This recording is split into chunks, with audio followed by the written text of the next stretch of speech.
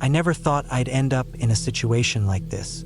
I've always been a fan of the outdoors, the peace, and the quiet of nature. But this time it felt different. The air was dense, thick with the kind of stillness that makes you feel like something is watching you. I don't know why I thought a remote cabin in the middle of nowhere would be the perfect getaway. But here I was, standing outside, staring at the small, weathered cabin nestled deep in the woods. It was a last-minute decision. My usual trips to more populated areas just weren't doing it for me anymore. I wanted something simpler. The cabin had been advertised online, tucked far away from civilization. No cell service, no distractions, just nature and solitude. That's what I thought I wanted. I grabbed my bag, the weight of it reminding me how little I actually needed for this weekend. A few changes of clothes, some food, and a sleeping bag. I had everything I needed for a peaceful escape. At least I thought I did. The cabin looked like it had been abandoned for a long time. The wooden walls were weathered with age, the windows had a layer of dirt on them, and the door was slightly askew. I pushed it open with a creak, the sound echoing through the empty clearing. The smell of old wood and stale air filled my nostrils. The interior was sparse. An old, creaky wooden floor, a small wood stove in the corner, a rickety table, and a few mismatched chairs. There was a bed in the far corner with a threadbare blanket that looked like it hadn't been touched in years. The only light came from the cracks in the cabin's walls, and the dim afternoon sun filtering through the grime on the windows. I didn't want to admit it, but the place felt off. It wasn't the usual charm of a rustic cabin. No, this was different. It felt abandoned in a way that made me uneasy. But I was here now, and I wasn't about to turn around and drive back. I set my bag on the table and began unpacking, hoping that the unease would fade away as I settled in. As I put my things away, I kept hearing strange sounds from outside, a rustling of leaves, the snap of twigs, something moving just beyond the trees. At first, I dismissed it. Animals, right? Deer, squirrels, maybe even a bear. I wasn't exactly in the most populated area, so it made sense that wildlife would be nearby. But the sounds, they were too deliberate, too close. I tried to shake off the feeling of being watched. I built a small fire in the wood stove, the crackling flames adding a bit of warmth to the cold cabin. I sat by the fire, my thoughts drifting. It had been a long drive, and I needed some time to relax. The cabin was quiet, aside from the occasional crack of the fire and the distant sounds of the forest.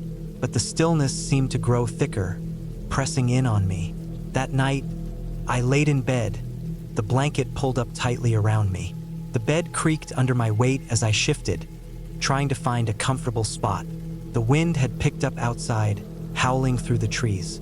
I closed my eyes, hoping sleep would come easily, but every time I almost drifted off, I'd hear something, a tapping on the window, a soft scratching sound on the door. My mind raced. Was it an animal? A raccoon, maybe, or a fox? I tried to convince myself that it was nothing to worry about, just the wind or an animal looking for food. But it didn't feel like an animal. It felt deliberate, like someone or something was waiting for me to fall asleep. Eventually, I managed to drift off, though sleep didn't come easily. Every creak of the cabin, every gust of wind outside made me jump awake, heart racing in my chest. But nothing happened. The night passed quietly, save for the unsettling noises. The next morning, I woke up early, the sun just beginning to peek through the trees. I felt a bit better.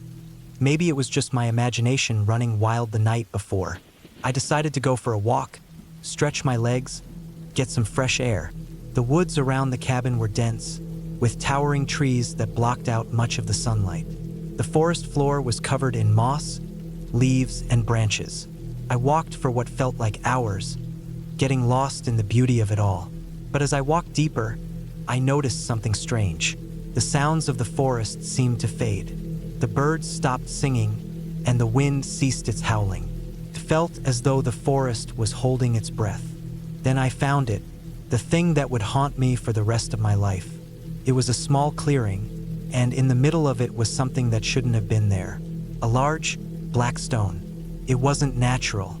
It looked out of place, almost too perfect. The stone was smooth, polished, and sat in the center of the clearing like a monument. As I walked closer, I noticed strange markings on it, etched deep into the surface. I couldn't make out the symbols, but they felt wrong. They didn't belong in nature. I reached out to touch it, but as my fingers brushed the surface, a chill ran through me. My breath caught in my throat. It wasn't cold from the temperature, it was cold like ice, like something otherworldly was radiating from it. I jerked my hand back, heart pounding. It didn't make sense. The stone was out of place. The clearing, too, felt like it was waiting for me. But waiting for what? I turned and hurried back to the cabin, my thoughts racing. I couldn't shake the feeling that I wasn't alone, that something was out there, watching me. When I got back, the cabin felt even more oppressive than before. The air felt heavier, thicker. I locked the door behind me, even though I knew it wouldn't help if someone, or something, wanted in. I couldn't shake the sense of dread that hung over me. That night, the tapping started again, the scratching at the door. But this time, it wasn't just on the door. It was at the windows, too. A soft, rhythmic tapping that grew louder, more insistent as the hours passed. I sat up in bed, listening, frozen in fear. I knew something was out there. I grabbed my phone, but there was no signal. The whole area was a dead zone. No way to call for help, no way to contact anyone. I was completely alone. The noises grew more frantic, like something was trying to get in. The door rattled, the windows shook. I could hear something breathing outside, low and slow, as though it were waiting for me to make a move. My heart raced, and I fought the urge to scream. But I didn't. I stayed still. I stayed quiet. The night passed in a blur of terror. The noises eventually stopped, and when I finally dared to look out the window at dawn, the forest was silent. No signs of anything strange. The stone, the tapping, was it all just a dream? I didn't stay another night. I packed my things and left before noon, my hands shaking as I drove away from the cabin. The forest seemed to stretch endlessly behind me, dark and untouchable. I don't know what happened that weekend. I don't know if it was my imagination or something more sinister. But one thing is for sure, I will never go back. And I will never forget the feeling of being watched in that cabin, deep in the woods.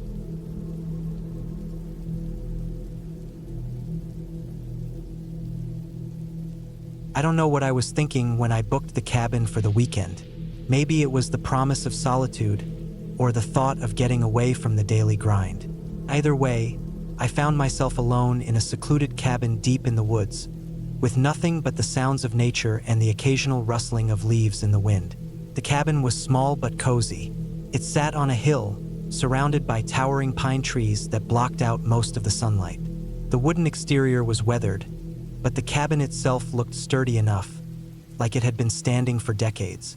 There was a little porch with 2 chairs, and a single window above the front door that let in a little light. It felt like the kind of place you could escape to for some peace and quiet. I arrived late in the afternoon. The drive had taken longer than expected, the road winding and narrow, cut through dense woods. The sun was already dipping below the horizon when I finally turned onto the gravel driveway leading to the cabin. The setting sun painted everything in a dim, orange glow, casting long shadows that seemed to stretch out forever. As I pulled up to the cabin, the first thing I noticed was how quiet it was. The kind of quiet that presses in on you, the kind that's almost unnatural. There were no birds, no rustling in the trees, just silence. I grabbed my bag and stepped out of the car, the gravel crunching beneath my boots. The air was cool, but it felt fresh, like the forest was breathing around me. I tried to shake off the odd feeling that came with the silence. I figured it was just the isolation, something I'd have to get used to. Inside, the cabin was just as simple as it looked on the outside. The main room was open, with a small wood-burning stove against one wall and a large stone fireplace opposite it. The wooden floor creaked as I stepped across it, and the scent of pine filled the air, mixing with the musty smell of the old cabin. The furniture was basic: an old couch, a small wooden dining table, and a few chairs scattered around. I didn't waste any time setting up. I unpacked my things, set the kettle on the stove, and got the fire going in the fireplace. The warmth from the flames quickly spread through the cabin, and the comforting crackle of the fire was the only sound that filled the space. By the time night had fully set in, the cabin felt like my own little sanctuary. I was enjoying the peace, the stillness. I'd been craving it for so long. I sat by the fire, sipping my tea, watching the flames dance. But that feeling of unease, the one that had lingered since I arrived, kept gnawing at me. It wasn't fear exactly, just a strange discomfort, like I was being watched. First, I brushed it off. The forest was big, and it was probably just my mind playing tricks on me. The cabin was isolated, after all. But then I heard it, a faint scratching sound, coming from the other side of the cabin. It was so soft that I almost convinced myself it was nothing, maybe a branch scraping against the window. But then it came again, this time louder, more deliberate. It didn't sound like a branch at all. It was something else. I stood up, my heart racing, trying to listen over the crackling of the fire. The scratching was still there, almost rhythmic, like something was dragging across the wooden wall outside. My mind raced with possibilities, none of them good. I didn't know if it was an animal or someone, but the idea of someone being out there made my skin crawl. I wasn't exactly in the most populated area, and I had no neighbors nearby. The nearest town was miles away. I grabbed a flashlight from my bag and stepped cautiously toward the door. The scratching had stopped, leaving only the sound of the wind and the distant rustling of leaves. I opened the door a crack, scanning the dark outside. The beam of the flashlight cut through the darkness, revealing nothing but trees and shadows. Nothing seemed out of place. I let out a slow breath, relieved, and stepped back inside. Maybe I was just being paranoid. The rest of the evening passed without incident, but I couldn't shake the feeling that something was wrong. I tried to distract myself by reading a book, but I couldn't focus. My thoughts kept drifting back to the sound, and then to the strange, unsettling silence that had greeted me when I first arrived. Eventually, I decided to go to bed. The bed was simple, just a mattress on a wooden frame, but it was comfortable enough. I lay there in the dark, the only light coming from the dying embers in the fireplace. The cabin was silent, and for the first time, I felt completely alone. I tried to sleep, but the unease lingered. I tossed and turned, the bed creaking under me. Outside, the wind had picked up, howling through the trees, making the cabin groan as if it were settling into place. Then the scratching started again. This time it was louder, more insistent. I shot up in bed, my heart pounding in my chest. It was coming from the wall again, closer this time, as if whatever was out there was moving along the side of the cabin. The sound was so sharp, so deliberate, that it sent a chill down my spine. I grabbed the flashlight again and rushed to the window. I shone the beam of light through the glass, but all I saw was darkness, nothing moving. No animals, no shadows, just the blackness of the forest, stretching out as far as I could see. I stood there for a long time, the scratching continuing, growing louder, closer. I wanted to believe it was just an animal, a raccoon, or something else. But the noise didn't sound like anything I'd ever heard before. I decided to go outside and check for myself. It was a bad idea, but I felt like I had no choice. I grabbed my jacket, slipped on my boots, and stepped out into the cold night air. The forest seemed to close in around me as soon as I stepped off the porch. The trees were thick, their branches swaying in the wind, casting long shadows that seemed to move with me. I shone the flashlight around, looking for any sign of what might be making the noise. The beam flickered as I moved, casting erratic shadows across the ground. My breath came in short bursts, the cold air biting at my skin. I was already regretting my decision, but I kept moving forward. The scratching had stopped, but I could still hear the rustling of leaves, the wind picking up again. I moved around to the back of the cabin, where the trees were denser, and that's when I saw it. There, near the edge of the porch, was a deep scratch in the wood. It wasn't from a branch. It looked like something had tried to dig into the cabin, clawing its way along the side. The marks were fresh, deep grooves in the wood. And then, I noticed something else. The ground beneath the scratch was disturbed, as if something heavy had been dragged across it. I stepped back, my stomach turning.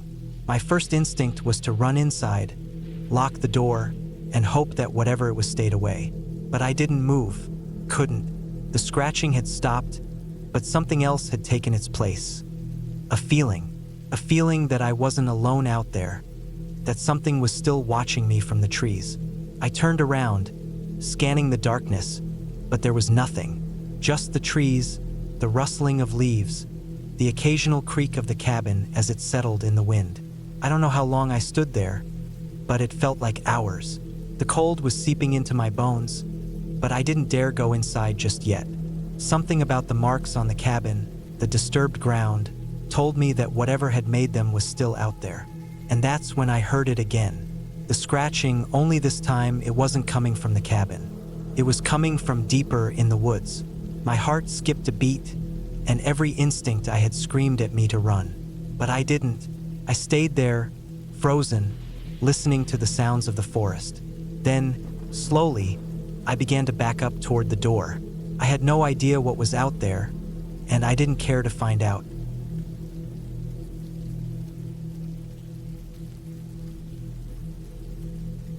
It was supposed to be a relaxing weekend.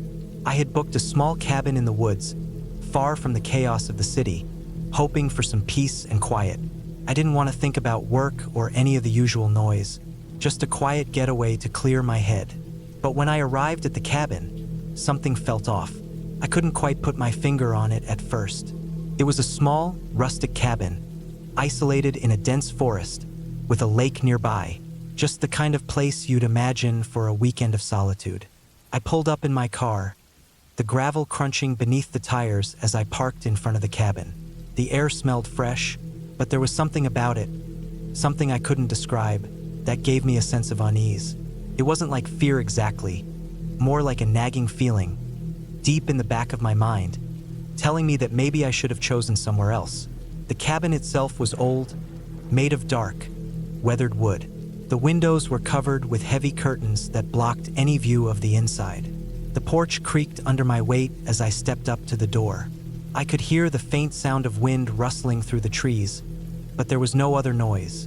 No birds, no animals, just the wind. It felt like the world had gone quiet, as though everything was holding its breath. I stepped inside, and the smell of wood and dust hit me immediately. The interior was small but cozy, with a stone fireplace on one wall and a kitchen tucked in the corner. The furniture was mismatched, old but functional. There were a couple of chairs, a worn-out couch, and a heavy wooden table in the center. It felt like a cabin straight out of a forgotten time. I unpacked my bags, trying to shake the strange feeling that had settled in my stomach. I kept telling myself it was nothing, that I was just being paranoid. It wasn't like anything was really wrong with the place. It was just old, and a little too quiet. But that's what I had wanted, right? A break from everything. So I tried to relax. I made myself some tea and sat by the fireplace, watching the flames dance and flicker. The evening passed uneventfully at first. I watched the sun set behind the trees, casting long shadows across the forest. It was beautiful, peaceful even. But as the darkness deepened, the sense of unease started to grow again. The wind picked up, howling through the trees, and I could hear the occasional creak of the cabin settling. But then, there was something else, something I couldn't place. It started as a faint noise, like a rustling outside. I tried to ignore it at first, thinking it was just the wind or an animal moving through the brush. But then the sound came again, this time louder, more distinct. It sounded like footsteps, heavy ones, moving around the cabin. I froze, my heart skipping a beat. I stood up, moving cautiously to the window. There was nothing outside, just the dark outline of the trees swaying in the wind. But I could still hear the footsteps, faint but unmistakable. I grabbed my phone to call the owner of the cabin, but there was no service. I tried again, moving around the cabin, checking for any signs of someone outside. But everything seemed normal, too normal. There were no footprints, no signs of anyone near the cabin. Yet I could still hear those footsteps, circling around, just out of sight. The noise stopped for a while, and I tried to shake off the paranoia. Maybe it was just animals, maybe the wind had caused the sound. I went to bed, but sleep didn't come easy. Every creak of the wood, every gust of wind made my heart race. I kept telling myself it was nothing, but I couldn't shake the feeling that I wasn't alone. Around 3 a.m., I woke up to the sound of something tapping at the window. Soft at first, like someone was gently knocking. I felt my pulse quicken. I sat up in bed, my eyes scanning the room. The curtains were drawn, so I couldn't see outside, but I could hear the tapping, insistent and rhythmic. It sounded like fingers tapping against the glass. I didn't know what to do. Part of me wanted to get up and look, but the other part, the part that was rational, told me to stay put. It could be an animal, it could be something else, but I didn't want to find out. The tapping continued, growing louder, more urgent. I finally mustered the courage to get up and walk toward the window. I didn't want to look outside, but I had to know. I pulled back the curtain just a little, and what I saw made my stomach drop. There, standing just outside the window, was a man. His face was pale, almost ghostly, with wide, unblinking eyes staring directly at me. His hair was disheveled, and his clothes were torn, as though he had been out there for days. He didn't move, didn't say a word, just stared at me through the glass.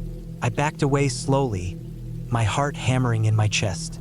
I didn't know who he was or how he had gotten there, but I didn't want to stick around to find out. I grabbed my phone again, but there was still no signal. I felt trapped. The door was locked, but it wouldn't keep him out if he decided to force his way in. I ran to the back door, hoping to find a way out of the cabin, but I stopped short when I saw it. The man was now standing outside, looking at me through the back door's small window. How had he gotten there so quickly? There was no way he could have moved that fast. Panic set in. I felt like I was suffocating, trapped in a tiny cabin with someone who wasn't supposed to be there. I thought about the car, but if I tried to leave, I'd have to pass him. I could hear the wind picking up again, howling through the trees, as if nature itself was trying to drown out the sound of my thoughts. I made a decision. I would wait until morning. I would lock all the doors, secure the windows, and stay inside until I figured out what was going on. Maybe it was just a crazy person, maybe someone who was lost, but I couldn't take any chances. I spent the rest of the night in a restless, fearful stupor. Every creak of the wood, every gust of wind sent me into a panic. But eventually, the morning light broke through the trees, and the man was gone. I waited until the sun was fully up before stepping outside, half expecting to find him still lurking around, but there was no sign of him. No footprints, no evidence that anyone had been there at all. The world was still eerily calm. I quickly packed my things and left. I didn't want to stay a moment longer than necessary. As I drove away, I couldn't shake the feeling that someone had been watching me the entire time, just waiting for the right moment to make their move. I never returned to that cabin, but I couldn't forget it either. The man's eyes, that pale, lifeless stare, stayed with me long after I left. Sometimes, when I'm alone at night, I still hear the tapping on the window.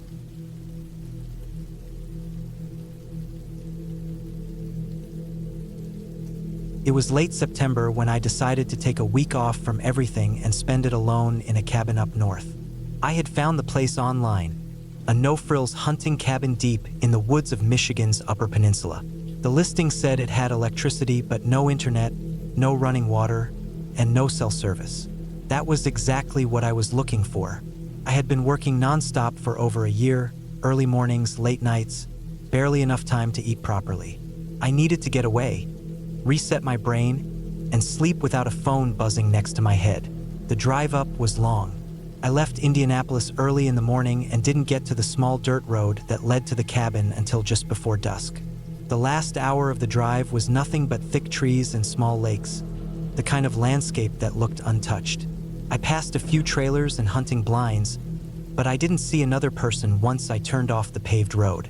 The dirt road was narrow and uneven, with deep ruts in places. It climbed slowly up into higher, rockier terrain, and after a couple miles, the trees opened up to a small clearing where the cabin stood. It wasn't big, just a weathered wooden structure with a green metal roof and a small porch. There was a chimney poking out one side and a stack of firewood leaning against the wall. A tiny shed sat off to the side, and behind that was nothing but trees. I parked my SUV and stepped out. The air smelled like pine and dirt and moss. It was cooler up there too, maybe 50 degrees. The silence felt heavy. Not peaceful, but like something had sucked all the sound out of the air. Inside the cabin, everything was basic but solid. A wooden table with 2 chairs, a twin bed with a heavy wool blanket, a tiny kitchen area with an electric hot plate, and a mini fridge that hummed softly when I plugged it in. There was an old metal sink, but no pipes connected to it. A 5-gallon water jug sat next to it instead. A propane heater stood in the corner, and next to it was a box of matches and a note. Crack a window before using. I unpacked what little I'd brought. Mostly canned food, bottled water, a flashlight, extra batteries, and some clothes. I had a hatchet and a folding knife in my bag too, mostly just in case I needed to chop kindling or clear branches. There was no lock on the door, just a simple latch. The first night was quiet. Too quiet, really. I read by the dim light of a battery-powered lantern and tried not to think about how far I was from everything. When I turned the lights off and lay down, I noticed how the darkness seemed thicker than usual. The kind of darkness that made it hard to tell whether your eyes were open or closed. I woke up a few times that night, not from any noise, just a strange restlessness. I kept looking toward the window as if I expected to see someone there, but nothing ever happened. By morning, I chalked it up to nerves and lack of sleep. I spent the next day walking around the area. There was a small stream about half a mile downhill and plenty of animal tracks near it. I didn't see any other signs of people, which was good. That was the whole point of being out there, to be alone. Still, I carried the hatchet with me, just in case. The second night, I heard something. It was past midnight. I had been asleep for a couple hours when I heard what sounded like footsteps outside. Not on the porch, but near the side of the cabin, crunching softly on the dead leaves and twigs. It was slow, like whoever it was didn't want to be heard. I stayed still.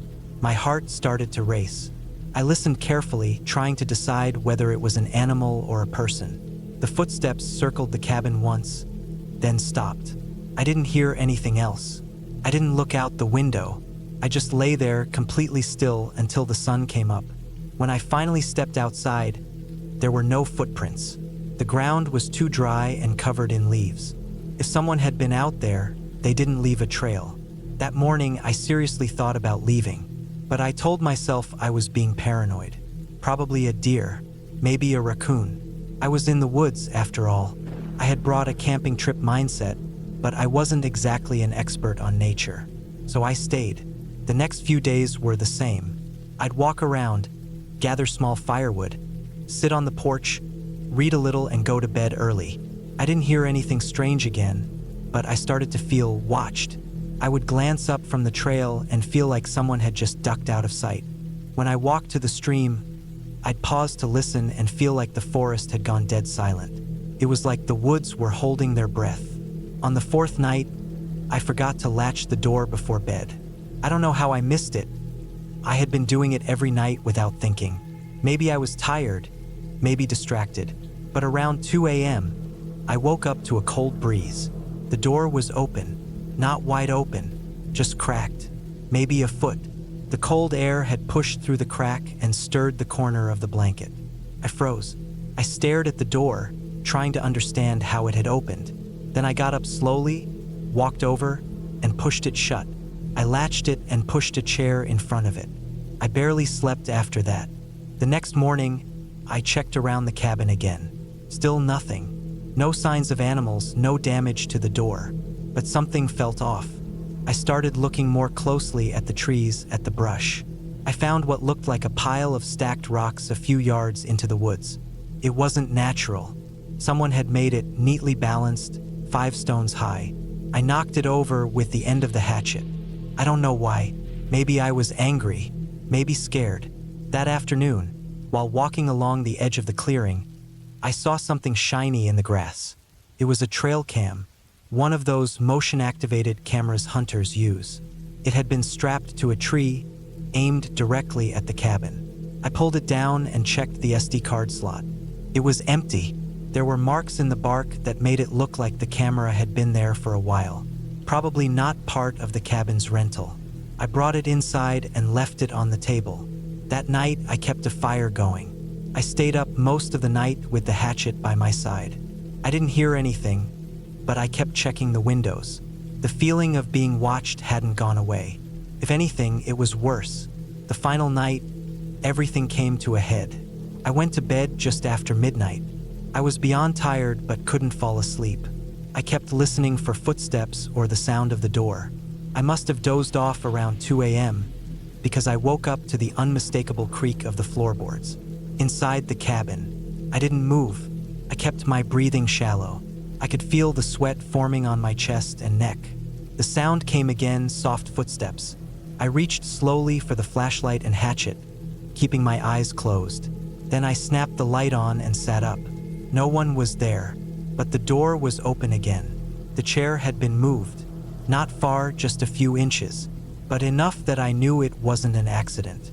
I got up, slammed the door, latched it, and this time I dragged the table in front of it. I didn't sleep at all. At first light, I packed everything, threw it in the SUV, and left. I drove straight to the nearest town, about an hour away. I found a gas station and called the rental number. It went straight to voicemail. I didn't leave a message. I didn't tell anyone about it for a long time. Not because I thought they wouldn't believe me, but because I didn't want to think about it. I never figured out who had been out there. Maybe someone was squatting nearby. Maybe a hunter stumbled across the cabin and started messing with me. Maybe it was someone who knew the area better than I did and didn't like strangers. What matters is that I got out. I didn't wait for answers. I didn't try to investigate. I trusted my gut and I left. Sometimes that's the best thing you can do. I haven't been back to the woods since, and I don't think I ever will.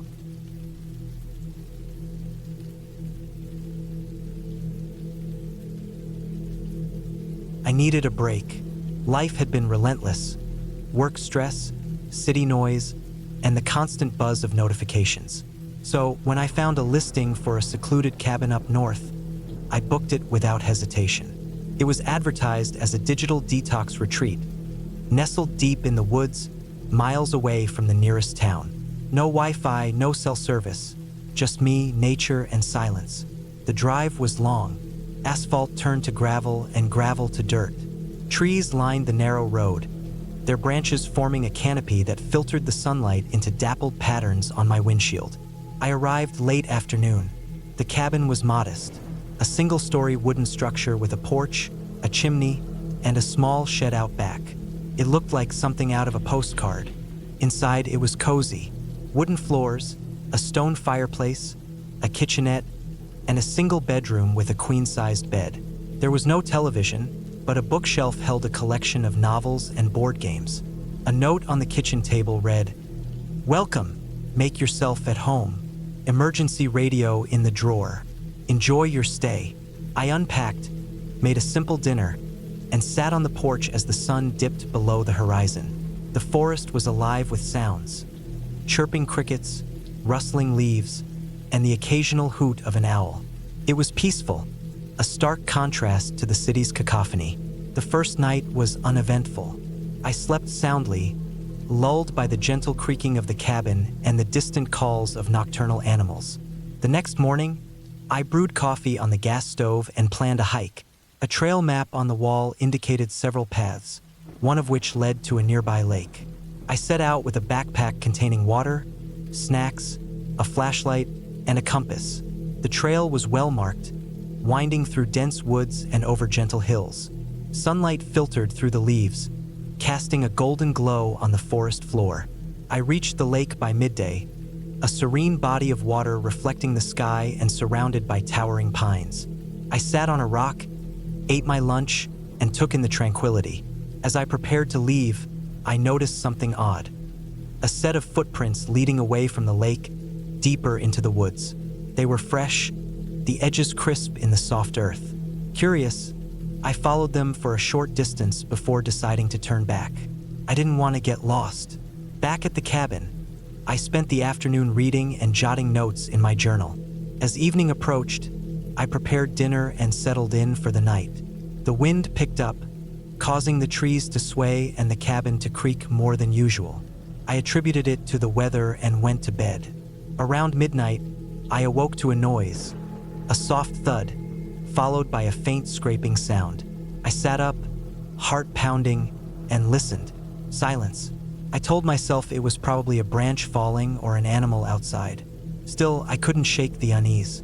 I got up, grabbed the flashlight, and checked the doors and windows. Everything was secure. The next morning, I found footprints on the porch, muddy prints leading up to the door and back down the steps. They weren't mine. I had cleaned my boots the previous evening, and these prints were larger. I felt a chill run down my spine. I decided to hike back to the lake, thinking maybe there were other cabins or hikers nearby. At the lake, I saw no one.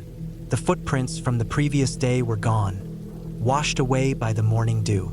I called out, but only the echoes of my voice returned. Back at the cabin, I retrieved the emergency radio from the drawer, crackled to life, but no channels came through clearly. I left it on, hoping to catch a signal. That night, the noises returned, closer, more deliberate. A soft tapping on the window, the creak of the porch steps, the faint rustle of leaves. I stayed awake, flashlight in hand, heart racing. At dawn, I ventured outside. The footprints were back, circling the cabin, leading to the shed. I approached the shed cautiously. The door was ajar. Inside, I found tools, an axe, a shovel, and some gardening supplies. Nothing seemed out of place, but the sense of being watched was overwhelming. I decided to cut my trip short. I packed my belongings and loaded the car. As I turned the key, the engine sputtered but didn't start. I tried again, nothing. I opened the hood, but my mechanical knowledge was limited. The fuel gauge read half full, and the battery seemed fine. Stranded, I considered my options. The nearest town was miles away, and without a working phone or radio, I was isolated. I remembered the trail to the lake and decided to follow it, hoping to find help or at least a better signal. I left a note on the cabin door, indicating my plan, and set out. The trail was quiet, the forest eerily still. As I reached the lake, I spotted something across the water, a figure standing among the trees. I called out, but it didn't respond. I waved, and it turned, disappearing into the woods. I circled the lake to where the figure had stood, but found no one. However, I discovered a campsite, recently used, with ashes in the fire pit and a tarp draped over a makeshift shelter. A backpack lay nearby, containing canned food, a map, and a journal. I flipped through the journal. The entries were erratic, detailing paranoia, sightings of a shadow man, and a sense of being hunted. The last entry read, "He's close. I can hear him at night, watching, waiting." I took the backpack and returned to the cabin, unease growing. That night, I barricaded the doors and windows, clutching the axe from the shed. Sleep was elusive. Around 2 a.m., I heard footsteps on the porch, then a knock, slow, deliberate. I held my breath, heart pounding. The knocking continued, then stopped. Silence. I waited, axe in hand, until dawn. In the morning, I ventured outside. No footprints, no signs of anyone. I checked the car again. This time, it started. Relieved, I drove away, not looking back. I reported the incident to the local authorities, providing the journal and details of the campsite. They conducted a search but found no one. The cabin owner apologized, claiming no knowledge of any other occupants in the area. I returned to the city, the experience etched into my memory. I still wonder who or what was out there, but one thing is certain: I won't be returning to that cabin.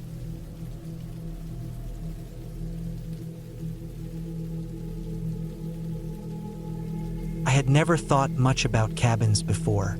Sure, they were the kind of places you might rent for a weekend getaway. But for me, camping and staying in the woods weren't my idea of a vacation. I liked to plan my trips around comfort. Places where I could sleep in a real bed, have hot water, and not worry about bears or strange noises in the night. But when my friend had mentioned this little cabin out in the woods, tucked far away from the bustle of city life, I thought, why not? A few days in the middle of nowhere might be exactly what I need. I'd been going through a rough time, work stress, family issues, and the usual stuff that piles up. The idea of isolation sounded like the perfect chance to disconnect and reset. I wasn't really into the idea of being completely alone, but the cabin was small, cozy, and supposedly had a lot of charm. It wasn't too far from civilization, but far enough to feel secluded. I figured it'd be a good escape for a few days. I packed my bags and drove to the cabin, following the winding road through the dense forest. The GPS had warned me the last few miles wouldn't be paved, but that didn't bother me. The deeper I drove, the quieter it got. I passed a few small houses, then nothing but trees. The cabin came into view as I rounded a bend, and I had to admit, it looked charming in the way only remote cabins can. Wooden, with a stone chimney, a wraparound porch, and a single window that seemed to look out into the thick woods. The sight of it gave me a sense of peace, like I had truly arrived at a place where I could relax. I got out of the car, grabbed my bag, and walked up to the front door. The key was under the mat, just like the owner had said. I unlocked the door and stepped inside. The air smelled old, like wood and dust. The inside was just as rustic as the outside. A small living area with a fireplace on one wall, a couch that looked older than it probably was, and a small kitchen nook. A set of stairs led up to the loft where the bedroom was. It was quiet, unnaturally so. No sound of cars, no voices in the distance. Just the gentle rustling of leaves in the wind outside. I liked it at first. Felt peaceful. Too peaceful, though. As I unpacked my things, I couldn't shake the sense that I was being watched. That evening, as the sun dipped behind the trees, I went to the porch with a book, settling into a rocking chair. I couldn't help but notice how quiet it was. The stillness was almost oppressive, the kind of silence that makes your own breathing sound too loud. I felt like I could hear the cabin creaking slightly, as though the old wood was alive in some way, groaning with every shift. I tried to push the feeling aside and focused on my book, but I kept glancing up at the trees that surrounded the cabin. They were thick, the kind of trees that could swallow a person whole if they got lost in the woods. I had read about how easy it was to get turned around in these kinds of forests, but I wasn't worried about that. I wasn't planning on leaving the cabin. The evening was uneventful. I made myself a simple dinner in the kitchen, then sat by the fire, reading until I couldn't keep my eyes open. When I climbed into bed, I noticed how strange the shadows in the room seemed. They moved in ways that didn't make sense. But I told myself it was just my imagination. It wasn't until later that night, after the fire had died down, that I heard it. A thud. At first, I thought it was the house settling. I've heard that old buildings make noises in the night, but then it happened again. Another thud, closer this time, like something heavy had fallen or been knocked over. I got out of bed, slowly, my heart starting to race. I looked around the room, but everything seemed as it should be. No overturned furniture, no windows left open, nothing unusual.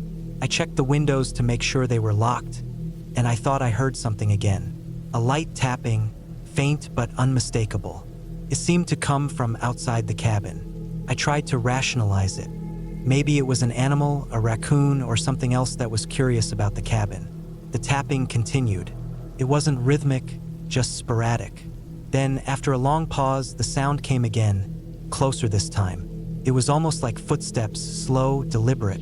I grabbed a flashlight from the table beside the bed and walked to the door, looking out the window into the dark. I couldn't see anything, but I felt something. There was a pressure in the air, like someone or something was standing just outside of my sight, waiting. I opened the door a crack, shining the flashlight out into the dark. The beam cut through the night, illuminating only trees and the porch steps. But I couldn't shake the feeling that something was out there, something watching me. I slammed the door shut and locked it. My hands were shaking as I turned off the flashlight and sat back on the bed. My mind was racing. Had I imagined the footsteps? Was it just an animal? I spent the rest of the night trying to ignore the feeling that someone was standing outside. The sound stopped, but the sense of being watched didn't. The next morning, I woke to the soft light of dawn filtering through the curtains. The day was crisp, the air fresh. The woods were quiet again, the kind of quiet that felt more natural. I didn't want to spend another night in that cabin. But I'd come all this way, and I told myself I could handle one more night. I spent the day exploring the area. The woods were beautiful, peaceful in the daylight. I saw a few deer and heard birds chirping overhead, but there was no sign of whatever had disturbed me the night before. It almost felt silly to be worried, but something kept nagging at me. Something wasn't right. That night, I kept all the lights on in the cabin, trying to convince myself that I was being paranoid. The noises came again, subtle, quiet, like something shifting outside. I listened carefully, but this time the tapping was different. It was followed by what sounded like something dragging across the ground. I was no longer sure if it was an animal or something else. The noise came closer and closer to the cabin. My heart started racing again, the fear creeping back. I grabbed the flashlight, but instead of shining it out the window, I pointed it at the door, knowing if someone or something was out there, they'd be able to see the beam. I waited in silence, hoping to hear nothing else. But then came the unmistakable sound of the door handle turning. I froze. No animal would be capable of doing that. I ran to the back door and locked it. I checked all the windows again. Every possible point of entry was sealed. I had no idea what to do next. Then the sound stopped. It was the quietest I'd heard the cabin in days. Almost too quiet. I couldn't shake the feeling that I was being pushed to my limit, that whatever was out there was waiting for me to crack, to make a mistake. I didn't sleep much that night. The morning light felt like a relief, even though it brought no answers. The rest of the day was spent packing up and cleaning the cabin. I was done with it. I couldn't explain what had happened the past few nights, but I knew I couldn't stay another minute. There were no signs of anyone having been out there, no tracks, no evidence. But the fear in me was undeniable. I drove away that afternoon, the cabin growing smaller in the rearview mirror. My mind felt foggy, my heart still racing, but there was a part of me that felt lighter, as though I just escaped something. In the end, I'll never know what it was that watched me in the cabin. Whether it was a person, an animal, or just my own fear getting the best of me, I can't say for sure. But one thing's for certain, I won't be going back to that cabin or anywhere like it anytime soon. I learned that some quiet places aren't as peaceful as they seem, and some woods hide more than just trees.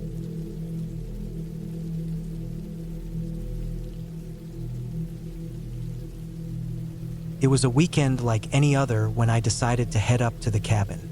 It had been a while since I'd taken a proper break, and I figured the isolation would give me the peace I needed.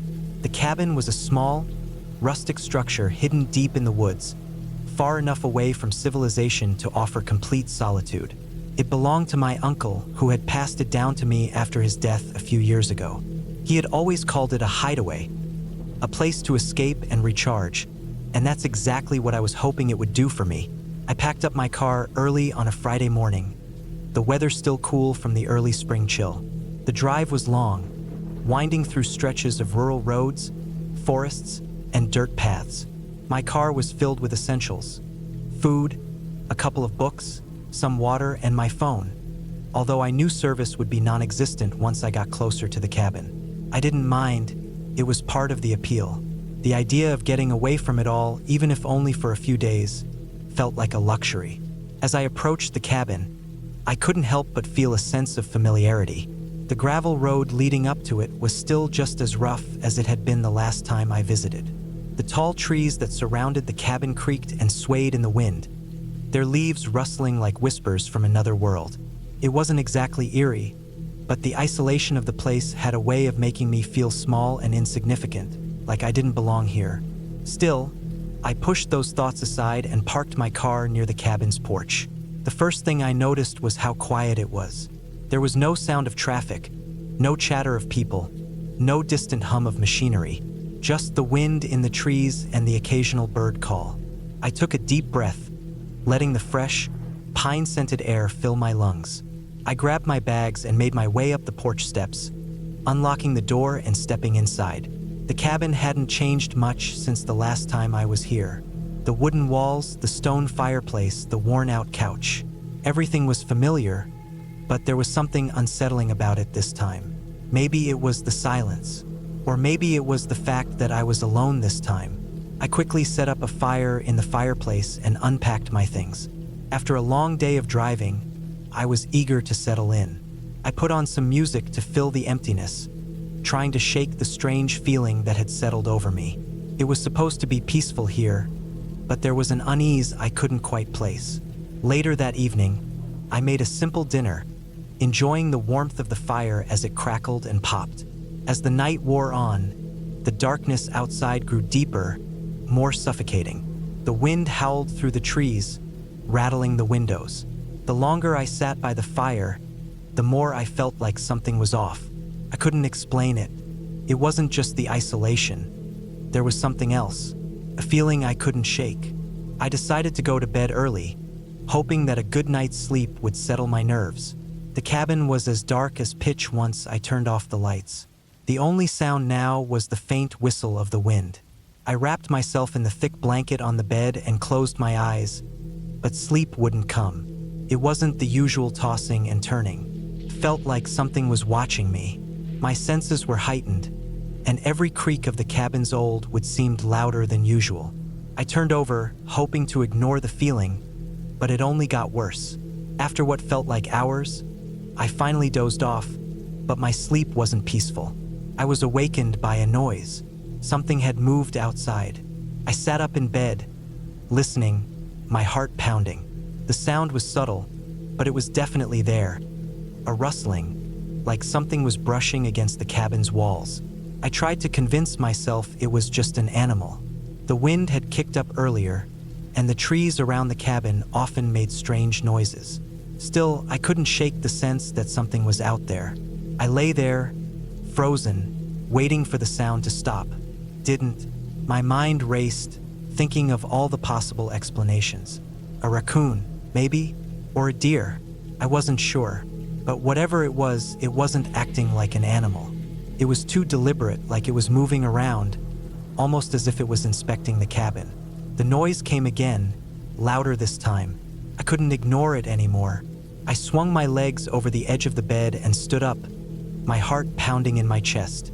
The cabin was dark, the only light coming from the faint glow of the fireplace embers. I felt a wave of cold wash over me, and my breath seemed to freeze in the air. I grabbed the flashlight from my bag and moved cautiously toward the window. My palms were sweaty, my body tense. I lifted the blinds slightly, shining the beam of light out into the yard. At first, I didn't see anything, just the dark, empty space that stretched out in front of me. But then something caught my eye. In the distance, near the tree line, I saw a figure. A tall, dark shape standing motionless. Couldn't make out any details. The figure was just a shadow against the backdrop of the trees. But it was enough to send a jolt of panic through me. My mind raced with possibilities. Was it a person? A hiker? A hunter? Or something else? I pulled away from the window quickly, my heart racing. I considered calling the police, but what could I say? I think someone's out there? It seemed ridiculous, especially considering how remote the cabin was. Besides, who would even come out here at this time of night? But the longer I stood there, the more I realized how exposed I was. I was alone, in a cabin in the middle of nowhere with someone or something lurking outside. I felt an overwhelming sense of dread settle over me. I had to act. I couldn't just wait around and hope it would go away. I grabbed my jacket and quietly moved to the door, locking it behind me.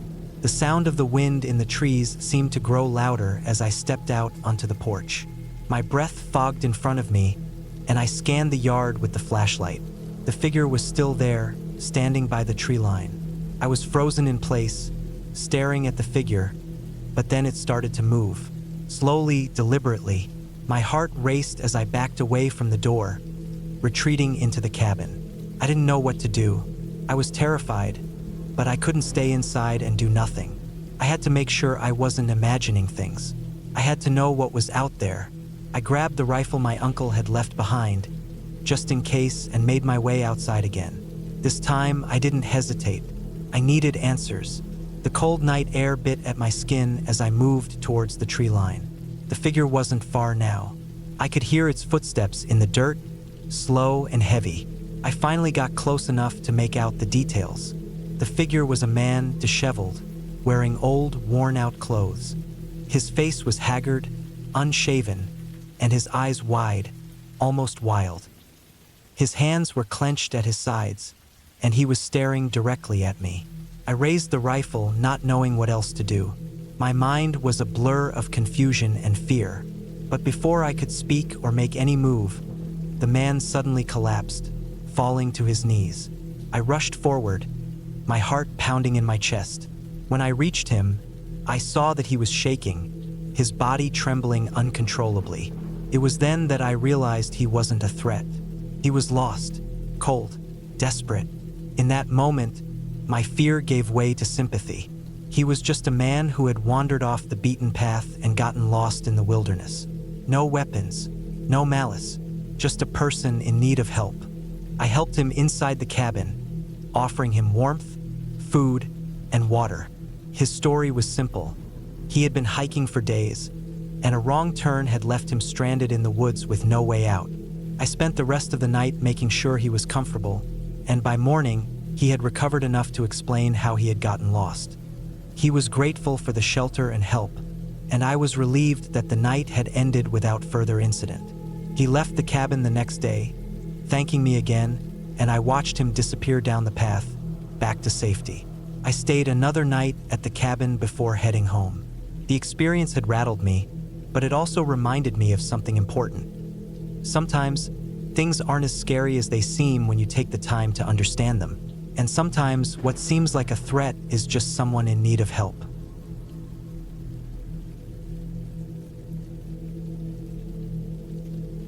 I've always loved the idea of escaping the chaos of daily life, disconnecting from the world for a while. I've been a fan of hiking and nature for years, but I've never really taken the plunge into a cabin experience. When I found the listing online, an old cabin tucked away deep in the woods, far from civilization, it seemed like the perfect opportunity. It was advertised as a quiet retreat, a place where you could just breathe in the fresh air, sit by a fire, and forget about everything else. No electricity, no phones, just the simple life. I needed that, a weekend to clear my mind. The road to the cabin was rougher than I expected. The GPS took me through some back roads, narrow and winding, where the trees crowded in on both sides. The air smelled fresh, the kind of earthy scent you only get when you're far from the city, and the only sounds were the crunch of gravel beneath my tires and the occasional bird call. My old truck creaked and groaned as I bumped along, but I didn't mind. I was excited to get to the cabin, to start this new adventure. When I finally arrived, the cabin stood there in the middle of a clearing, surrounded by towering pine trees. It looked exactly like the pictures. A small, one-room structure with a rusty tin roof, a porch with a wooden rocking chair, and a large stone fireplace in the front. The kind of place that could easily be overlooked if you weren't looking for it. It felt isolated, almost like it was hiding from the world. The silence was thick, and for a moment, I just stood there, taking it all in. Inside, the cabin was cozy, though much older than I had expected. The floorboards creaked under my feet, and the faint smell of mildew lingered in the air. There were no luxuries, just the basics. A wood stove for heat, a couple of old chairs, a small table, a cot in the corner, and a few shelves of mismatched dishes and tools. There was no electricity, just a couple of oil lamps and a single candle on the table. A stack of firewood sat near the stove, and the fireplace looked well maintained. I spent the first few hours unpacking my things and getting settled. It wasn't much, just enough to keep me comfortable. I made myself some tea and sat by the window, staring out into the vast expanse of forest. The wind had picked up a bit, rustling the leaves and sending branches swaying, but it didn't bother me. It was peaceful. The only real sounds came from the occasional creak of the cabin settling or the distant chirping of birds. As evening fell, the temperature dropped, and I stoked the fire to keep warm. I thought about the things I needed to clear from my mind: work, relationships, the usual mess of life. But soon enough, I found myself too tired to think about anything. The fire crackled, the wind howled outside, and I lay down on the cot, pulling the thick blanket over myself. I didn't sleep well that night. It wasn't because of the cold or the uncomfortable bed. It was something else, something I couldn't put my finger on. I kept waking up, disoriented, my heart racing, and then eventually, I drift back into a restless sleep. Each time I woke up, the silence of the cabin felt heavier, as if the air itself was thick with something. I told myself it was just the unfamiliar surroundings, the isolation, that made me feel uneasy. But deep down, I knew it was more than that. The next morning, I woke up early, still tired from a restless night. The sky outside was overcast, and the air felt damp. I decided to take a walk to clear my head, hoping the fresh air would help. The cabin was surrounded by dense woods, and the path leading into the forest was narrow but clear. I grabbed my jacket, laced up my boots, and set off. At first, the walk was peaceful. The trees seemed to close in around me, but in a comforting way. The forest was dense, but the air smelled fresh and clean. As I walked further, I noticed something odd. There was a subtle sound, something just beyond the usual forest noise. It was faint, almost like a whisper, but when I stopped to listen, it would stop too. I chalked it up to wind moving through the branches or maybe an animal, but the thought didn't sit right with me. I kept walking, trying to shake the feeling of being watched. As I ventured deeper into the forest, I saw an old, weathered sign nailed to a tree. It was hard to make out the words, but it looked like something from another time, years, maybe decades old.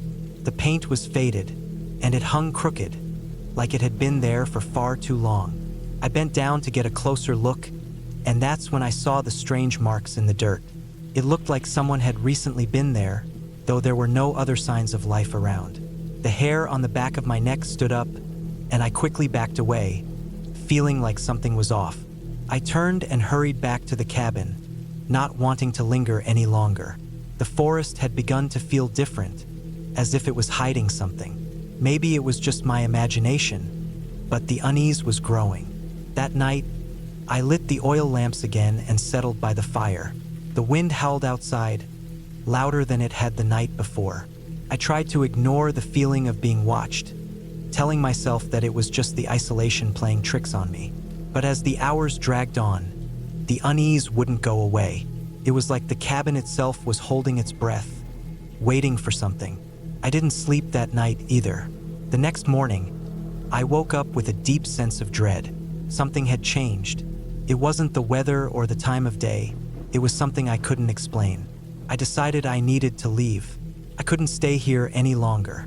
The feeling of being watched, the strange sounds, the unsettling silence, none of it felt right. I packed up quickly, throwing my things into the bag without really thinking about it. As I stepped outside, the air felt even colder than before. The forest was still, the wind having died down, and the silence felt oppressive.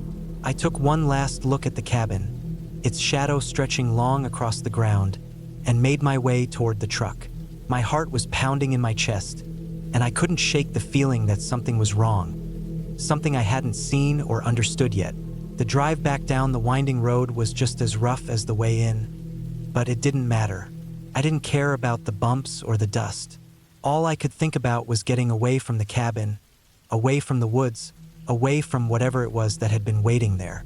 As I left the road behind and made my way back to the main highway, the weight on my chest began to lift. The further I got from the cabin, the lighter I felt. It was like I had been carrying something heavy, and now it was gone. I didn't look back, couldn't. Something in me knew that if I did, I would see something I wasn't supposed to. I never went back to that cabin. The feeling I had during those 2 days stayed with me for a long time, like a shadow I couldn't shake. I never figured out what was wrong with that place, but I didn't need to. Sometimes some things are better left unknown.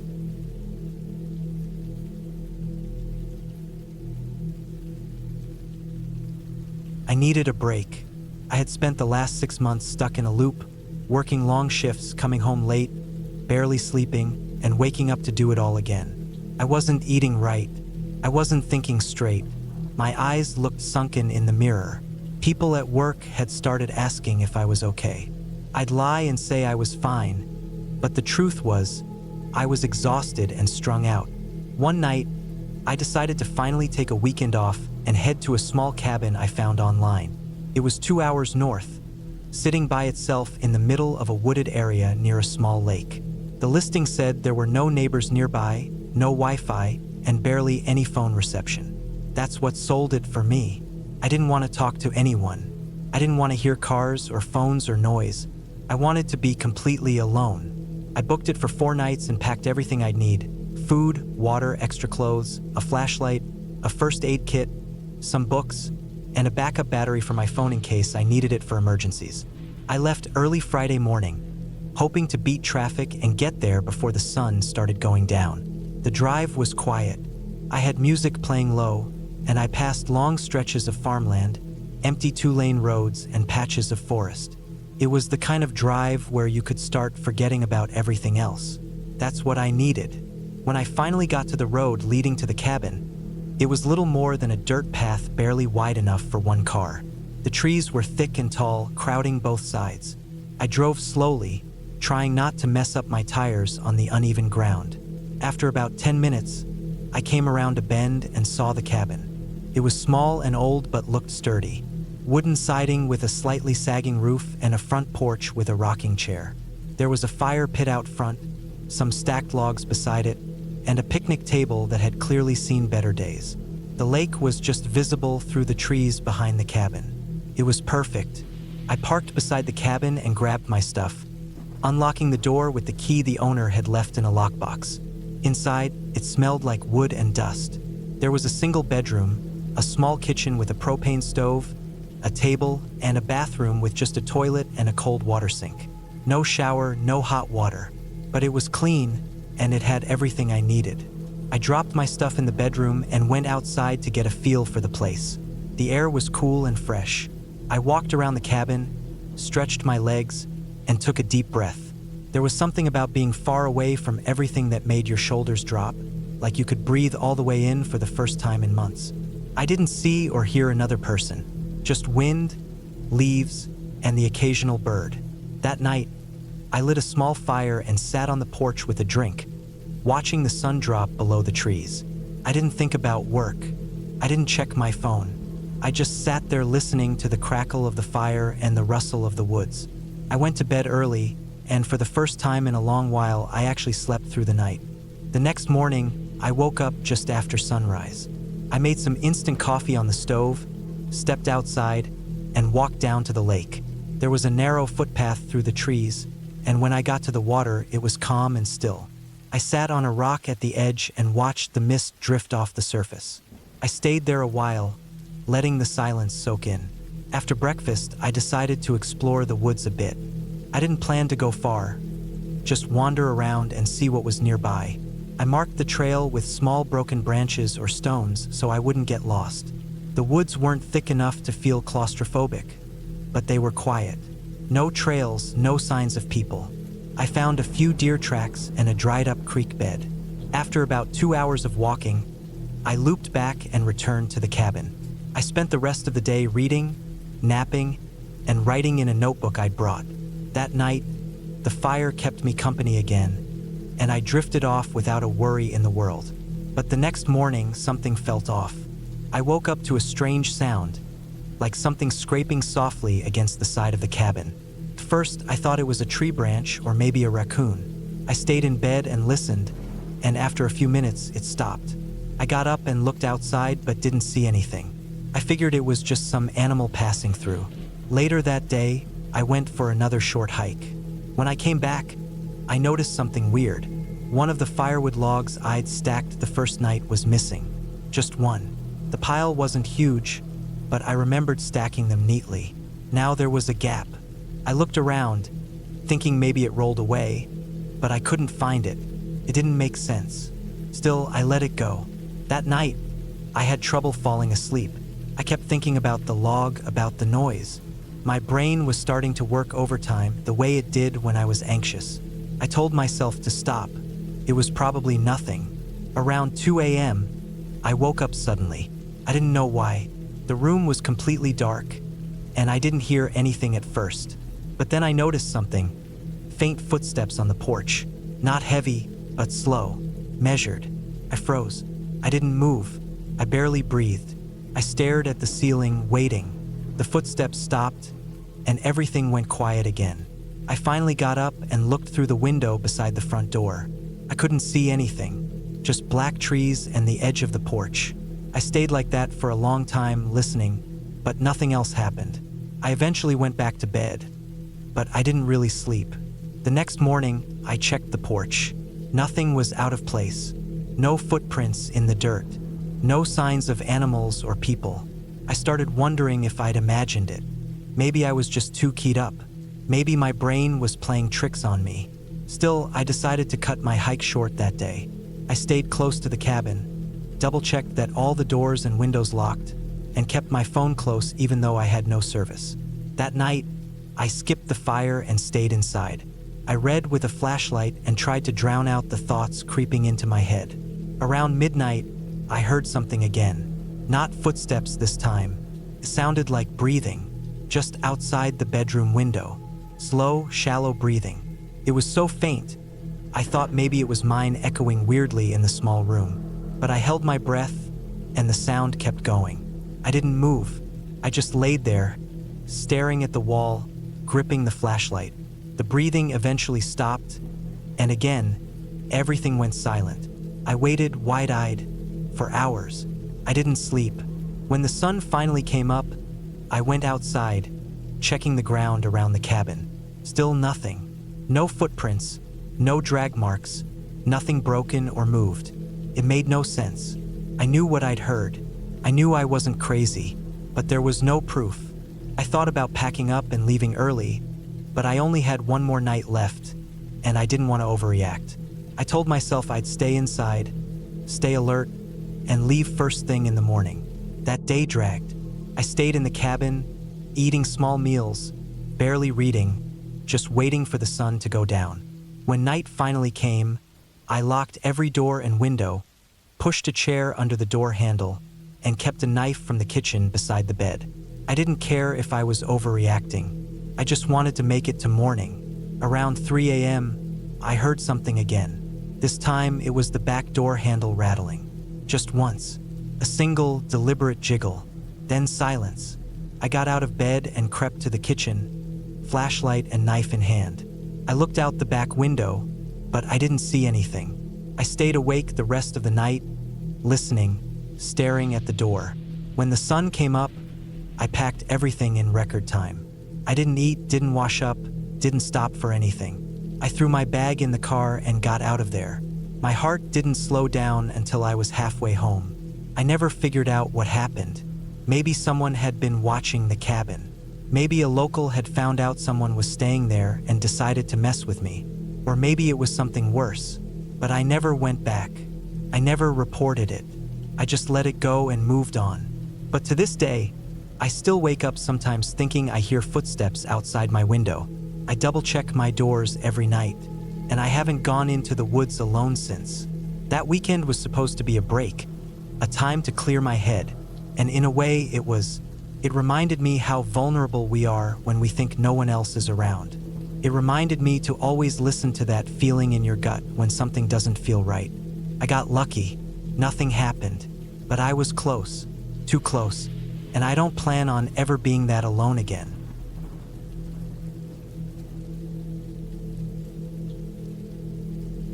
I had been looking forward to this trip for months.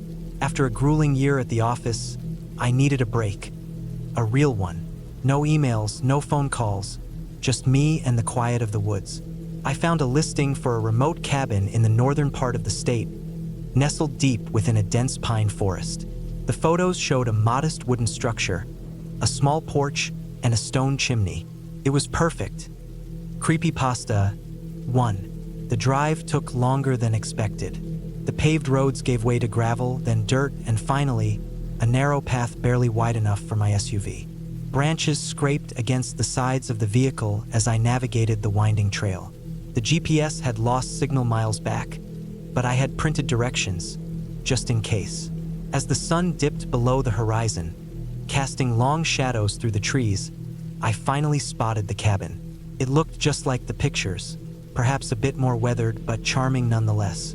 I parked beside it, stretched my legs, and took a deep breath. The air was crisp and carried the scent of pine and damp earth. The only sounds were the rustling of leaves and the occasional chirp of a bird settling in for the night. Inside, the cabin was simple. A small kitchen, a living area with a fireplace, and a bedroom with a single bed. There was no electricity, but a stack of firewood sat beside the hearth, and an old oil lamp rested on the table. I unpacked my supplies, lit the lamp, and started a fire.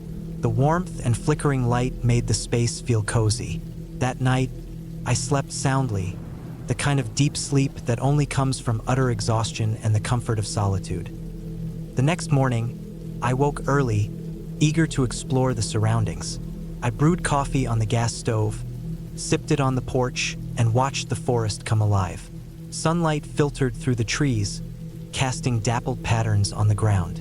Birds flitted from branch to branch, and a squirrel darted across the clearing. After breakfast, I set out on foot, following a narrow trail that led deeper into the woods. The forest was dense, the trees towering overhead, their branches forming a canopy that filtered the sunlight. The trail was overgrown in places, but still discernible. I walked for hours, occasionally stopping to admire a particularly large tree or to listen to the sounds of the forest. Creepypasta 1. Eventually, I came across a small stream, its clear water bubbling over rocks and fallen branches. I sat on a moss-covered log, ate a sandwich, and dipped my feet into the cool water. It was peaceful, and I felt a sense of contentment I hadn't experienced in years. As the sun began to lower in the sky, I decided to head back. I retraced my steps, but the trail seemed different. Landmarks I had noted earlier were missing, and the path forked in places I didn't remember. I tried to stay calm, telling myself that I must have taken a wrong turn. I chose a direction and continued walking. Hours passed, and the forest grew darker. Panic set in as I realized I was lost. I had no cell service, no map, and the sun was setting. I stumbled through the underbrush, calling out, hoping to hear a response. Anything, but there was only silence. Just as the last light faded, I saw a faint glow through the trees. I pushed toward it, branches scratching my arms and face. To my immense relief, it was the cabin. I had somehow circled back. I rushed inside, locked the door, and collapsed onto the bed, exhausted and shaken. Incognitoinventions.com 2. The next day, I decided to stay close to the cabin. I spent the morning chopping wood, then sat on the porch, sketching the trees and writing in my journal. The tranquility of the forest began to soothe my nerves. In the afternoon, I noticed something odd. A tree near the edge of the clearing had markings on its trunk, deep gouges that hadn't been there before. They looked like claw marks, but too large for any animal I knew. I examined them closely, noting the depth and spacing. It was unsettling. Mid-reel, free AI story generator 3. That night, as I sat by the fire, I heard a sound outside, a low, rhythmic thumping. I froze, listening intently, continued for several minutes, then stopped. I peered out the window but saw nothing. I told myself it was probably a branch swaying in the wind. Still, I kept the fire burning and the lamp lit all night. Medium 4. Over the next few days, the occurrences escalated. I found more trees with similar markings, always closer to the cabin. At night, I heard footsteps circling the cabin, soft whispers that seemed to come from just beyond the walls. I tried to rationalize it, perhaps animals or the wind, but deep down I felt a growing unease. One morning, I discovered footprints in the dirt outside the cabin. They were human, barefoot, and led from the forest to the porch, then back into the woods.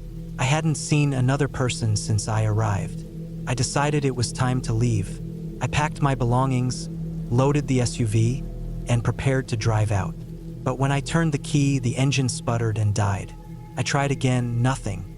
I checked under the hood, but everything seemed in order. I was stranded. I considered hiking out, but the memory of getting lost before deterred me.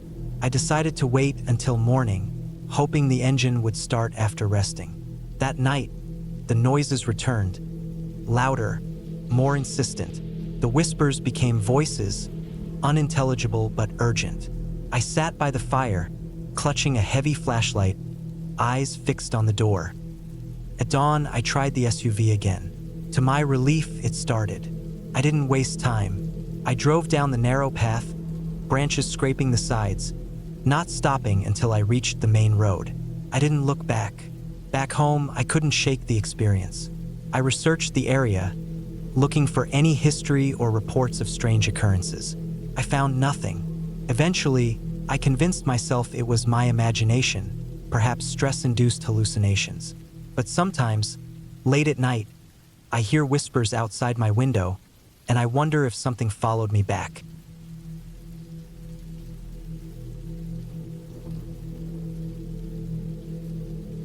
I needed a break.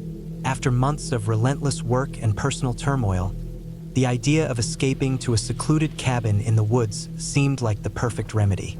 I found a listing online, a rustic cabin nestled deep within the forest, miles away from the nearest town. No Wi-Fi, no cell service, just the serenity of nature. It was exactly what I was looking for.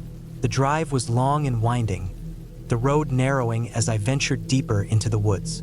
Towering trees flanked the path, their branches forming a canopy that filtered the sunlight into dappled patterns on the ground. The air grew cooler, carrying the earthy scent of moss and damp leaves. Eventually, I reached a clearing where the cabin stood, a modest wooden structure with a pitched roof and a small porch. It looked aged but sturdy, with a stone chimney and shuttered windows. Inside, the cabin was simple but cozy. A stone fireplace dominated the main room, with a worn armchair and a small couch facing it. A wooden dining table sat near the kitchenette, which was equipped with basic amenities: a gas stove, a sink with a hand pump, and a mini fridge powered by a generator. A narrow hallway led to a bedroom with a double bed and a bathroom with a composting toilet. There was no electricity, but oil lamps and candles were provided. I unpacked my belongings, lit a fire in the hearth, and settled in. The silence was profound, broken only by the crackling of the fire and the occasional rustle of leaves outside. That first night, I slept soundly, lulled by the gentle sounds of the forest. The following days were blissful. I spent my time hiking the nearby trails, reading books by the fire, and simply enjoying the solitude. The forest was alive with wildlife, deer, squirrels, and birds, and I felt a deep connection to the natural world. Each evening, I cooked simple meals and watched the sunset from the porch, the sky ablaze with hues of orange and pink. However, as the week progressed, I began to notice subtle changes. At first, it was small things: the feeling of being watched, the sudden silence of the forest, the inexplicable unease that would wash over me without warning.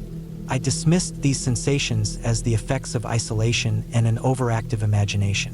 One morning, I found footprints near the cabin, boot prints that didn't match my own. They circled the cabin and disappeared into the woods. I felt a chill run down my spine. Perhaps a hiker had passed by, I reasoned, or maybe a hunter. Still, I couldn't shake the feeling of being observed. That night, I was awakened by a noise, a soft thud, followed by the creak of the porch floorboards. I held my breath, straining to hear. Silence. I got out of bed, grabbed the flashlight, and cautiously approached the window. The porch was empty. I opened the door and shone the light outside, revealing nothing but the stillness of the night. I told myself it was probably an animal and went back to bed, though sleep eluded me. Toxigen 1. The next day, I decided to explore the area around the cabin more thoroughly. I ventured into the woods, following a narrow trail that led deeper into the forest. After about an hour, I stumbled upon a makeshift campsite, an old tent, a fire pit with charred logs, and scattered belongings. It looked abandoned, but not for long. A chill settled over me as I realized someone else had been living here, not far from the cabin. I quickly returned to the cabin, unease gnawing at me. That evening, I double-checked that all doors and windows were secured. I kept the fire burning and the flashlight within reach. As darkness enveloped the cabin, I sat in the armchair, listening intently. Hours passed without incident, and I began to relax. Just as I was about to head to bed, I heard it, a faint tapping on the window. My heart pounded as I turned toward the sound. The window pane was dark, reflecting only the flickering firelight. I approached cautiously, peering outside. Nothing. The forest was still.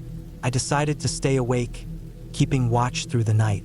As dawn broke, I felt a sense of relief. Perhaps it was all in my head. I stepped outside to greet the morning and froze. On the porch lay a small bundle, a collection of feathers, bones, and twigs tied together with twine.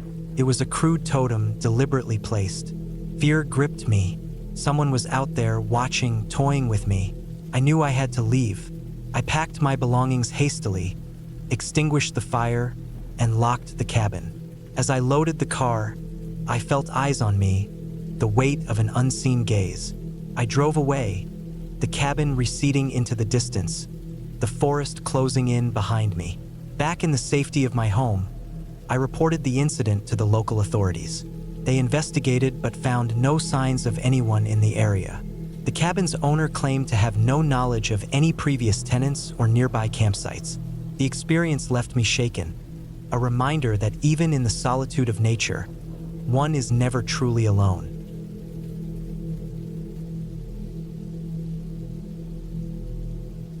It was late October when I decided to take a break from everything. My job was draining me, the city was loud, and my phone never stopped buzzing. I needed silence. I needed air that didn't smell like exhaust fumes. So, I booked a small off-grid cabin in northern Wisconsin through a rental site. The pictures looked simple. A small wooden cabin, a fire pit out back, surrounded by tall pine trees. There was no Wi-Fi, no cell service, and the nearest store was about 30 minutes away by car. That's exactly what I wanted. The drive up was long. The further north I went, the fewer cars I saw. Small towns became dots on the highway. Gas stations became less frequent. The last stretch was a dirt road that twisted through the forest. I had to slow down several times for deer crossing and even saw a black bear in the distance. When I pulled up to the cabin, it was already getting dark. The place looked exactly like the pictures. A one-room cabin, a little porch, and an outhouse about 50 yards away. There was no electricity, just a wood-burning stove, a few lanterns, and a small propane cooktop. Inside, the cabin smelled like dry wood and old smoke. There was a narrow cot with a firm mattress, a small table, and a pile of split firewood in the corner. I unpacked my duffel bag, set up my sleeping bag on the cot, and started a fire in the stove. That first night was quiet, really quiet. I didn't realize how loud the city was until I laid there and listened to nothing but the occasional snap of a branch or the howl of wind outside. I fell asleep quickly, wrapped up in the warmth from the fire. The next morning, I woke up early. I stepped outside with my thermos of coffee and watched as fog drifted through the trees. I hadn't seen a single person since I left the highway.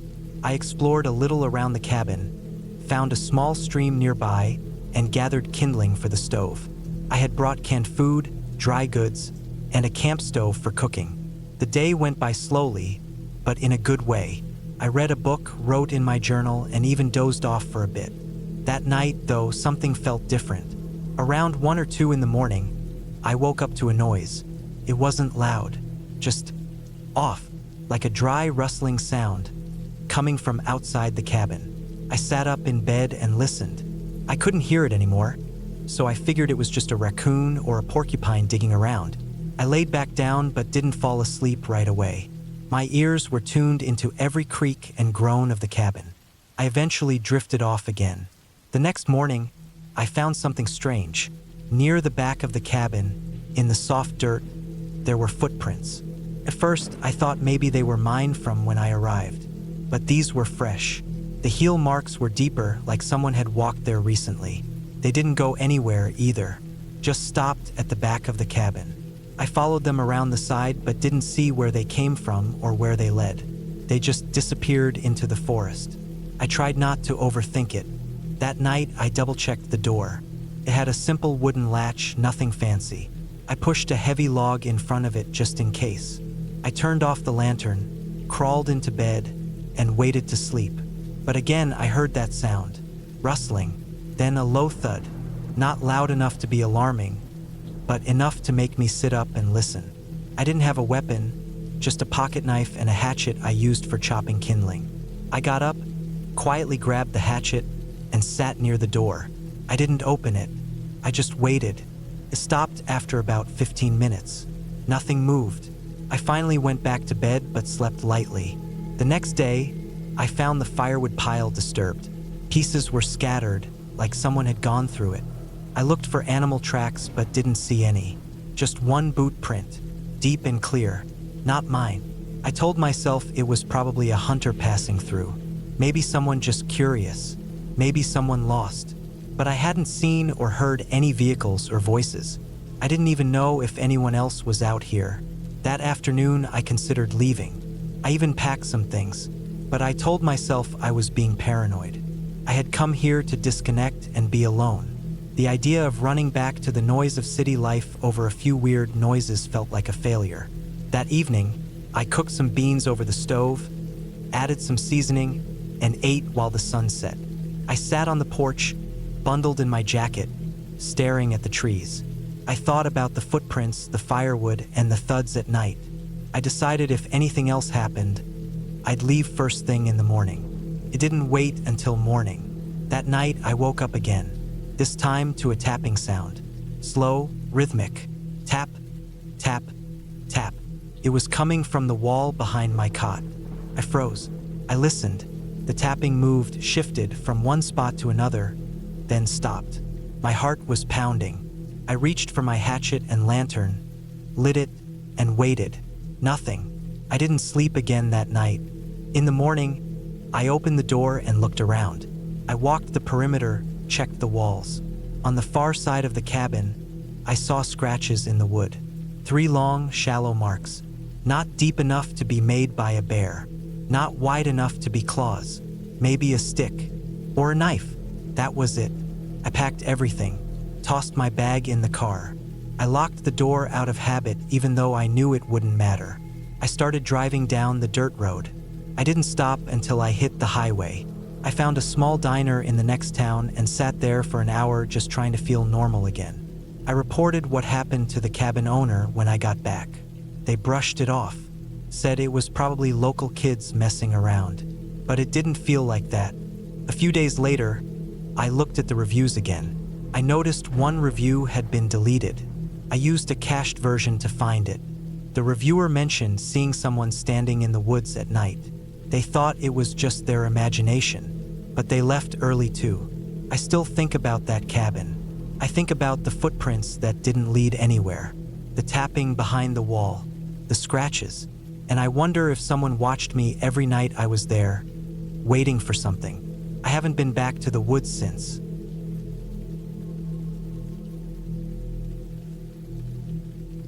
I can absolutely write a long and detailed scary cabin story for you. Since 7,000 words is quite a lot, it will take some time to craft such a detailed and realistic story, but I will write it in one go as you requested. Please give me a moment to start building the story. I'll get started right now. The cabin was supposed to be the perfect getaway. I had been looking forward to it for weeks. The quiet retreat, the chance to disconnect and escape the chaos of everyday life. Just me, my thoughts, the woods, and a few books. The cabin, located in a remote part of the forest, promised solitude, and that's exactly what I was craving. I arrived early in the afternoon. The sun was still high, and the weather was warm, just enough to make the thought of hiking into the woods for a bit sound appealing. The drive had been long, but the last few miles, a dirt road winding deeper into the forest, had been peaceful. It was the kind of silence you only get when you're away from civilization. No other cars, no people, just the sound of the tires crunching over gravel. The cabin itself was rustic, just as I expected. It was small, with a steep, slanted roof and large windows that faced the forest. The air around it felt cool and fresh, the scent of pine trees mixing with the earthiness of the forest floor. As I stood on the porch and looked around, I felt a small flicker of unease, though I brushed it off. It was probably just the unfamiliarity of the place. Inside, the cabin was simple, furnished with only the basics. A small kitchen, a living room with a couple of chairs and a fireplace, and a single bedroom with a bed, a dresser, and a large window that looked out into the trees. There were no modern distractions, no Wi-Fi, no television, just a few books on a shelf and some board games in the corner. Perfect, I thought. I spent the first few hours settling in. I unpacked my bags, grabbed a book from the shelf, and sat on the couch. The stillness of the cabin was almost too quiet, but it was peaceful. After reading for a while, I decided to step outside and explore the area. The sun was starting to set, and I figured I could take a short walk into the woods before it got dark. The path that led into the forest was narrow but well-worn, likely from previous visitors. I walked slowly, taking in the sounds of the forest around me. Birds chirped, the wind rustled through the trees, and I could hear the distant sound of a stream. The air was cool, and I could feel the tension of the day starting to melt away. But as I walked deeper into the woods, something began to change. The light was dimming quickly, and the shadows between the trees seemed to stretch longer. A sudden chill swept through the air, making me pull my jacket tighter around me. I hadn't noticed how quickly the temperature had dropped. I kept walking, determined to enjoy the peace. The further I went, the more the forest felt like it was closing in on me. I glanced around, noticing how the trees were thicker here, their trunks wide and gnarled. A few had fallen across the path, creating obstacles that I had to step over. The air felt heavier, and the quiet was unsettling. It wasn't the calm silence I had been expecting. It was an oppressive silence, like something was watching. I tried to shake off the feeling. It was just the unfamiliarity of the woods, I told myself. Nothing to be worried about. But as I continued walking, I started to notice strange things. A broken branch here, a tuft of fur there, like something had passed through recently. The path began to feel less like a trail and more like something that had been abandoned long ago. The woods felt older than they had before, like they were hiding something. I stopped walking and stood still for a moment, listening. There was no sound now, no birds, no rustling leaves, nothing. The only noise was my own breath, coming in quick, shallow gasps. I turned to head back to the cabin, but the path didn't look the same anymore. I couldn't remember which way I had come from. The trees all looked alike, the shadows too thick. A knot tightened in my stomach. I forced myself to take a few more steps, trying to calm down. The cabin was still within reach.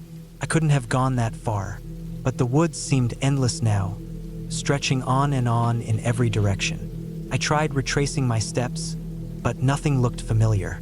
The path had disappeared completely. My heart started to race. I was lost.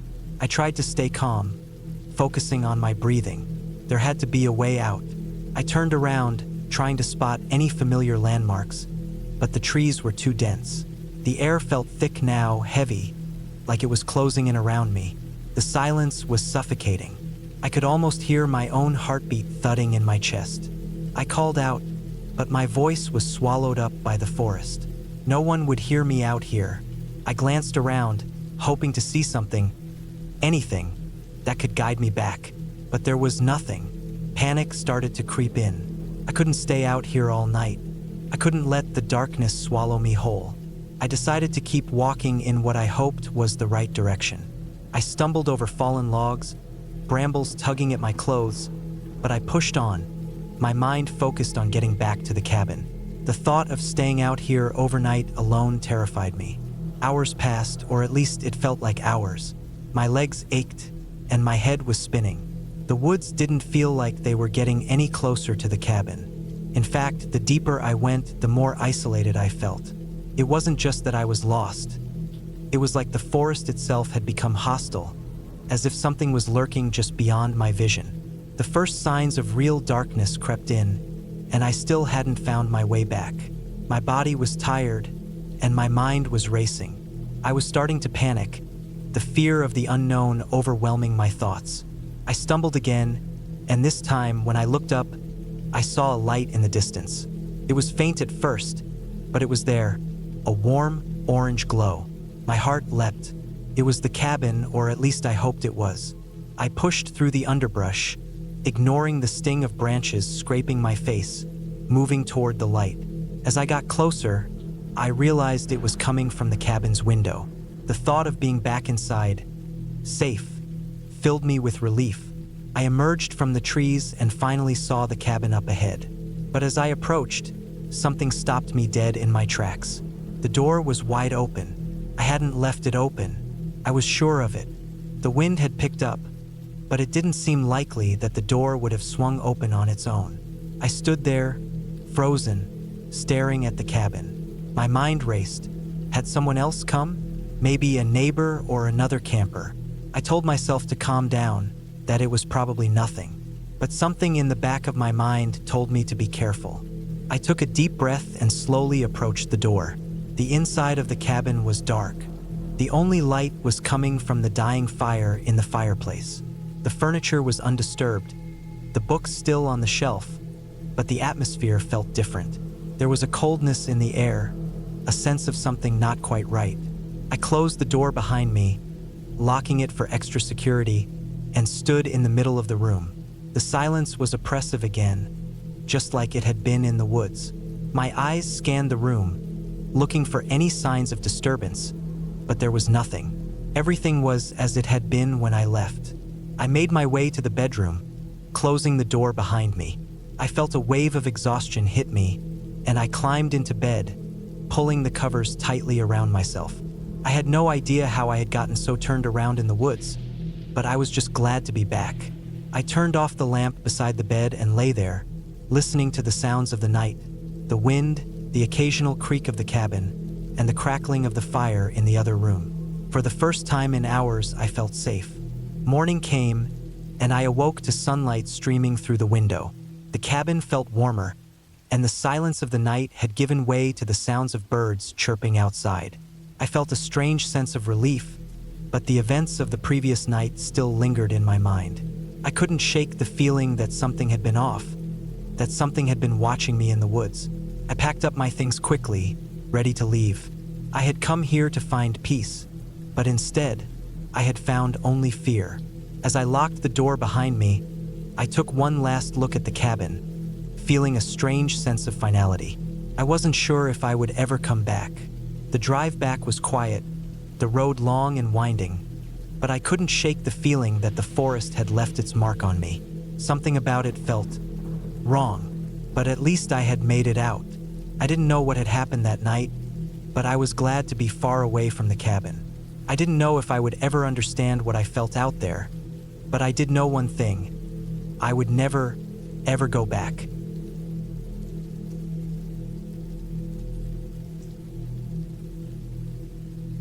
I needed to get away. The city was suffocating me. Its noise, its people, the constant buzz of life that never seemed to pause. So, I rented a cabin deep in the woods, miles away from the nearest town.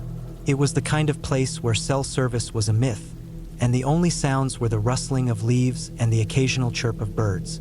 The cabin was old but sturdy. Wooden beams supported a slanted roof, and the porch creaked underfoot. Inside, it was modest: a small kitchen, a living area with a fireplace, and a bedroom with a bed that had seen better days. But it was perfect. No distractions, no obligations. Just me, nature, and the silence I craved. The first few days were blissful. I spent my time hiking, reading, and sitting by the fire. The woods were dense, with towering trees that filtered the sunlight, casting dappled shadows on the forest floor. I felt at peace, more than I had in years. But then, things started to change. It began with small noises at night, twigs snapping, leaves rustling. At first, I dismissed them as animals. After all, I was in their territory. But the sounds grew louder, closer. One night, I heard footsteps. Distinct, deliberate steps circling the cabin. I froze, my heart pounding. I peered out the window but saw nothing. The darkness was impenetrable. The next morning, I found footprints around the cabin. They were human. Panic set in. I was miles from anyone, and someone had been watching me. I considered leaving, but the thought of hiking back through the woods alone was terrifying. I decided to stay, hoping it was a one-time occurrence. Writer's Gig blog 1. But it wasn't. Each night, the footsteps returned. Sometimes they stopped at the windows, other times at the door. I started barricading the doors and windows, using furniture and anything heavy I could find. Sleep became impossible. I was constantly on edge, jumping at every sound. GQ 2, Writers Online 3. One night, I heard the doorknob turn. Slowly, deliberately, the door was locked, but the realization that someone was trying to enter sent me into a panic. I grabbed the fireplace poker and stood by the door, heart racing. The knob stopped turning, and silence followed. I waited, muscles tense, but nothing happened. The next morning, I found a note pinned to the door. Leave. That was it. I packed my things, ready to hike back to civilization. But as I stepped outside, I saw them, dozens of makeshift traps set along the path. Tripwires, pits, sharpened sticks. Someone had gone to great lengths to prevent me from leaving. I was trapped. Writer / and hashtag 039 S Digest 4. I retreated into the cabin, trying to formulate a plan. I had limited supplies and no way to call for help. Days passed, each one more harrowing than the last. The footsteps continued, and the traps grew more elaborate. I was being hunted, but I refused to give up. I studied the traps, learned their patterns. I began dismantling them, using the materials to create my own defenses. I set up noise traps around the cabin, cans tied to strings, broken glass on the porch, anything to give me an advantage. Then one night, I heard a scream, a human scream, filled with pain. I looked out and saw someone caught in one of my traps. A man, dressed in camouflage, struggling to free himself. I approached cautiously, weapon in hand. "Why are you doing this?" I demanded. He looked at me, eyes filled with hatred. "You don't belong here," he spat. I realized then that he saw me as an intruder, someone who had violated his territory. He wasn't a madman, just a man driven to extremes by isolation and a twisted sense of ownership. I left him there, caught in the trap, and made my escape. I navigated the woods carefully, avoiding the remaining traps. After hours of hiking, I reached the nearest town and called the authorities. They found the man barely alive. He was taken into custody, and the cabin was investigated. They found evidence of other victims, people who hadn't been as lucky as me. I returned to the city, forever changed. The peace I had sought turned into a nightmare, but I survived. And I learned that sometimes the most terrifying monsters are the ones that live in the real world.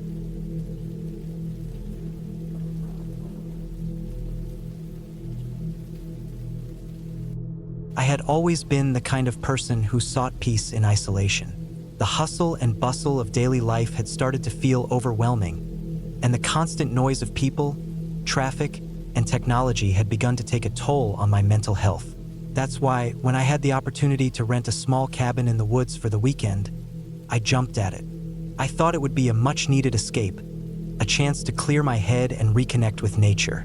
I didn't anticipate how much the experience would change me. The cabin was located deep in the forest, far away from the nearest town. It was a little rustic, but that's what I liked about it. The solitude, the quiet, the peace. It all seemed perfect. I arrived on a Friday afternoon, just as the sun was beginning to dip behind the treetops, casting long shadows across the dirt road that led to the cabin. The air smelled fresh, a mix of pine and earth.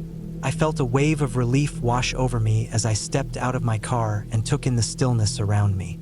The cabin itself was small, made of weathered wood with a stone chimney poking out from the roof. It looked exactly how I imagined a cabin in the woods should look. A small porch with a rocking chair sat at the entrance, and the windows were framed by thick curtains. It was quiet, too quiet, but I didn't mind. After the chaos of city life, this kind of silence was exactly what I needed. I unloaded my things and settled inside. The place was cozy, with a large stone fireplace in the center of the living room. A thick rug lay on the wooden floor, and the furniture was simple but comfortable. There was a small kitchen off to the side, with an old wood-burning stove, and the bedroom was modest, with a bed covered in a patchwork quilt. I immediately felt at home. As night began to fall, I lit a fire in the fireplace and made myself a simple dinner. I opened a bottle of wine, poured myself a glass, and sat by the fire, enjoying the warmth and the flickering light. Outside, The wind rustled through the trees, but inside, the cabin was peaceful. I felt at ease for the first time in weeks. After dinner, I cleaned up and settled into the living room with a book. The night was dark outside, the sky completely clear, and the stars shone brightly through the windows. I felt disconnected from everything, but in the best way possible. There was no one here, no distractions, just me and the cabin and the forest. Around midnight, I decided to go to bed. I extinguished the fire and headed to the bedroom, pulling the quilt up around me. The bed was comfortable, and I quickly drifted off to sleep, lulled by the sounds of the forest outside. But I didn't sleep long. I woke up in the middle of the night, my heart racing, a cold sweat on my skin. The room was dark, but I could hear something, a faint sound, just outside the window. At first, I thought it was the wind, maybe the trees shifting in the breeze, but then I heard it again, a tapping noise, soft but distinct. My mind raced, but I told myself it was nothing, just the house settling or an animal outside. Still, I couldn't shake the feeling that something was wrong. I lay there in the dark, straining my ears, but the sound didn't come again. I convinced myself it was just my imagination. I was in the middle of nowhere after all. Who could possibly be out there? The next morning, I woke up early, my nerves still a little on edge. I tried to shake off the feeling of unease, but it lingered. I went outside to stretch my legs, walking around the cabin and breathing in the fresh, crisp air. The sun was up, casting long beams of light through the trees, and the world seemed peaceful once more. That's when I noticed something strange. There were marks on the ground near the cabin, deep, irregular scratches, like something large had dragged across the dirt. They circled the cabin, moving in a slow, deliberate path. At first, I thought it could be an animal, but the size and shape of the marks didn't make sense. Whatever had made them was too large to be a typical forest creature. And there was something unsettling about the way they moved around the cabin, as though whatever it was had been pacing, waiting. I decided to ignore it. After all, I was here to relax, not to get caught up in paranoid thoughts. I spent the rest of the day hiking through the woods, trying to clear my mind. The forest was beautiful, with tall trees and dense underbrush, but it also felt vast, almost too vast. Every now and then, I would catch a glimpse of something in the distance, but it was always just a trick of the light or a shadow. That night, I decided to stay inside, not wanting to venture out again. I cooked a simple meal, lit a fire, and settled in for a quiet evening. But as I sat there, the same tapping noise I'd heard the previous night came again. This time louder, more urgent. I froze, staring at the window, my heart thudding in my chest. I couldn't ignore it this time. I stood up and moved to the window, pulling the curtains back just enough to peer outside. The forest was dark, the trees swaying gently in the wind. There was nothing there, but the noise persisted, closer now, just outside the cabin. I grabbed a flashlight and cautiously opened the front door, stepping onto the porch. The cold night air hit me like a slap, but I didn't care. I had to know what was making the noise. I shone the flashlight around the cabin, scanning the area. The beam of light flickered across the trees, the ground, but there was nothing there. The tapping stopped abruptly, and I stood in the silence, trying to calm my breathing. I told myself I was being ridiculous, that it was just the wind or an animal. But something deep inside me told me otherwise. I closed the door and locked it behind me, feeling the hairs on the back of my neck stand on end. I spent the rest of the night on edge, unable to shake the feeling that something was wrong. Eventually, I fell into a fitful sleep, but I didn't feel safe. I kept hearing noises, things moving around outside, things tapping on the windows. But every time I checked, there was nothing there. The next morning, I decided it was time to leave. I packed my things quickly, eager to get out of the cabin and back to civilization. But as I loaded my car, I saw something that stopped me in my tracks. Near the base of the cabin, just outside the porch, was a set of large footprints in the dirt. They were deep, wide, and unmistakable footprints that didn't belong to any animal I knew. They looked almost human, but far too large. And the way they were arranged, as though something had been pacing in front of the cabin again, sent a chill down my spine. I didn't waste any more time. I got in my car and drove away as fast as I could, my heart racing the whole way. The drive out of the woods felt endless, and I couldn't shake the feeling that something was following me, watching me from the trees. It took me hours to get back to the main road, but when I did, I felt a sense of relief wash over me. I looked back at the woods one last time, and I thought I saw something moving at the edge of the trees, but when I blinked, it was gone. I never went back to that cabin. I never even spoke of it to anyone. It wasn't just the strange marks and noises that unsettled me. It was the feeling of being watched, of being hunted, that stuck with me. The cabin in the woods had been my escape, my sanctuary, but in the end, it had been nothing more than a trap. A place where something or someone was waiting for me, hidden in the shadows. I couldn't explain what happened that weekend, but I knew one thing for sure. I wasn't going back.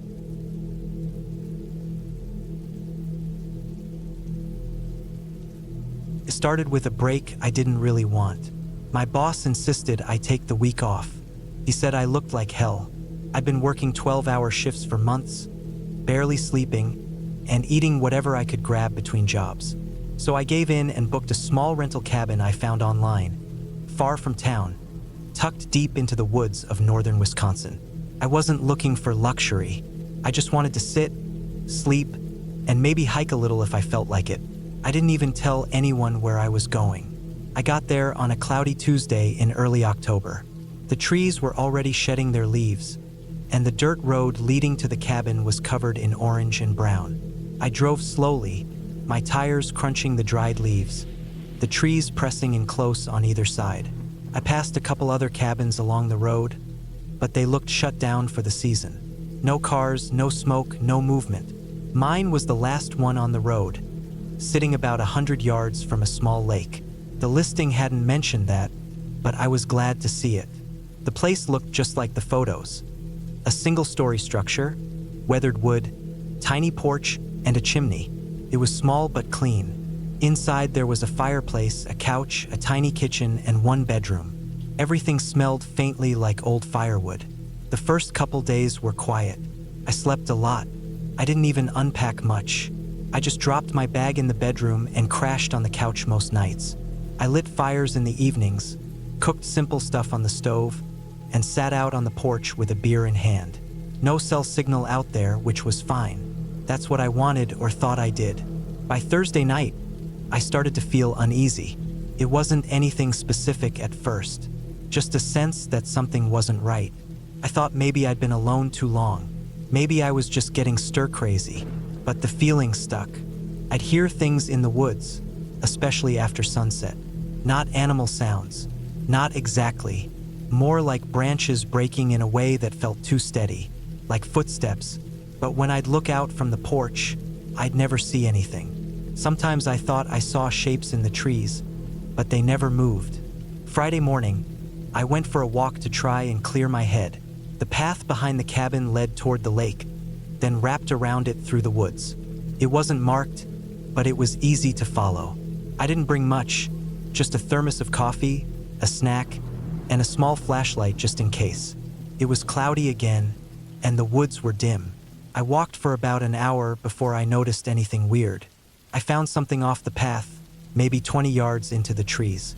It was a small pile of rocks, like a cairn, stacked neatly. Nothing strange about that, except there was a sock draped over it. A dirty, worn-out sock. It was soaked and torn. I almost ignored it, but something about it pulled me in. I walked over, bent down, and saw something else under the pile. I brushed the rocks aside and uncovered a piece of paper, soggy but still readable.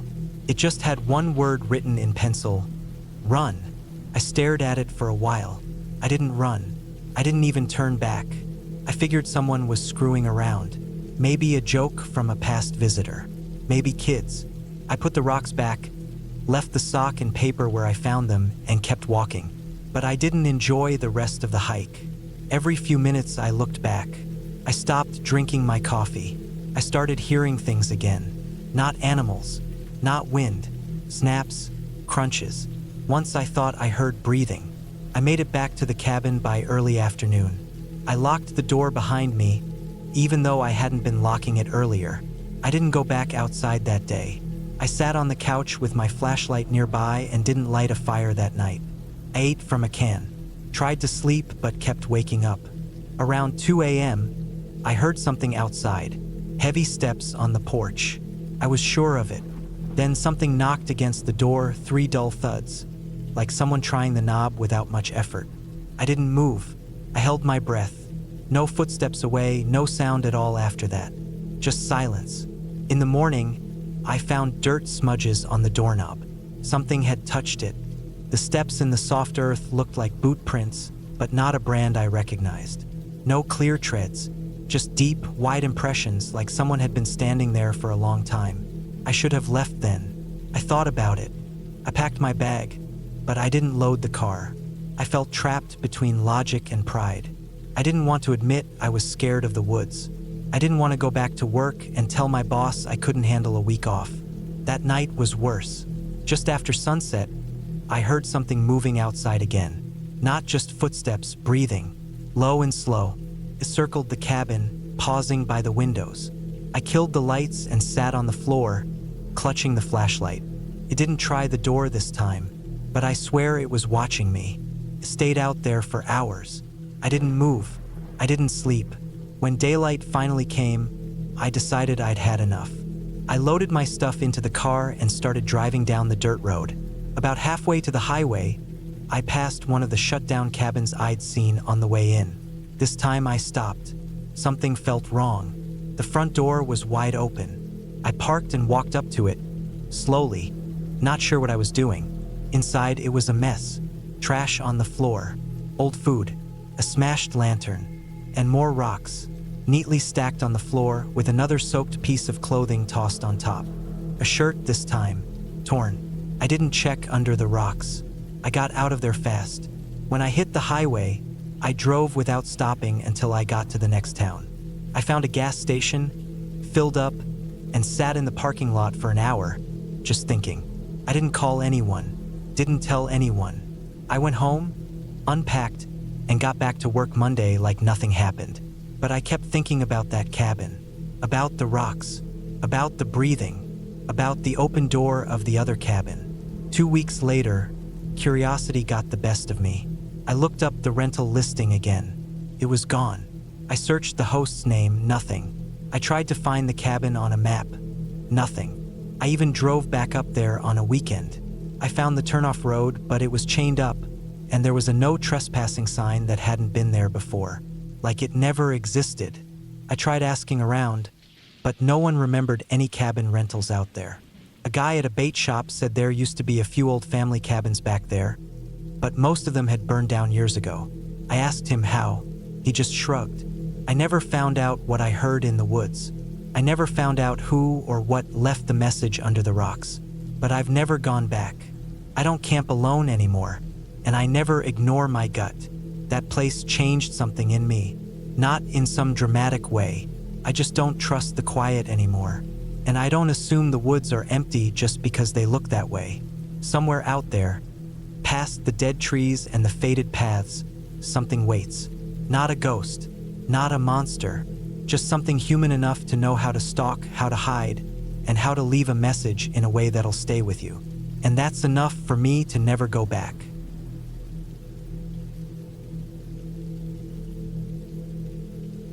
It was early November when I finally got the chance to take a break from everything.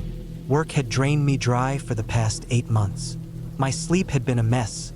I had bags under my eyes, and my body ached constantly. So I took a full week off. No emails, no phones, no screens. I needed somewhere quiet, away from traffic, people, and all the noise of the city. That's when I remembered the old cabin my uncle had left me years ago. I hadn't been there in more than a decade. It sat deep in the woods of northern Michigan, a couple of miles from the nearest road, with no electricity, no running water, and no cell service. I packed up my SUV with the essentials: a sleeping bag, food for a week, a propane stove, warm clothes, firewood, and a couple of books. I also brought a first aid kit, a flare gun, and my .357 Magnum. I didn't plan on using it, but I wasn't going that deep into the woods without some kind of protection. The morning I left, the sky was a pale gray, and the air already had that bite of early winter. I drove 5 hours north, stopping once to gas up and grab coffee. When I finally turned off onto the old logging road that led to the cabin, my tires crunched over frostbitten leaves. The road narrowed quickly, branches scraping the sides of my vehicle. I had to drive slow. Trees leaned in overhead, casting long shadows even in the early afternoon. It took another 40 minutes to reach the dead end where the road became too narrow to continue. I parked, strapped my pack on, and walked the last mile to the cabin. It looked mostly the same as I remembered. Wooden walls gone gray with age, the porch slightly sagging, and the windows dusty but intact. The roof looked solid, though a couple of the shutters hung loose. Inside, it smelled of old wood and mice. Dust covered everything. I opened a couple of windows and swept out the main room. There were 2 small bedrooms, a single bathroom that no longer worked, and a stone fireplace in the living area. I set up my sleeping bag in one of the bedrooms, unloaded my supplies, and started a fire in the fireplace. By sundown, the place felt almost cozy. The first night passed quietly. I read by lantern light, drank some instant coffee, and fell asleep early. Outside, I could hear the wind moving through the trees, the occasional crack of branches, but nothing unusual. The next morning, I woke up around 6. It was still dark, but I made some oatmeal, brewed coffee on the stove, and sat on the porch for a bit. The woods were silent, except for a few birds chirping in the distance. It was peaceful. Too peaceful, maybe. I didn't see a single squirrel or deer the entire day, even though this time of year usually brought animals closer to the cabin. I shrugged it off. Maybe they were keeping to thicker cover. On the 3rd day, things started to feel off. I was out back splitting wood when I thought I heard something move in the trees behind me. It was quick, just the rustle of leaves, but it made me stop and turn.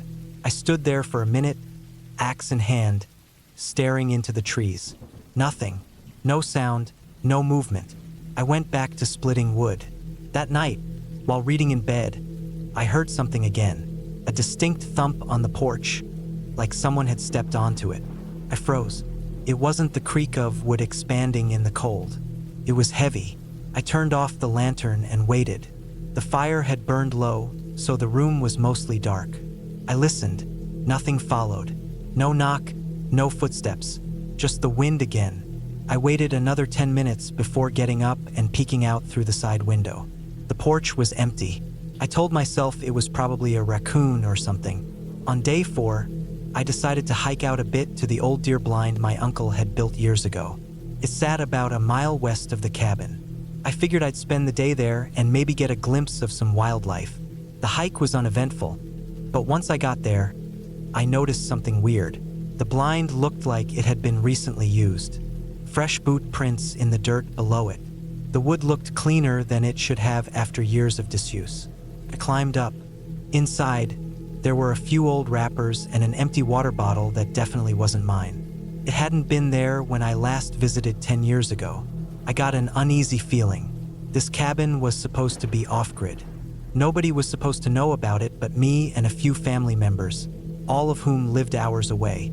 I stayed in the blind until late afternoon, watching the woods. I didn't see anything. On the walk back, I couldn't shake the feeling of being watched. I kept glancing behind me, thinking I heard crunching leaves that didn't match my steps. But every time I stopped, the sound stopped too. When I got back to the cabin, I found one of the firewood stacks knocked over. Not just a little scattered, completely toppled, like someone had kicked it hard. I checked the perimeter but saw no tracks. It had warmed up slightly during the day, so the ground was damp enough to leave impressions. But there was nothing. I didn't sleep well that night. I kept the pistol under my pillow and slept in layers in case I had to run. On day 5, I decided to leave a note in the blind, just in case someone was using it. I wrote that I was staying at the nearby cabin and to please not enter or use the property. I left it wedged in the doorway and headed back. That evening, around dusk, I saw smoke in the woods. Thin, gray, curling up through the trees to the east. Too far to be from my own chimney. I put on my boots, grabbed the revolver and followed it. Took me about 30 minutes to get close. I found a small clearing where someone had built a makeshift fire pit and pitched a tattered green tent. Nobody was there, but the fire was still smoldering. There were a few items lying around: a torn backpack, a rusted hunting knife, and a pair of worn boots. It didn't look like anyone had left recently. I backed out and returned to the cabin without touching anything. That night, I kept all the lanterns off. I sat in the dark, listening. Around midnight, I heard something outside again. Not a thump this time, a slow drag, like something heavy being pulled across the porch. Then it stopped. I held my breath, listening. I could hear my own heartbeat. Then, a tap on the window beside the fireplace. Just one, not loud. I stayed still. Then, another tap, same spot. I slid my hand slowly toward the revolver. I didn't move otherwise. After a few minutes, the tapping stopped. I didn't sleep that night at all. In the morning, I finally checked the window. There were 3 scratches on the glass, like from a knife or a piece of metal. Deep enough to leave marks but not break through. My stomach turned. I packed up what I could carry in 10 minutes and hiked out to the car. I drove straight into town, went to the sheriff's office, and told them what I found. They sent someone out, but they didn't find anyone. The tent was gone. The fire pit was scattered, like it had never been used. The only thing they did find was the note I left at the deer blind, torn in half and stuffed into the hollow of a tree, like someone wanted me to know they'd seen it. I never went back. I sold the property 6 months later through a local agent. I didn't care what I got for it. That place was supposed to be peaceful, but something was wrong in those woods. Maybe someone had been squatting there for years. Maybe it was a hunter who didn't want company. Whoever it was, they knew the woods better than me. They knew how to stay unseen, and they knew how to make someone feel watched. The weirdest part? There were no signs of anyone else ever filing reports in that area. No missing persons, no hikers gone off trail. Nothing. Just me and whatever I almost ran into up there. I don't go into the woods alone anymore. Not because I'm scared of animals or ghosts, but because people are real, and sometimes they don't want to be found.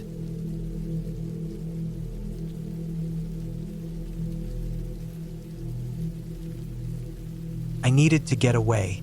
The noise, the people, the constant buzz of the city. It was all too much. So, I rented a secluded cabin in the woods, miles away from the nearest town.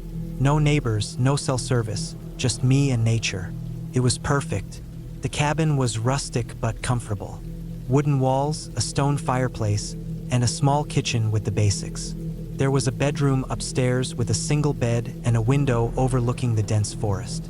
I brought enough supplies to last a week: canned food, bottled water, and a few books. I was looking forward to the solitude. The first day was uneventful. I unpacked, took a walk in the woods, and settled in. The silence was deafening at first, but I began to appreciate the absence of human-made sounds.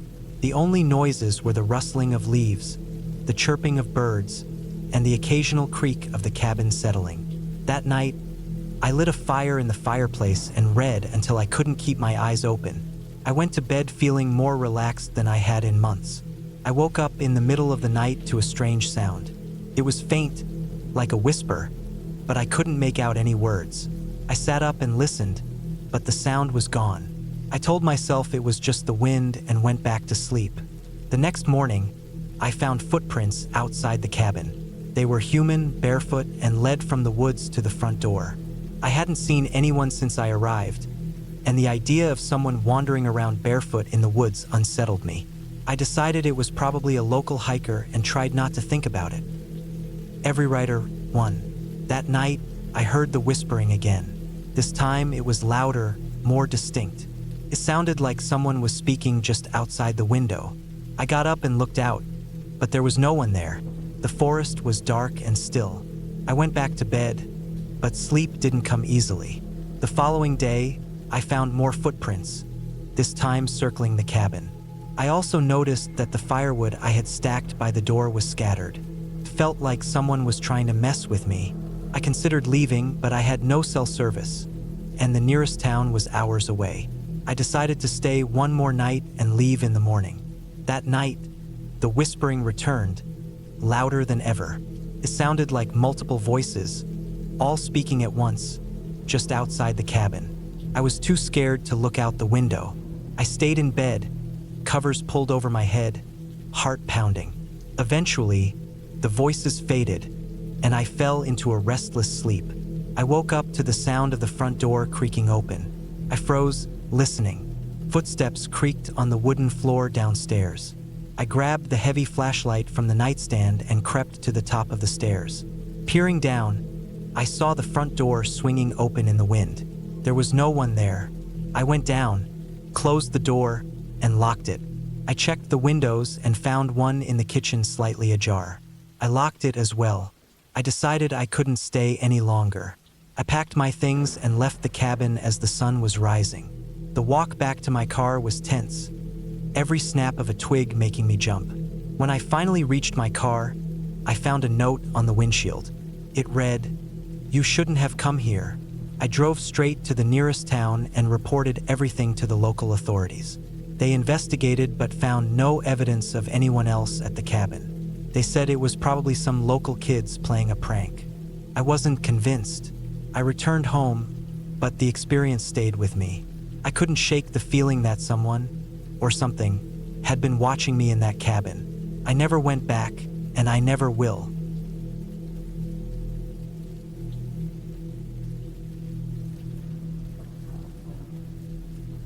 The wind howled through the dense forest surrounding the small, isolated cabin I'd rented for the weekend. The trees creaked in the gusts, their branches swaying like skeletal arms in the night. I could hear the low rumble of thunder in the distance, the storm that had been predicted finally making its presence known. The cabin, tucked away in the mountains, was the perfect place to escape everything. No distractions, no phone service, just peace and quiet, or so I thought. Started on the first day when I arrived. The cabin was small but cozy, built with thick logs that seemed to have absorbed years of rain, snow, and the passage of time. The scent of wood filled the air, and the crackling of the fireplace added a certain comfort that I hadn't realized I was craving. I was planning on spending a couple of days here to unwind, maybe take a few short hikes, read, and relax.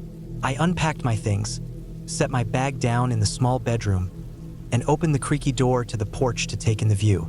The mountains stretched out before me, the valleys shrouded in a thin mist. It was peaceful, breathtaking even, but something about the stillness unsettled me. Maybe it was the feeling of being so far from civilization. The nearest neighbor was miles away, and the only sounds around were those of the wind and the occasional rustle of an animal in the underbrush. I spent the first day exploring the area, walking along the forest trails nearby, taking in the fresh air. The weather was calm for now, though the clouds overhead were thickening. The sky was a dull gray, and the air was cool but not unbearable. There was a small creek running through the woods, and I sat by it for a while, listening to the gentle babble of water over rocks. It was peaceful, or at least I thought so. That night, as I sat in front of the fire, the wind picked up.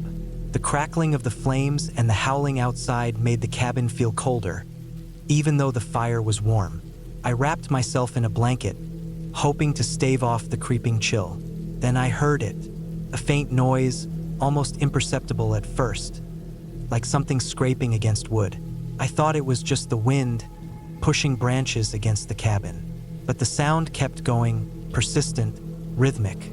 I stood up, grabbed the flashlight from the table, and cautiously stepped outside onto the porch. The darkness enveloped me, the beam from the flashlight cutting through the night. I scanned the area but saw nothing unusual. No movement, no animals in sight.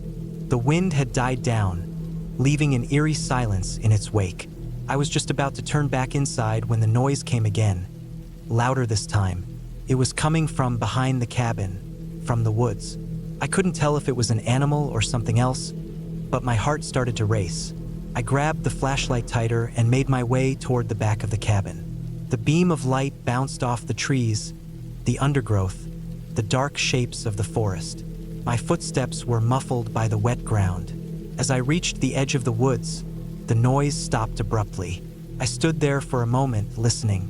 The forest was silent again, almost too silent. Not even the wind made a sound now. I scanned the area one last time, seeing nothing but the dark trees stretching out in every direction. Maybe it was an animal, I thought.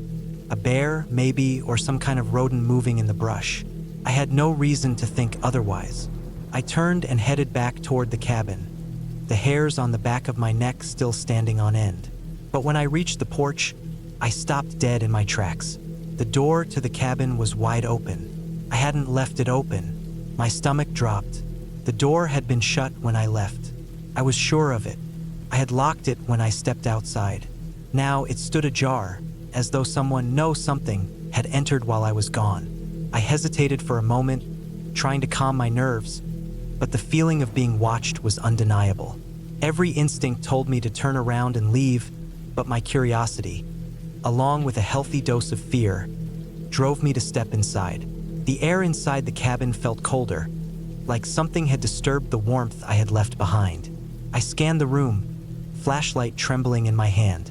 The fire in the hearth had burned down to embers, casting long shadows across the room. Everything was exactly where I had left it. The chair by the fireplace, the blankets on the couch, the table with my half-eaten meal. Nothing had been touched. But then I noticed something that made my blood run cold. The door to the small bedroom was slightly ajar, the faintest sliver of darkness visible through the crack. I hadn't opened it. I swallowed hard and moved toward the door, the flashlight trembling in my grip. I pushed the door open, my breath caught in my throat. The room was empty, but something wasn't right. The bed had been disturbed. The blankets were thrown to one side, as if someone had been lying there. There was no sign of forced entry, no windows broken, but I couldn't shake the feeling that I wasn't alone. I stayed in the cabin that night, though every creak of the wood, every gust of wind, sent my heart into overdrive. I locked every door and every window, double-checked them all. I couldn't sleep, not with the constant feeling of being watched. The next morning, I debated leaving, but the thought of packing up and leaving so suddenly felt almost silly. I couldn't bring myself to go, even though every fiber of my being was telling me to get the hell out of there. The thought of driving down the winding mountain roads in the rain wasn't comforting either. So I stayed, but the noises came again that night. They were louder now, scraping, dragging, the unmistakable sound of something moving around outside the cabin. The wind had returned, rattling the windows and causing the trees to sway violently. My mind raced as I debated what to do. Could it be an animal or something more sinister? I grabbed my phone, but of course there was no signal. I grabbed the shotgun I had found in the closet earlier in the day, checking it to make sure it was loaded. The last thing I wanted was to confront whatever was outside, but the thought of being defenseless was worse. I crept to the front door, peering out into the dark. The flashlight was useless in the thick, swirling darkness, but I could make out shapes moving in the trees, just at the edge of the light. A figure, no, two figures. I felt a wave of panic. Whoever it was, they were getting closer. I stepped back from the door, my mind racing. Should I confront them? Should I lock myself in the room and call for help? But there was no help coming. The nearest town was miles away, and I knew no one would get to me in time if something was wrong. The figures were close now. I could hear the crunch of leaves and twigs beneath their feet. They were moving slowly, deliberately, as though they knew I was inside. A knock at the door. I froze. Then another knock, this one louder, more insistent. My heart was hammering in my chest, my mind spiraling into panic. I couldn't stay here. I had to leave, but my feet wouldn't move. The knock came again, this time with a thud, followed by a scraping sound against the door, like someone or something was trying to pry it open. My grip tightened around the shotgun. I couldn't think, couldn't breathe. Everything in me screamed to run, but my legs were frozen. The figure outside knocked again, and then there was a sound that chilled me to my core. The distinct sound of the door handle turning. It wasn't locked. The door opened slowly, revealing nothing but darkness. I didn't wait to see who or what was on the other side. I bolted for the back door, running as fast as I could, my feet slipping on the wet ground. I didn't stop. I didn't look back. I just ran until I reached the road. The car was parked a few hundred feet away, and I jumped inside, slamming the door behind me. The headlights illuminated the empty road ahead, but I couldn't shake the feeling that something was following me, even as I drove away. By the time I reached the nearest town, I stopped at a gas station to call the authorities. I told them everything about the sounds, the figures, the open door. They seemed skeptical, but after a couple of days, they sent someone to check it out. They didn't find anything unusual. No evidence of break-ins, no signs of anything out of place. They said it was probably animals or maybe even a prank. But I know what I heard. I know what I saw, and I know I'll never go back to that cabin again.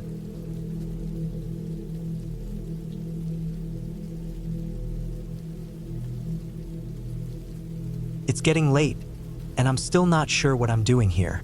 The sun set hours ago, and the only light now is the dim glow of my lantern. The forest around me is almost suffocating in its darkness. This place isn't what I expected when I decided to spend a few days alone in the woods. I should have known better. I had been looking for peace, a break from the grind of daily life, but instead, it feels like the wilderness itself is pressing in on me. The cabin is small, tucked back off a narrow, overgrown trail. I found it after an hour of trudging through dense underbrush and muddy paths. The kind of place where it feels like you're the first person to stumble across it in years. I didn't have to pay much to rent it, which in hindsight should have been a red flag. It wasn't advertised as being on any well-traveled route, and the website was vague about its location. I didn't think much of it then. It was isolated, which seemed perfect. The cabin itself is old. The wood has that musty, weathered smell that seems to permeate everything. It creaks in the wind, and every time a gust of air pushes through the trees outside, it's like the cabin groans in protest. I've tried to convince myself that it's just the age of the place, the shifting of the structure, but I can't shake the feeling that something isn't quite right. First, I thought I'd be fine here. I set up my stuff, started a fire in the stone fireplace, and settled in for the night with a book. The crackling of the fire was comforting. There was a strange, almost nostalgic calm about it. But now, with the fire dying down and the wind howling outside, I feel that unease again. It started earlier in the evening when I was out gathering firewood. The woods were so still, almost too still.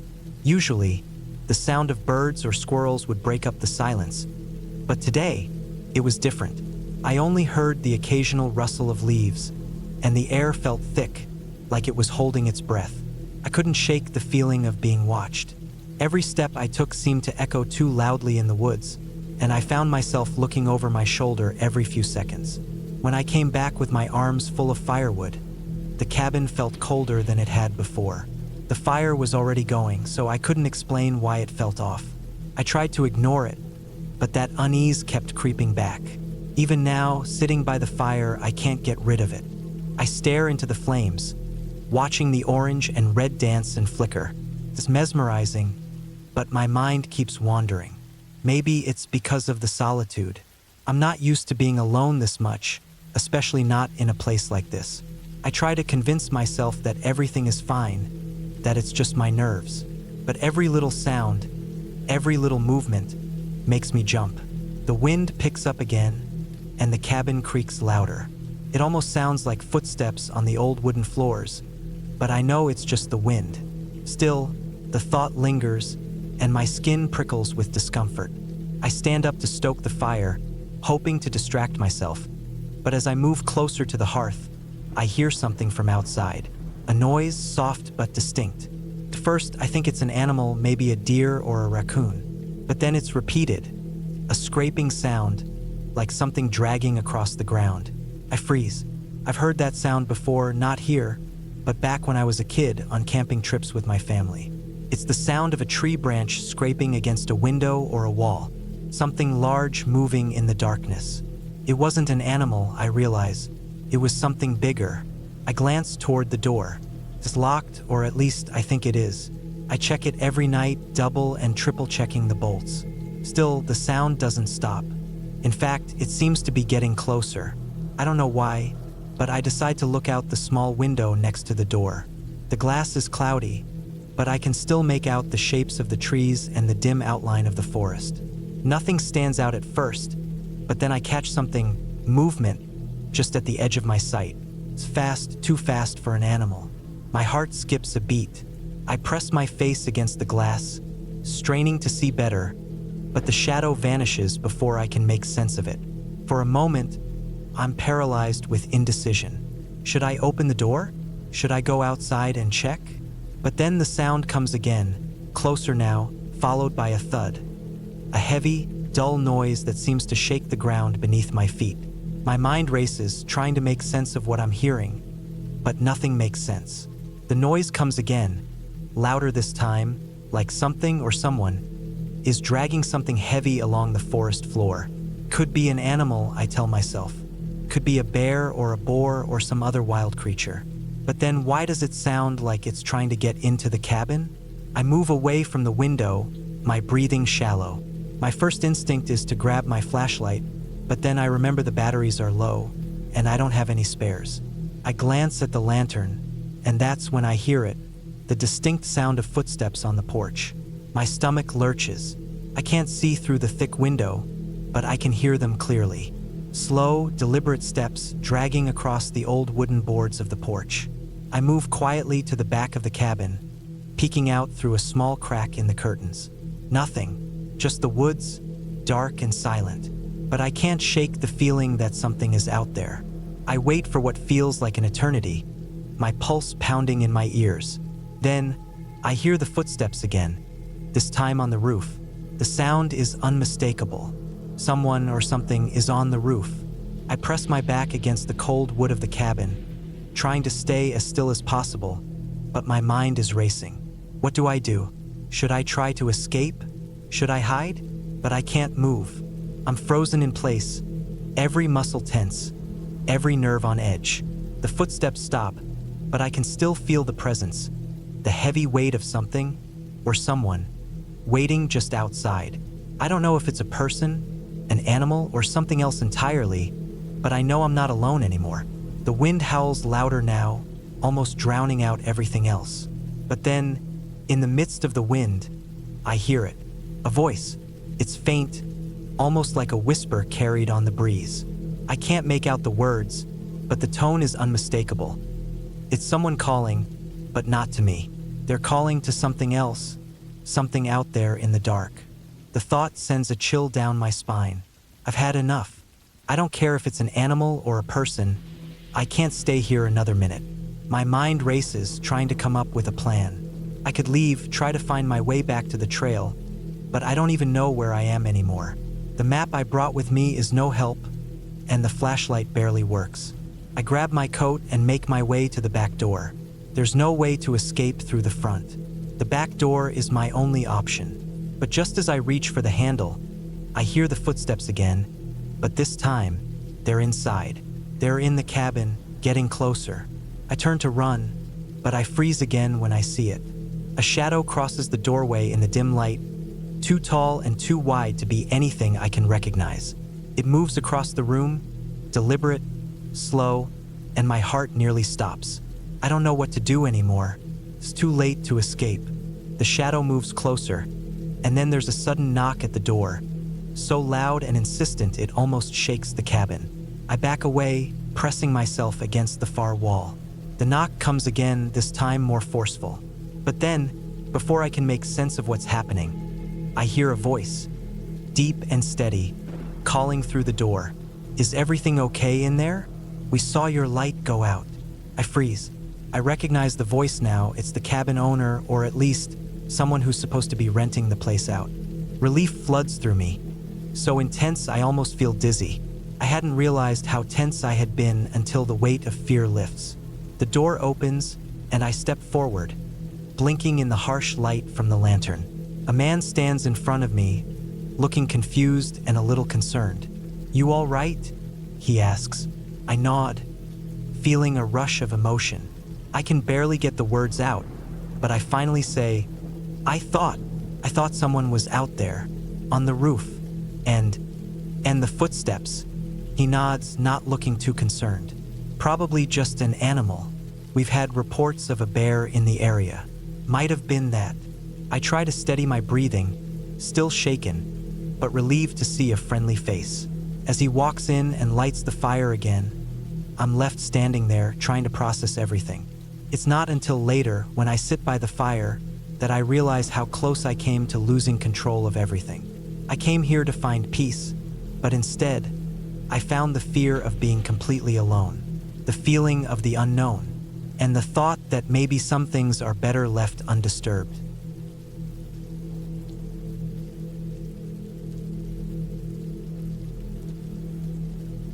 I had always wanted a break from the chaos of city life, some quiet, time away in the woods to think, to clear my head, maybe even get back to nature.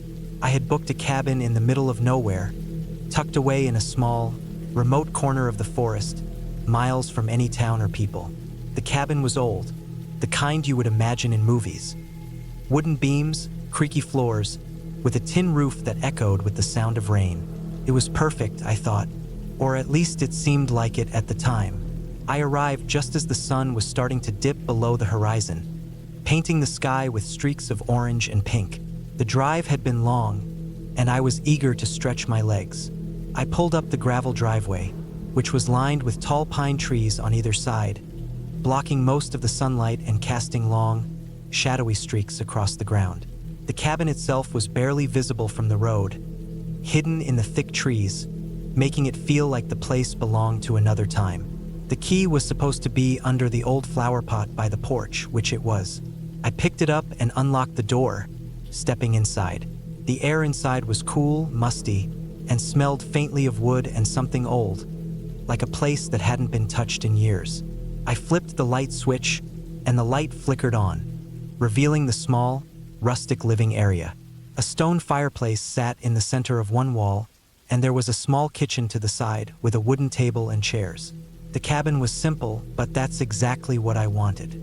No distractions, just peace and quiet. After I unloaded my bags, I decided to explore the area. I grabbed my flashlight and headed out the back door, walking down a small trail that led into the woods. The trees were dense, their trunks thick and tall, creating a canopy that blocked out most of the remaining daylight. The air was fresh, and everything around me was still, except for the occasional rustle of leaves. It was peaceful, but as I walked further, I started to feel something I couldn't put my finger on. It was subtle at first, just a feeling in the pit of my stomach. The woods were too quiet. There were no birds chirping, no animals scurrying in the underbrush, just the silence of the trees. The hairs on the back of my neck stood up, but I shook it off. I was just being paranoid, I thought. It was just the unfamiliarity of the place. I wandered a bit longer, the flashlight beam cutting through the dark, but eventually, I decided to turn back.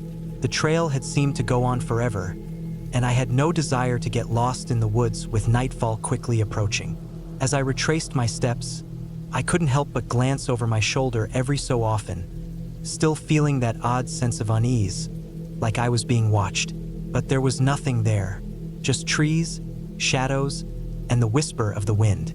When I made it back to the cabin, I felt a bit of relief. I went inside and locked the door behind me, telling myself that it was just nerves. I sat on the couch, turned on the small TV, and tried to relax. The hours passed slowly as I zoned out in front of the screen, the fire crackling softly in the background. I could hear the wind picking up outside, the trees groaning in the breeze. The storm was coming. Around midnight, I decided to head to bed. The cabin creaked and moaned as I moved through the dark house, the only light coming from the dim glow of the fireplace. I made my way up the narrow staircase to the small loft where the bed was, and as I lay down under the thick covers, I tried to shut my mind off, letting the sounds of the storm lull me into sleep. But just as I was drifting off, I heard it. Footsteps. Slow, heavy steps outside the cabin, moving along the porch. I froze, my heart pounding in my chest. I listened, straining my ears, hoping it was just the wind. But no, the steps continued, slow and deliberate, like someone or something was pacing back and forth just outside. I couldn't ignore it anymore. I grabbed the flashlight from the nightstand and quietly crept down the stairs, trying to make no noise. The cabin felt eerie, every creak of the floorboards sounding too loud in the stillness. I peeked through the window by the front door, but I couldn't see anything in the dark, just the shadows of the trees swaying in the wind. Then I heard the sound again, a soft thud, as if something had brushed against the door. I jumped back, nearly dropping the flashlight. My pulse was racing now, my mind running through every possible explanation. A wild animal? A neighbor? But there were no neighbors out here, and the sound didn't feel like an animal. It felt deliberate. Someone was out there, and I had no idea who. I waited for a while, the silence growing unbearable. My thoughts were racing. Should I call for help? I didn't even know where the nearest phone was. The storm outside was getting worse, the wind howling through the trees like a freight train. It was too dangerous to drive anywhere in this weather, and I had no service anyway. I was alone, stuck with no way to get help. I didn't want to stay in the dark with whoever or whatever was outside. I made up my mind. I was going to check the back door. Maybe it was just a wild animal, maybe a bear or something large moving around. I didn't know for sure, but I needed to know. I slowly, carefully made my way to the back of the cabin, making sure to avoid any sounds that might give me away. I turned the doorknob as quietly as I could, peering out into the dark yard. My flashlight swept across the space, and for a split second, I saw someone, standing by the edge of the trees. I froze. The figure was tall, wearing dark clothes, blending into the shadows. For a moment, I thought it was just my eyes playing tricks on me, but then it moved. Slowly, deliberately. It wasn't an animal. Panic surged through me. I slammed the door shut and locked it, feeling the cold sweat on my skin. My heart was pounding so loudly in my chest that I thought it might give me away. I quickly turned off the flashlight and crouched in the darkness, listening. Every sound seemed amplified in the silence. My own breathing, the storm, the occasional creak of the cabin. Minutes passed, though they felt like hours. I didn't dare move, didn't dare make a sound. But I couldn't stay like this forever. I had to do something. My mind raced through possibilities, but none of them were good. The only thing I could think of was waiting until morning, hoping whoever it was would leave. But I couldn't be sure. Suddenly, a loud bang echoed through the cabin, like something had struck the side of the house. My body jerked in shock. I couldn't stay here anymore. I had to leave, but where could I go? I moved quickly to the front door, unbolted it as quietly as I could, and stepped out onto the porch. The storm was fierce now, rain pounding against the wooden steps, and the wind howled through the trees. I ran as fast as I could down the porch steps, darting into the thick woods behind the cabin. I didn't know where I was going, but I had to get away from the cabin, away from whoever was out there. I ran until my legs burned, my breath ragged, the flashlight flickering in my hand. I had no idea how far I'd gone, or how long I'd been running, but eventually I reached a clearing. I stopped, panting, looking around. The trees seemed to go on forever, no sign of the cabin or the person who had been there. It wasn't until I saw the lights of a distant road that I realized I had run so far that I had stumbled onto the only other path through the forest. A faint hope rose in me. I wasn't completely alone. There were people nearby. With the storm still raging, I ran toward the lights, hoping they belonged to someone who could help. By the time I reached the road, my legs were nearly numb, and I was soaked to the bone from the rain. I stood on the edge of the road, waiting for a car to pass, and when one finally did, I waved it down, desperate. The driver slowed down, his face a blur in the rain-soaked window. I told him about the cabin, about what had happened. He didn't say much, just nodded and pulled over. I didn't care about the details, just that I was finally getting away from that cabin and whatever was lurking in the woods. It wasn't until I was safe in the car, the warmth of the heater finally thawing my cold skin, that I allowed myself to breathe again. The car slowly drove away from the woods and the cabin, and whatever had been there disappeared into the distance. And that was the last time I ever went back to that cabin.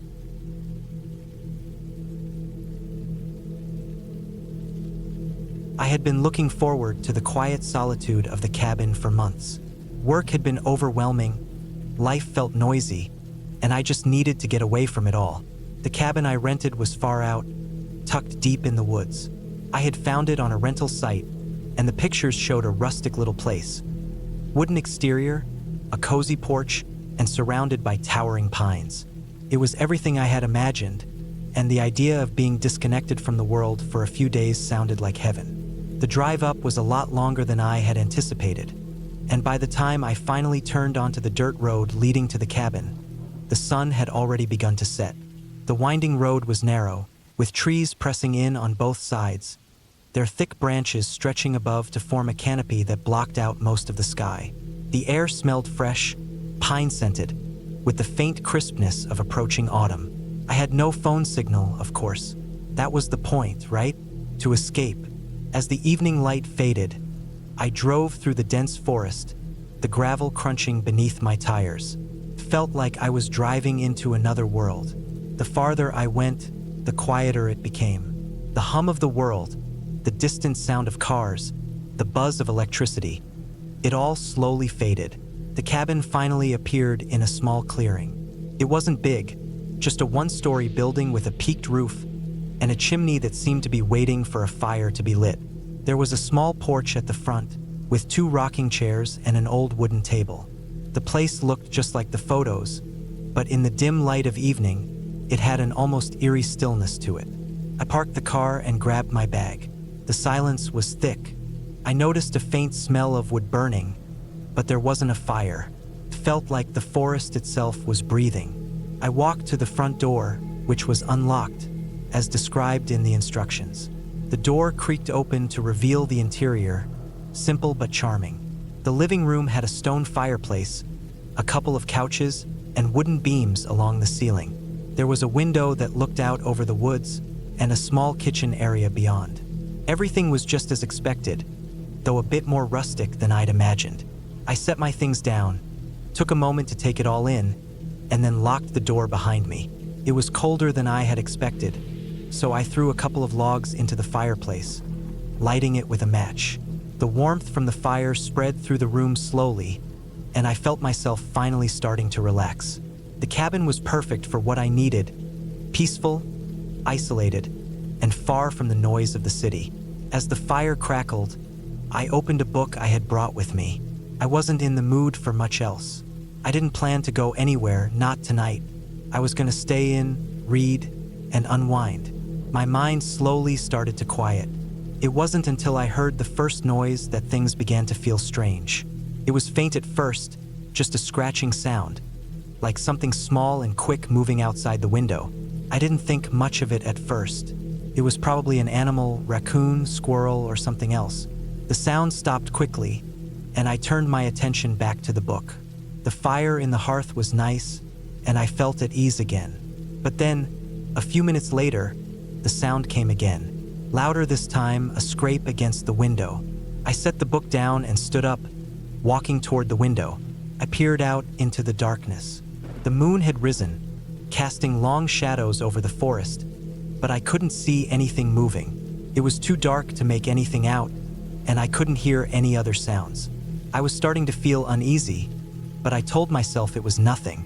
I went back to the couch, grabbed the book, and tried to settle in again. I was just being paranoid. But as the night stretched on, the noises continued. Scratching, then a faint tapping, as if something was tapping against the walls. I couldn't shake the feeling that I was being watched. Every time I looked out the window, I saw only darkness. The trees swayed gently in the breeze, but nothing else seemed out of place. At some point, I realized I hadn't heard a single bird or animal since I arrived. The forest had fallen eerily silent. The fire crackled loudly, and the occasional wind rustled the trees, but the air itself felt strangely still. My eyes kept drifting to the window. I wasn't sure if I should feel anxious or if I was just overthinking it. I decided I should get some rest. It had been a long day, and maybe tomorrow would be better. I turned off the lights, crawled into bed, and pulled the covers over myself. The bed was soft, and for a moment, I almost managed to drift off. That was when I heard the footsteps. They were slow at first, barely audible, like someone walking carefully across the porch. I held my breath, listening. The footsteps grew louder. My heart started to race, and I immediately reached for the lamp by the bedside and switched it on. The footsteps stopped. I sat in bed, staring at the door, my pulse pounding. I could feel the cold sweat forming on the back of my neck. I was alone here, right? There was no way anyone could be outside. And yet, I couldn't shake the feeling that someone was out there. Minutes passed, and the cabin was silent again. I felt my pulse slowing, but I wasn't about to go back to sleep. I stood up, went to the window, and cautiously peeked through the blinds. Nothing. The porch was empty. My breath returned to normal, but the unease stayed with me. What was going on? Maybe it was just the isolation playing tricks on my mind. But the forest around me, it felt different, felt wrong. I went back to bed but kept the lamp on. I didn't sleep well that night. Every rustle outside, every creak of the cabin, kept me on edge. I was waiting for the morning. The next day, I forced myself to get up early. I needed to get out and explore, to remind myself that I wasn't going crazy. The air outside was crisp, and the sunlight was just beginning to filter through the trees. I grabbed my jacket and walked outside, the cold air hitting my face. The silence of the forest felt different now, less peaceful. I walked around the cabin, trying to shake off the feeling of being watched. There were no signs of anyone else, no footprints, no cars, nothing out of place. I told myself it was just my imagination. Still, the thought of the footsteps, the noises in the night, lingered in the back of my mind. I spent most of the day outside, trying to focus on the beauty of the woods around me. But no matter how hard I tried, I couldn't get rid of the feeling that something was wrong. That night, I resolved to leave. It wasn't the kind of place I wanted to spend another night in, not with that strange tension hanging in the air. As nightfall approached, I packed up my things and began to make preparations to leave. But as I stepped outside to load the car, I noticed something odd. A set of fresh footprints in the dirt near the back of the cabin. They were clear, deep prints, but there was no sign of anyone nearby. No sound of movement, no nothing. A cold chill ran through me. I was alone. I quickly grabbed my keys, locked the cabin door, and made my way to the car. I didn't even look back. I just wanted to leave. As I drove away from the cabin, I glanced in the rearview mirror. The forest stretched behind me, dark and silent. The road ahead was clear, but the feeling of unease stayed with me, lingering like a shadow. By the time I reached the main road, I felt a strange sense of relief. The noises, the footsteps, the cold air. I couldn't explain it, but I didn't want to stay there any longer. The cabin, so charming and inviting at first, had become a place of dread.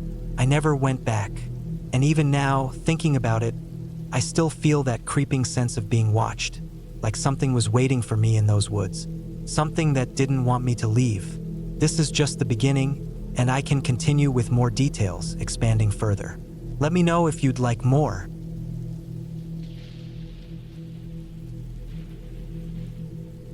It was early spring when I decided to take a few days off and escape the noise of city life. I wasn't the kind of person who sought the company of others, so a solo trip to an isolated cabin in the woods seemed like the perfect solution. The cabin, located hours away from the nearest town, was nothing special. A simple, rustic place in the middle of nowhere, with no electricity, no Wi-Fi, and no distractions except for the wildlife and the sounds of nature. The owner, a middle-aged man named Pete, had assured me it was a safe location. He described it as peaceful, a perfect getaway for someone wanting to unplug. I packed my gear into my truck: a tent, food, sleeping bag, flashlight, a couple of knives, and some personal items. The cabin was too small for a lot of gear, but I was planning to spend most of my time outside anyway. The weather forecast was clear, so I wasn't expecting any surprises. The drive was long hours of winding roads and dense woods. It was the kind of drive that put you in a trance, the steady hum of the tires on the asphalt and the occasional turn that tested your focus. By the time I arrived at the cabin, the sun was setting, casting an orange glow over the trees. The place looked as lonely as I had imagined it would. The cabin itself was a small, one-room structure with a slanted roof and a wooden deck.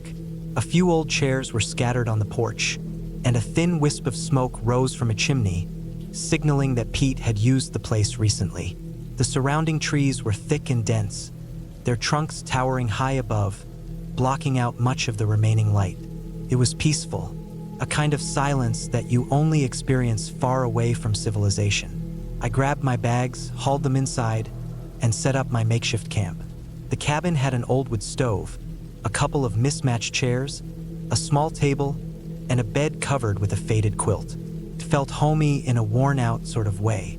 I had already planned my meals and didn't need to start a fire, so I decided to relax. I opened a can of beans and heated them on the stove. The smell of the food, mixed with the scent of pine wood outside, was comforting. By the time the food was finished, the sun had fully set, and the world outside had grown darker. The cabin's thin walls made it hard to escape the sounds of the night. Wind rustled through the branches, and the occasional snap of a twig broke the otherwise dead silence. I sat by the stove, the flickering light casting long shadows on the wooden walls. It felt good to be alone, away from the world. But as the hours passed and the fire dwindled down to embers, I couldn't shake the feeling of unease. It was strange. There was nothing overtly threatening about the cabin, but the isolation had a way of making you feel vulnerable. The wind was stronger now, and I could hear it howling outside. That's when I first noticed the noises. It wasn't loud, but it was clear enough to grab my attention. A soft thud, almost like something heavy being dropped. It wasn't coming from the cabin, but from somewhere outside, beyond the porch, out in the dark woods. My heart skipped a beat. I told myself it was probably just an animal, maybe a deer or a raccoon, but that thought didn't settle my nerves. I stood up, grabbing the flashlight that sat on the table, and made my way to the door. I stepped out onto the porch, the cold air hitting me like a slap. The woods were still, no sound except for the occasional creak of tree limbs swaying. The flashlight beam cut through the dark, sweeping across the ground in front of me. I looked around for any signs of movement, but nothing. The only thing I could hear was my own breathing. I shrugged it off. It was probably just the wind moving some branches. But as I turned to go back inside, I heard it again. A faint thud, followed by a rustle of leaves. I froze. My eyes darted around, scanning the trees. The woods seemed to stretch on forever, a dark sea of blackness. I don't know why, but I felt compelled to investigate further. My mind was telling me to go back inside, lock the door, and forget about it. But my feet moved before I could stop them, heading toward the edge of the woods. Every crack of a branch beneath my boots made me jump, but I kept walking. I should have gone back to the cabin right then, but something in my gut told me I needed to know what was making that noise. I crept deeper into the forest, the flashlight beam bouncing erratically ahead of me. The air grew colder, and the trees seemed to press in around me, their gnarled branches twisting like fingers. The faint noises kept coming, the rustling getting louder, but I couldn't see anything. Just when I was about to turn around, I saw it, a shadow moving through the trees. It was too far away to make out any details, but it was definitely something large. That's when panic hit. I didn't know what it was, but I had no desire to find out. I turned and bolted back toward the cabin, my heart pounding in my chest. The sounds of footsteps behind me made it worse, like something was chasing me, just out of reach. I could feel the hairs on the back of my neck standing up as I ran, my breath coming in short gasps. When I reached the porch, I slammed the door behind me and locked it with trembling hands. I sat down in a chair, my mind racing. I tried to convince myself that it was just an animal, maybe a bear or a large deer. But there was something off about the way I felt, like something wasn't right. I didn't feel safe. The silence in the cabin was oppressive, and every little noise outside made me jump. The night dragged on in uncomfortable stillness. I tried to sleep, but the slightest rustle from outside kept me awake, alert, tense. Every few minutes, I'd get up and check the door, double-check the windows, even though I knew it wouldn't make a difference. The cabin felt too exposed, too fragile, as if something was lurking, waiting for the right moment to strike. Morning finally came, but the unease didn't go away. I had spent the night with one eye open, unable to fully rest. I knew I needed to leave, but part of me didn't want to. The woods were beautiful, peaceful in their own way, but something had changed. The tranquility I had felt earlier was gone, replaced by a strange tension. I gathered my things, packed up my truck, and made sure everything was locked up. When I started the engine, I felt a small relief, like I was finally leaving something behind. But as I drove away, I couldn't shake the feeling that something was still out there. The woods seemed to watch me as I passed, silent and cold. I didn't tell anyone about the noises, about the strange feeling that had gnawed at me the entire time I was there. Maybe it was just the isolation, or maybe it was something else. But when I think back on that trip, I don't ever want to go back to that cabin. There's something about those woods, something in the air, that doesn't sit right with me. And I can't help but wonder, was it really just an animal out there in the dark? Or was there something else in those woods? Something that was waiting for me to make the wrong move? I'll never know for sure, but I do know one thing: I don't ever want to find out.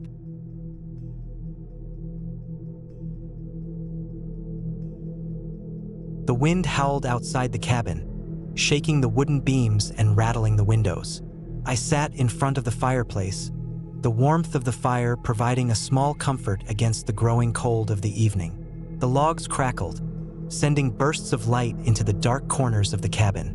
I had been here for a few days already, alone, just me and the mountain air. It was supposed to be a quiet getaway, a break from the noise of the city, but now I wasn't sure it had been such a good idea. The first day had been peaceful. The hike up to the cabin wasn't too bad, and the view from the front porch was breathtaking. The vast stretch of trees and the distant mountains gave me a sense of solitude I hadn't realized I craved. I spent the afternoon unpacking, setting up the cabin, and taking long walks through the forest. It was nice, quiet, peaceful. But now, as the days passed, something about the place began to feel off. At first, I dismissed it as my imagination. Too much silence, too much time to think. But now it was harder to ignore. That evening, after a long walk through the woods, I had returned to the cabin, tired and ready to settle in for the night. But as I stepped inside, something was different. It was subtle at first, just a feeling, a presence. I couldn't quite place it, but I knew something wasn't right. The cabin felt colder, despite the fire in the hearth, and there was a faint, strange smell in the air, like something rotten. I thought maybe a mouse had gotten inside, but after checking the place, I couldn't find any signs of one. I didn't think much of it at first, but as night drew on, the feeling only grew stronger. There was something about the silence, too quiet, like the world outside had suddenly stopped. I tried to distract myself, reading a book by the fire, but I kept glancing at the door. It was as if I was waiting for something, though I couldn't tell what. The wind picked up, its mournful howl louder against the cabin's walls. The trees outside swayed, their branches creaking under the strain. Every so often, I would hear a thud, something large hitting the side of the cabin, or maybe the roof. I had assumed it was just a branch falling, but now I wasn't so sure. The noise felt deliberate, as though something or someone was out there. I stood up and walked over to the window, peering through the thick, frosted glass. Nothing. The woods were empty, dark, and silent. But then, just as I was about to turn away, I saw it, a figure moving quickly through the trees. It wasn't someone I recognized, but they were dressed in dark clothing, almost blending in with the shadows. I watched, my heart beginning to pound in my chest, as they disappeared into the darkness. I don't know why I didn't immediately call for help. Maybe I thought I was imagining things. Maybe I didn't want to seem paranoid.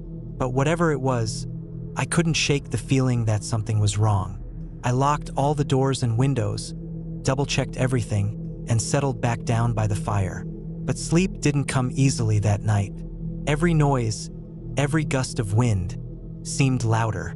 The shadows in the corners of the cabin seemed to grow longer, and I couldn't help but feel that I wasn't truly alone. Around midnight, I was jolted awake by a loud bang. It came from outside, an explosion of sound, like something heavy hitting the side of the cabin.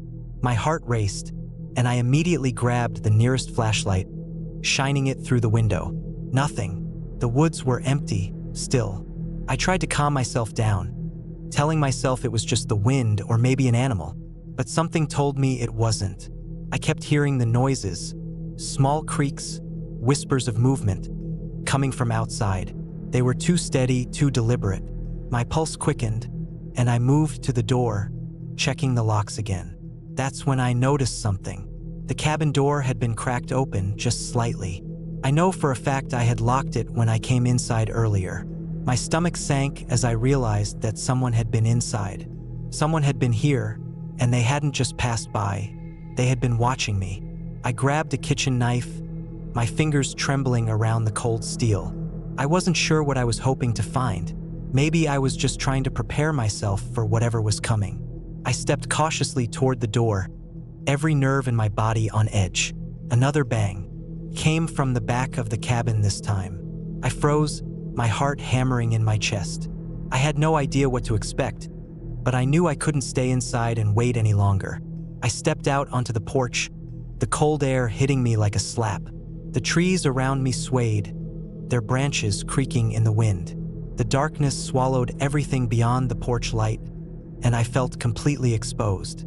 Suddenly, I heard the crunch of footsteps, slow, deliberate, and heavy, coming from behind me.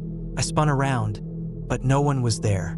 My breath caught in my throat as I realized that I had heard those footsteps right behind me, as if someone had been following me. But the woods were empty. There was no sign of anyone. I backed away toward the cabin, my hand gripping the knife tighter. I needed to get inside, lock the door, and call for help, but I couldn't shake the feeling that I was being watched. Just then, I heard the unmistakable sound of something moving in the trees. A low rustle, like the sound of heavy footsteps crushing leaves beneath them. I turned around, my heart racing, but the figure was gone. I couldn't tell if it had been real or just my imagination playing tricks on me. I ran back to the cabin and slammed the door shut behind me, locking it quickly. I stood there, panting, the knife still in my hand, as I tried to gather my thoughts. What was happening? Who was out there? I spent the next hour trying to convince myself that I had imagined it all, that maybe the wind or an animal had caused the noises. But deep down, I knew it wasn't just my imagination. There was someone out there, and they weren't leaving. Around 2 a.m., I heard it again. This time, a soft scratching at the back door. I didn't dare move. I knew I had to stay quiet, but every muscle in my body was tense, ready to spring into action. The scratching stopped for a moment, and I dared to breathe. But then it started again, this time louder, more frantic. Someone or something was trying to get inside. I couldn't take it anymore. My only option was to leave. I grabbed my backpack, stuffed it with essentials, and headed for the back door. As I opened it, I saw a figure standing in the shadows. My heart dropped into my stomach. It wasn't a person. It was a large animal. A bear, its black eyes staring right at me. I froze. It wasn't common to see bears in this area, but they weren't unheard of either. The animal growled low in its throat, a sound that sent chills down my spine. I backed away slowly, trying not to make sudden movements. Just as I was about to turn and run, the bear lunged at me.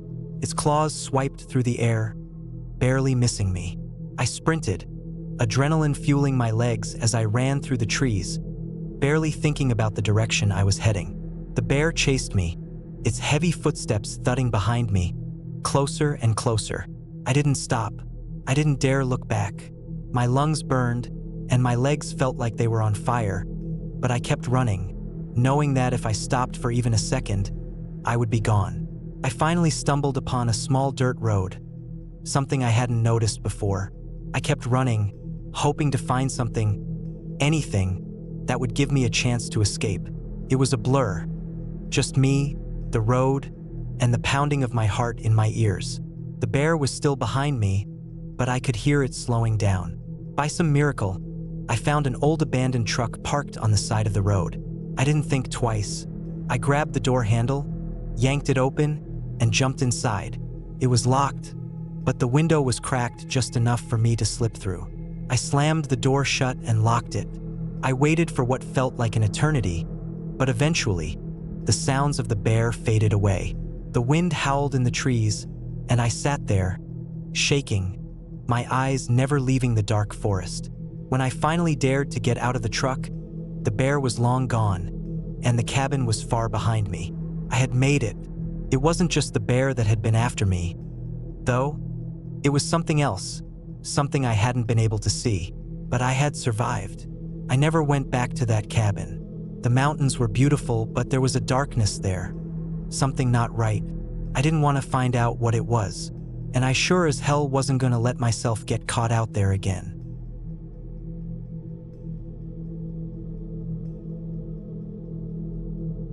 The night I decided to go camping in that cabin alone is a night I'll never forget. I had always enjoyed getting away from the busy world, finding peace in nature, but this trip turned into something much darker than I had ever anticipated. I didn't plan on it being anything other than a quiet weekend in the woods, but as I look back on it now, I can see how many mistakes I made from the start. It all began when I rented a small, secluded cabin deep in the forest. I had been planning this trip for a few weeks. Just me, my backpack, and the wilderness. The cabin was old, barely standing, but the price was right, and the thought of being in nature, far from any distractions, sounded perfect. I didn't care about the condition of the cabin. I figured it would add to the charm. I could always bring some extra blankets and make the place cozy. The drive up to the cabin took about 3 hours. It wasn't easy to find the place. The road was barely a road at all. A series of dirt paths, ruts, and overgrown branches that made it feel like I was driving straight into the middle of nowhere. The further I went, the less phone service I had. The GPS stopped working long before I reached my destination, and I was relying solely on a paper map I'd printed out. When I finally arrived, it was late afternoon. The sun was just beginning to dip behind the trees, casting long shadows over the cabin. It looked exactly as I had imagined it. Rustic, secluded, and a little worn. The wood was weathered and gray, with moss growing in the cracks. The roof sagged in a few spots, and there was a small porch with a couple of rocking chairs on it. No one had been here in a while, and I could tell by the thick layer of dust inside. I grabbed my bag and stepped out of the car. The air was cool and fresh, the smell of pine and earth filling my lungs. I stood there for a moment, looking around. The forest stretched out in all directions, dense and dark. There were no other houses or people in sight.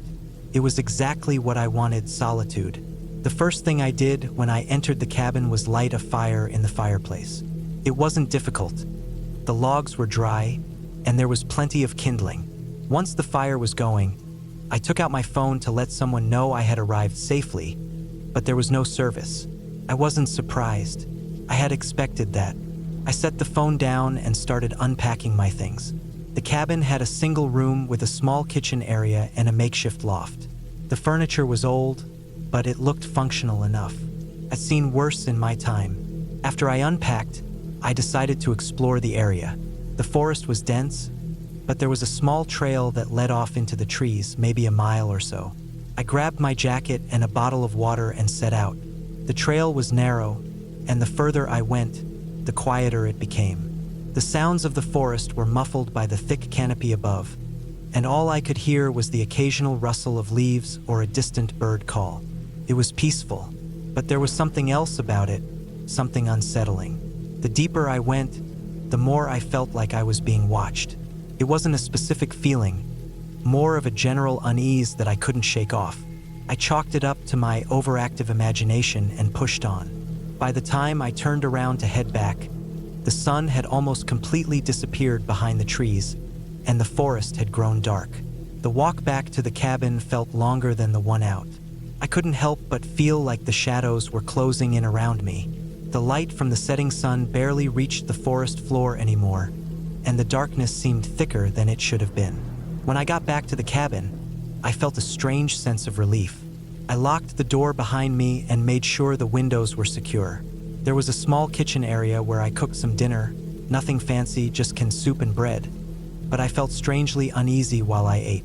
My mind kept wandering back to the forest, to the trail I had walked, and the feeling of being watched.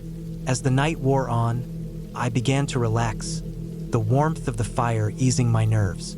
I sat in one of the rocking chairs by the fireplace, sipping tea and staring into the flames.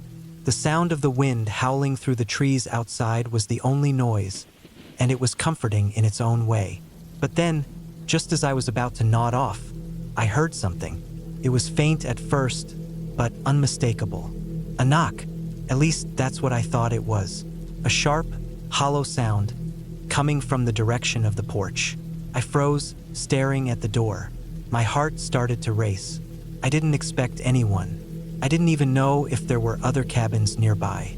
I got up slowly, walked to the door, and peered out the small window. Nothing. The porch was empty. The moonlight shone down, casting eerie shadows across the boards, but there was no one there. I told myself it was nothing, just a branch or the wind, but the feeling didn't go away.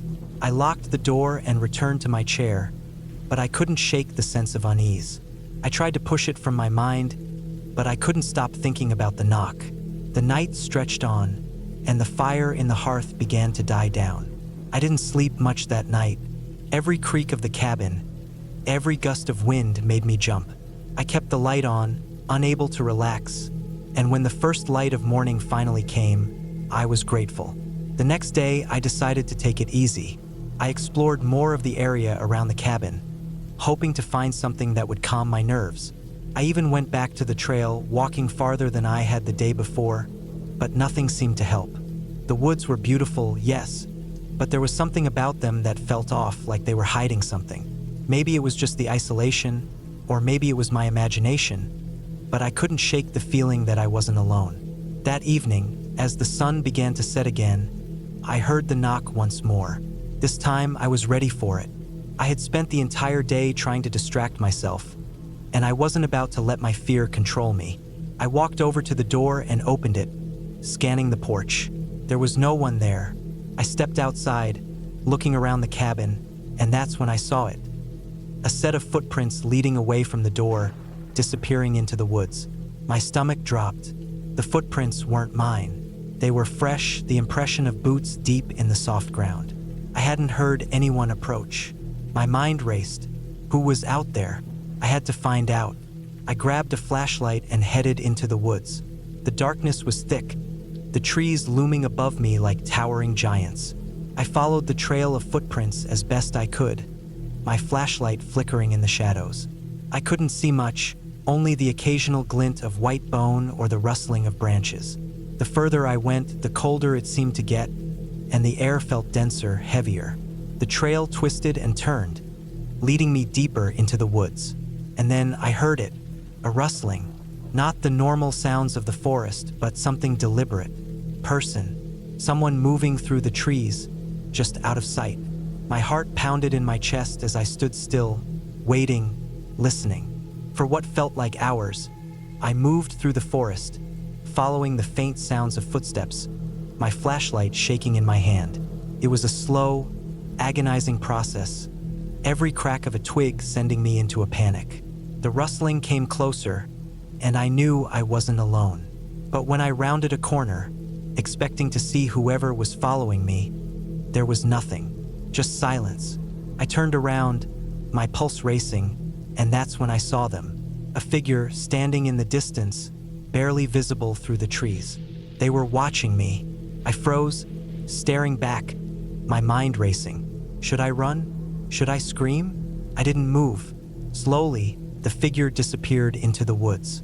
I was left standing there, terrified, alone.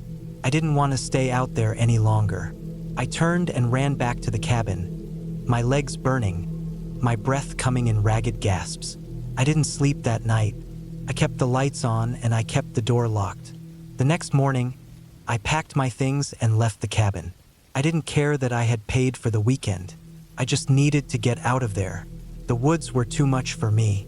To this day, I don't know who that figure was or what they wanted. But I do know this. I will never go back to that cabin. The memory of the footsteps, the figure in the trees, and the overwhelming feeling of being watched is something I'll never forget. I can't explain what happened out there, but I do know one thing. Sometimes it's best not to go looking for things in the woods, because you never know what's out there waiting.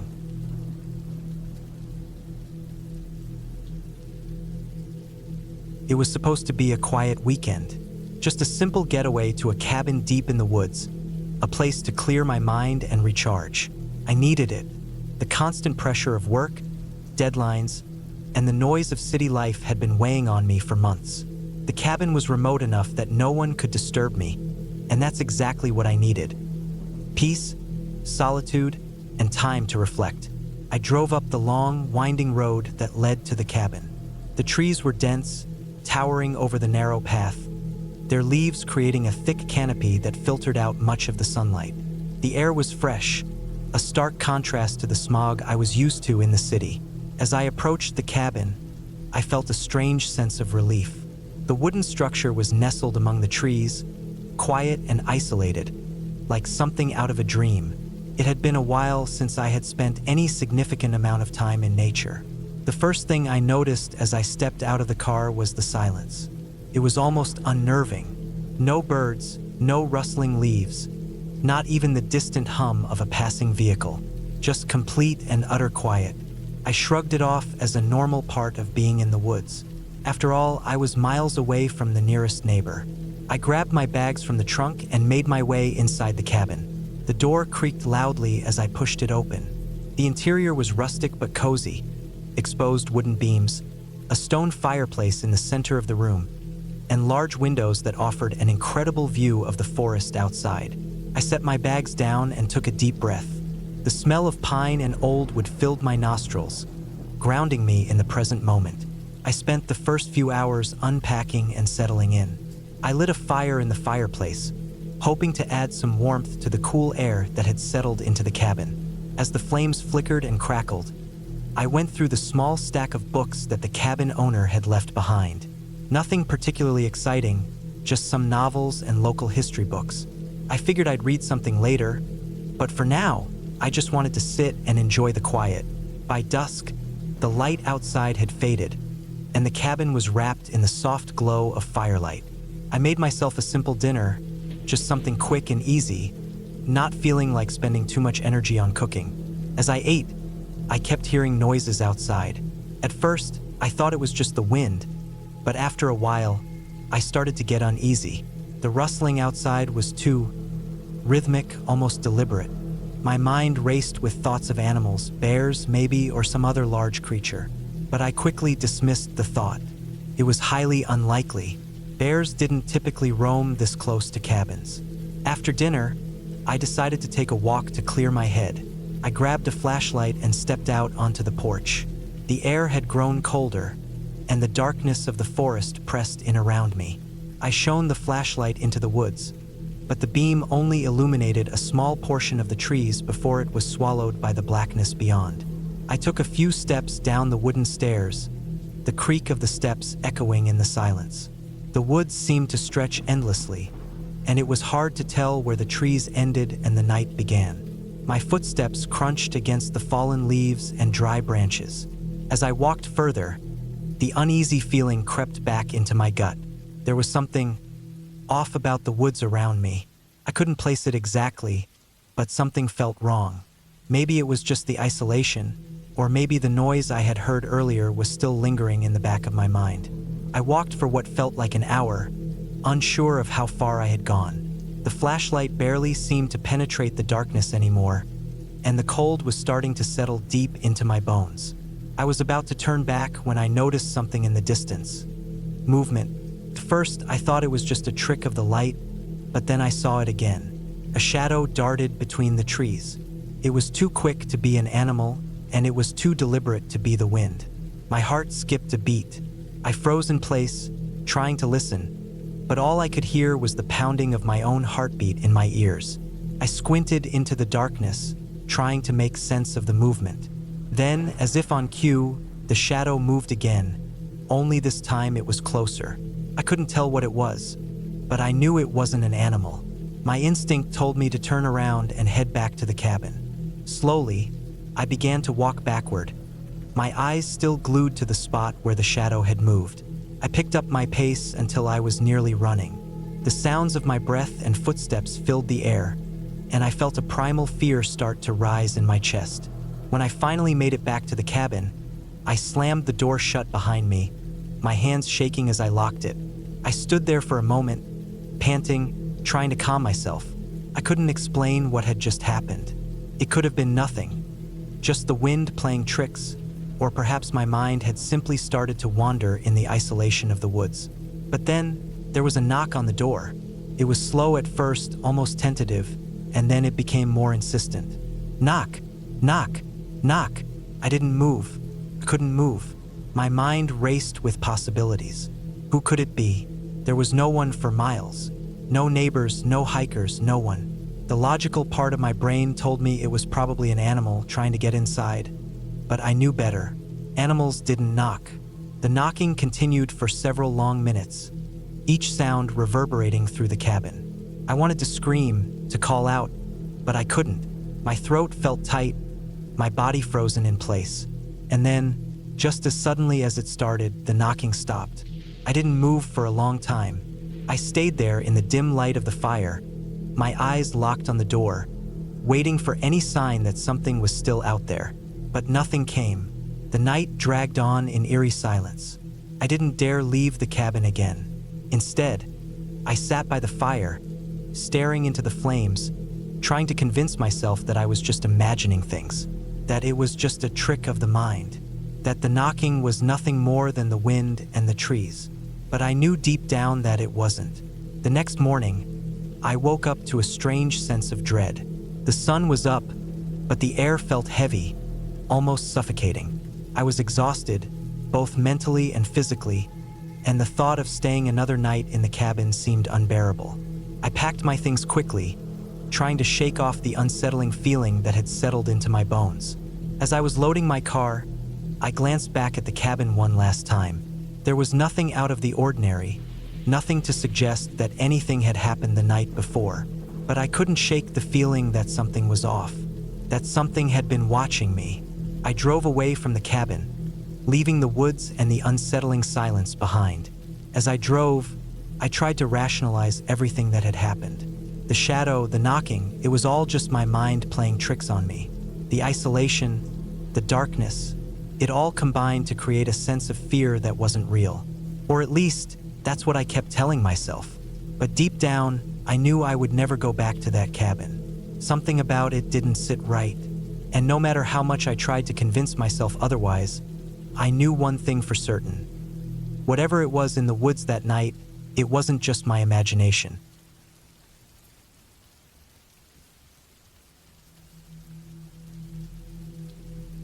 After the breakup, I didn't want to be around anyone. The apartment still smelled like her perfume. There were little things she left behind. A coffee mug, a hair tie, a note on the fridge she wrote weeks before, telling me to buy more eggs. All of it felt heavy. Couldn't stay there. Every room pressed down on me. Every corner reminded me of the last 3 years.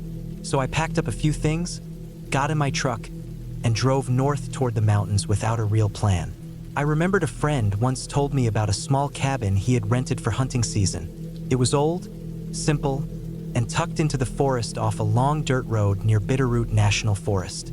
It wasn't listed on the internet or anything. You had to call a guy named Joe who lived in town and handled the keys for the owner, who barely ever used it. I dug up the number, made the call, and 2 days later, I was driving deeper into the woods than I had ever gone. By the time I got there, I had no cell signal. The dirt road was rough, narrow, and only wide enough for one vehicle at a time. Trees hung low across the path, brushing the roof of the truck as I crawled through in first gear. The forest was thick and silent, just birds and wind. The cabin wasn't much when I pulled up. It was a square box made of dark wood with a tin roof and one stone chimney on the side. There were no other buildings in sight, and the nearest paved road was probably 12 miles back. There was a small front porch, a rusted-out grill, and a stack of firewood off to the side. No fences, no lights, no power lines. Just forest in every direction. The inside was one room and a bathroom. Wood walls, dusty windows, a sagging old couch, a little kitchen with a propane stove and an icebox. No fridge, no microwave, no TV, no internet. The bed was just a mattress on a frame with old flannel sheets and a wool blanket. There was a wood stove in the corner and some split logs stacked next to it. A battery-powered radio sat on the windowsill, half covered in dust. I unpacked and settled in. My plan was simple, no plan. I wanted to sit, read, write a little in the journal I'd been ignoring for months, maybe hike around. I just needed time alone. I spent the first couple of days doing just that. I slept late, made coffee on the stove, read until the light faded, then went to bed early. The quiet was a little unsettling at first. No traffic, no city noise, no other people. At night, I'd hear things moving outside, branches creaking, something scurrying through the underbrush, maybe a deer crunching through leaves. I'd lie awake listening, trying to tell the difference between natural sounds and things that didn't fit. But mostly it was peaceful. On the fourth morning, I woke early and decided to hike deeper into the woods behind the cabin. I packed some food, water, a flashlight, and a map Joe had left in a drawer with some rough trails sketched onto it. I didn't plan to go far, maybe a couple miles out, loop around, and be back by late afternoon. The forest was beautiful but dense. There wasn't much of a trail, more like faint game paths and spots where the underbrush had been trampled. I followed the map as best I could, watching the sun to keep my bearings. The trees were so tall they blocked most of the sky. The air was cool and still. I didn't see another person or hear any engines, just birds, insects, and the occasional crack of something big moving in the brush. Around midday, I came across something strange. I was about 3 miles from the cabin, according to the map, when I saw a narrow path that wasn't marked. It looked more traveled than the game trails I'd been on, more worn, with compact dirt and occasional boot prints. First, I thought it was an old logging road. I followed it out of curiosity. It curved and climbed slightly, then dipped again through thicker trees. After maybe 20 minutes, the trees opened up into a small clearing. That's when I saw the trailer. It was an old, beat-up travel trailer, probably from the 1970s. Rust streaked down its sides, and one of the windows had been patched with duct tape and cardboard. It didn't look abandoned, though. There was a folding chair out front, a shovel leaned against the steps, and a blue tarp stretched out over one side like someone was trying to keep rain out. I stopped a good distance back and just watched. I didn't see anyone, but something about the setup made my skin crawl. There were no signs, no driveway, nothing to indicate it belonged there. Just a hidden trailer in the middle of nowhere. I waited a minute, then turned around and quietly walked back the way I came, trying to leave no trace. Back at the cabin, I tried to forget about it. Maybe it was just some hunter who liked privacy. Maybe someone living off the grid. It wasn't my business. I didn't want trouble, but something about it stuck with me. I kept thinking about how well hidden it was, how that trail wasn't on any map. It didn't feel like someone trying to live simply. It felt like someone trying not to be found. The next morning, I noticed something that made my stomach tighten. The stack of firewood outside the cabin had changed. It wasn't obvious at first, but I remembered placing a couple logs near the top in a cross pattern after using some the day before. Now they were gone. 2 new ones were on top, split differently from a different kind of tree. I hadn't added anything. I walked around the cabin, checking for signs of footprints, but the ground was dry and hard. I couldn't see anything clear. The door was still locked, windows shut, nothing moved inside. Still, I felt like someone had been there, watching, dropping off wood. Why? That night I couldn't sleep. I kept hearing noises outside. Not animals, slower, heavier steps. At one point, I thought I saw a shape move past the window, but when I got up to look, there was nothing there, just trees and shadows. I stayed up the rest of the night with the flashlight in my lap and the axe next to the couch. The next day, I thought about leaving. I even packed some of my stuff, but I didn't. I told myself it was just my nerves, that I was overthinking, that the trailer meant nothing, that maybe the wood was left by Joe or a neighbor I didn't know about. But deep down, I knew something wasn't right. 2 days later, I went hiking again, this time in a different direction. I didn't want to go near that trailer again. I climbed a ridge east of the cabin where the trees thinned out and you could see across the valley. It was a long hike, almost 6 miles round trip. On the way back, I took a different path downhill, following a dry creek bed to shave off time. That's when I found the second thing. It was buried under a tarp and some brush, a blue cooler and a plastic tub, both half covered with pine needles. At first I thought someone had left garbage behind, but when I pulled back the tarp, I saw what was inside. The cooler was filled with vacuum-sealed packages of raw meat. Dozens of them, all labeled with dates and cuts, shoulder, loin, thigh. Not store-bought, home-packaged. The plastic tub had tools, bone saws, knives, gloves, a scale, and a notebook. The notebook had a list of names and dates. Some were crossed out. I flipped through and saw short notes next to some entries. Heavyset, mid-30s, solo camper, or tent, East Ridge rifle present. None of it made sense at first. Then I realized what I was looking at. These weren't hunting notes. These were people. The meat wasn't deer. The scale of it, the secrecy, the labeling, it was organized. Like someone had done it before, more than once. I backed away slowly. I put everything back the way I found it. My legs were shaking so hard I could barely walk. I don't remember how I got back to the cabin, but when I did, I locked the door and pulled the curtains. I sat on the floor for hours with my back to the wall, holding the axe, listening for footsteps. That night, I didn't sleep. I kept the lights off. I waited, staring at the front door. At one point, I thought I heard someone outside. A long pause, then a soft crunch of footsteps near the porch.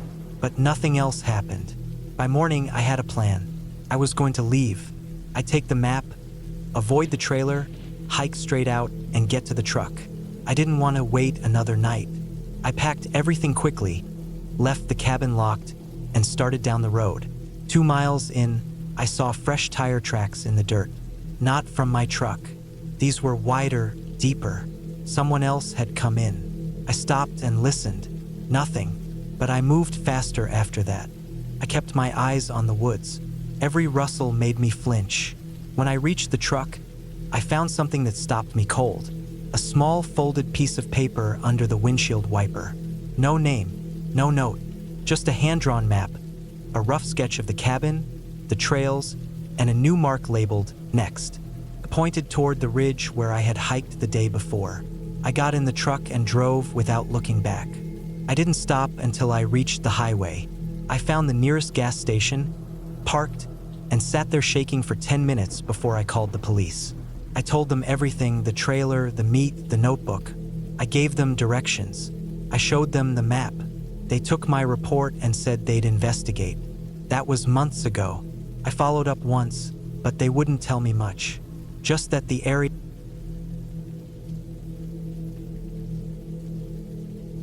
I needed to be alone.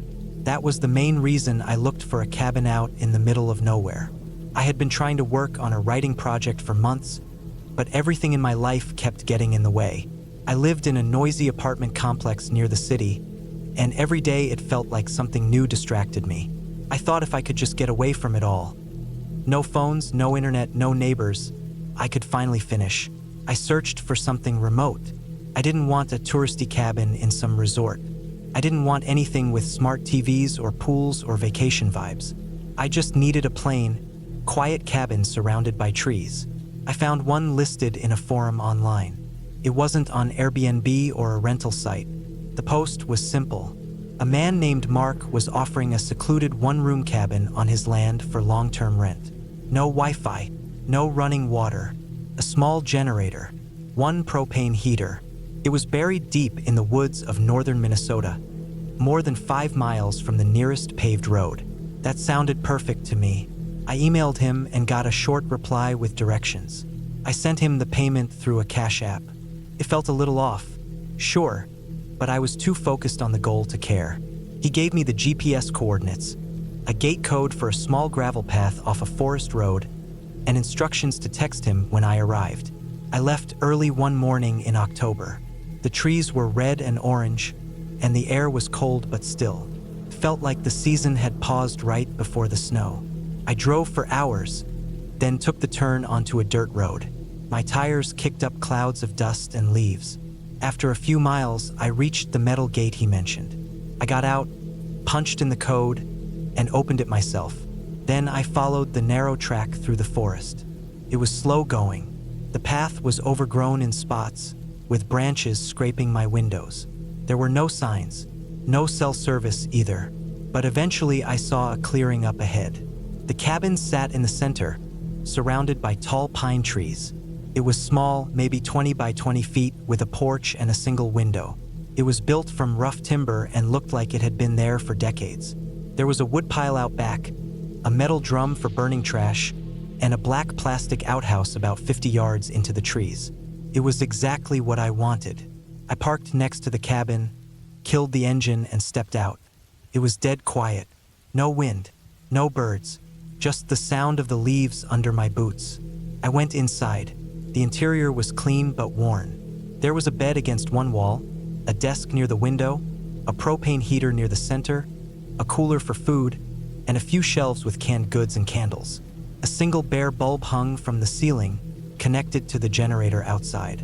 I unloaded my gear, started the generator, and sat on the porch with a bottle of water and a notebook.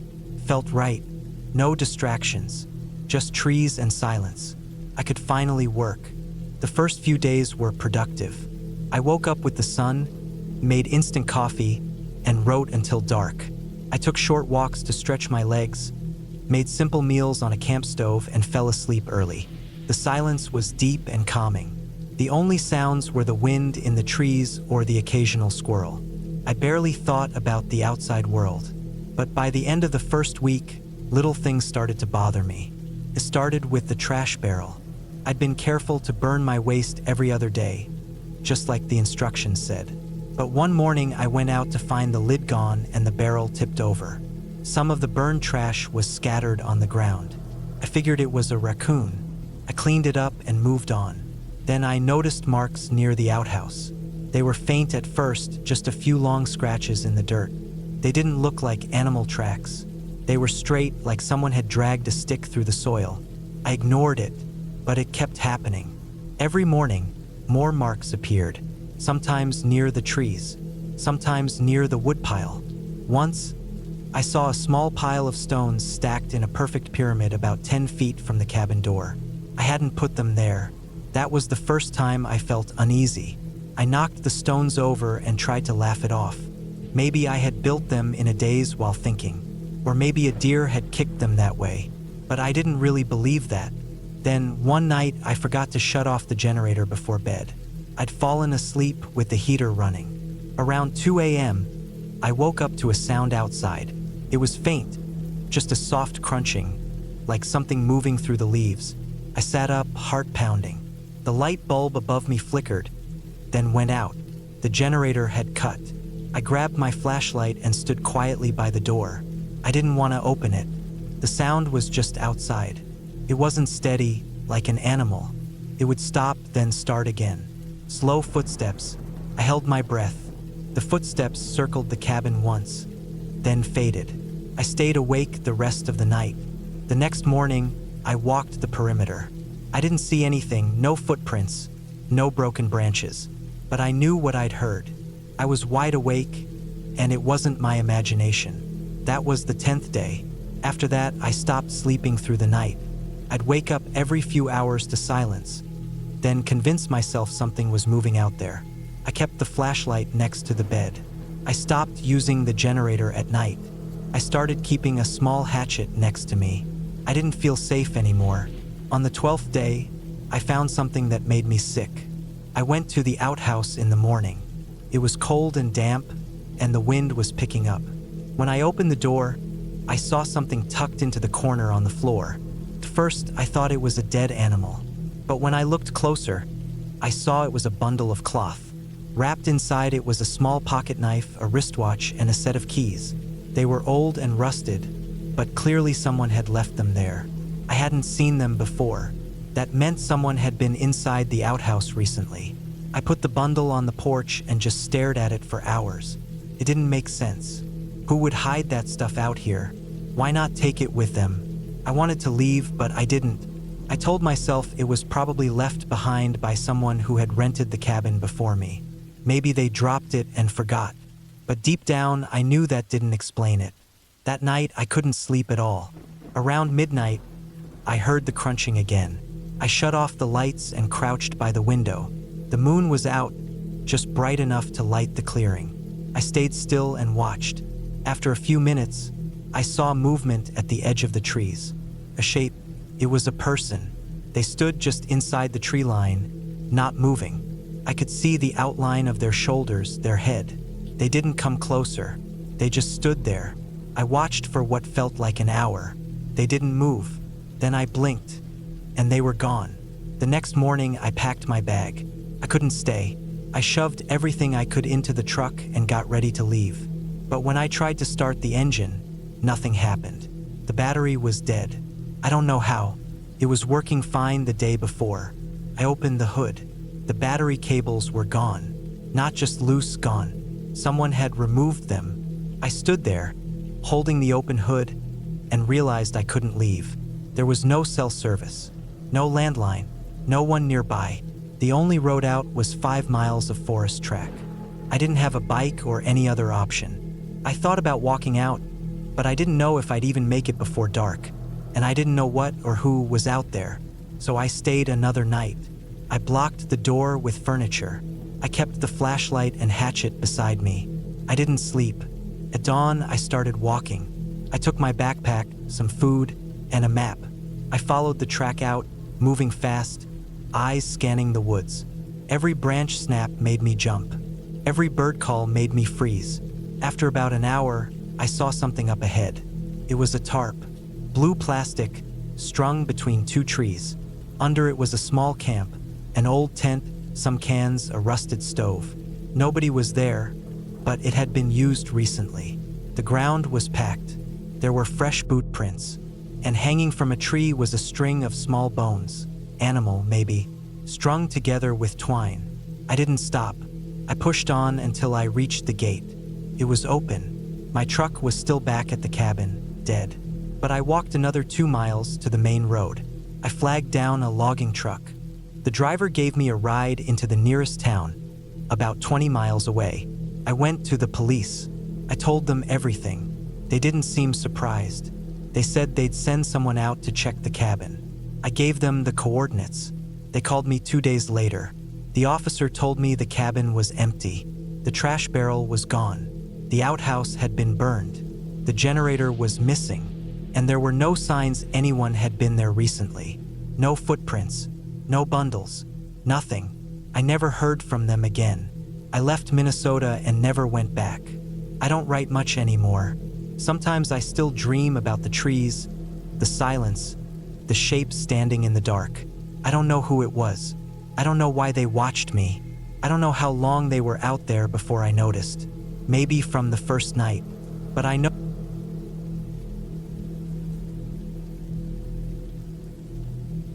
I needed to get away for a while. Not for vacation, but to get something done. I'd been working on a personal writing project for months, but barely made any progress. Living in the city was noisy. My apartment faced a busy street, and I shared walls with 2 neighbors who seemed to argue more often than they spoke normally.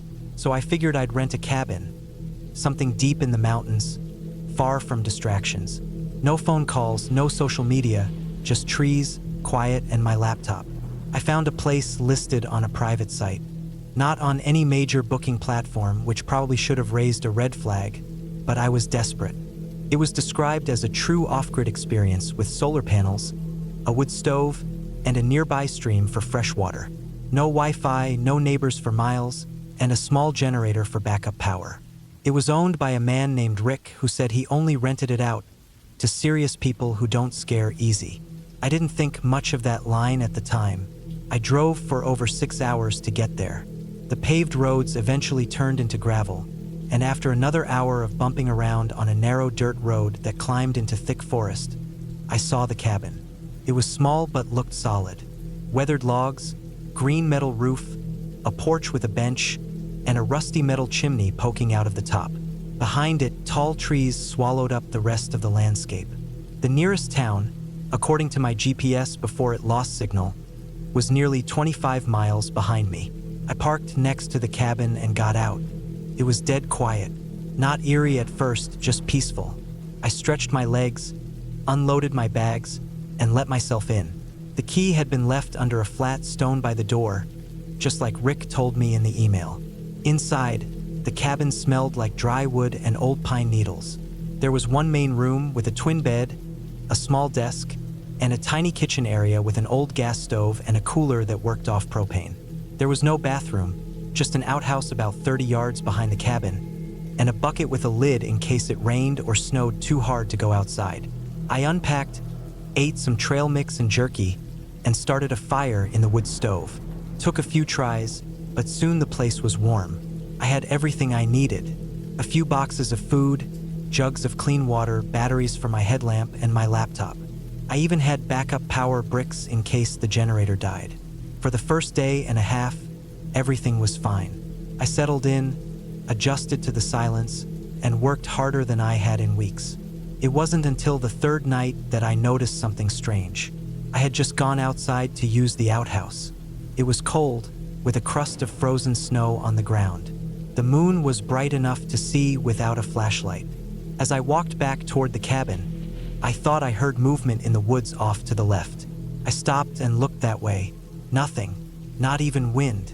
I shrugged it off and went inside, but it stuck in my mind. I hadn't seen any wildlife since arriving. No deer, no squirrels, not even birds. Just trees and silence.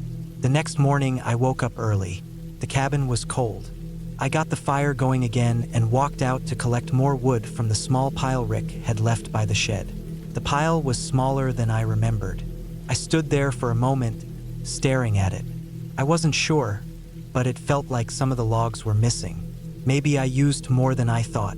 I brought more inside and didn't think much of it.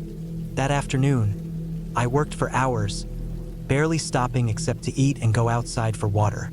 Around sunset, I stepped out to stretch my legs and noticed something new. On the side of the cabin, near the window, there were scuff marks in the dirt. Long, uneven marks like something had been dragged there. I crouched down to look. The marks led from the woods to the side of the house and stopped. No animal prints, no boots, just messy grooves in the soil, like someone had pulled a stick or a rake across it. I walked around the cabin slowly. I checked behind the outhouse and around the back of the shed. Nothing. It was cold and getting dark, so I went back inside. But I couldn't shake the feeling that someone had been there.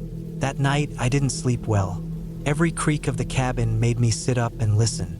I kept telling myself it was nothing, that I was just on edge because I wasn't used to this kind of quiet. But around 2 a.m., I heard something that made my blood go cold. It sounded like a slow, deliberate tap on the side of the cabin. One tap, then silence, then another. Not fast or frantic, just patient.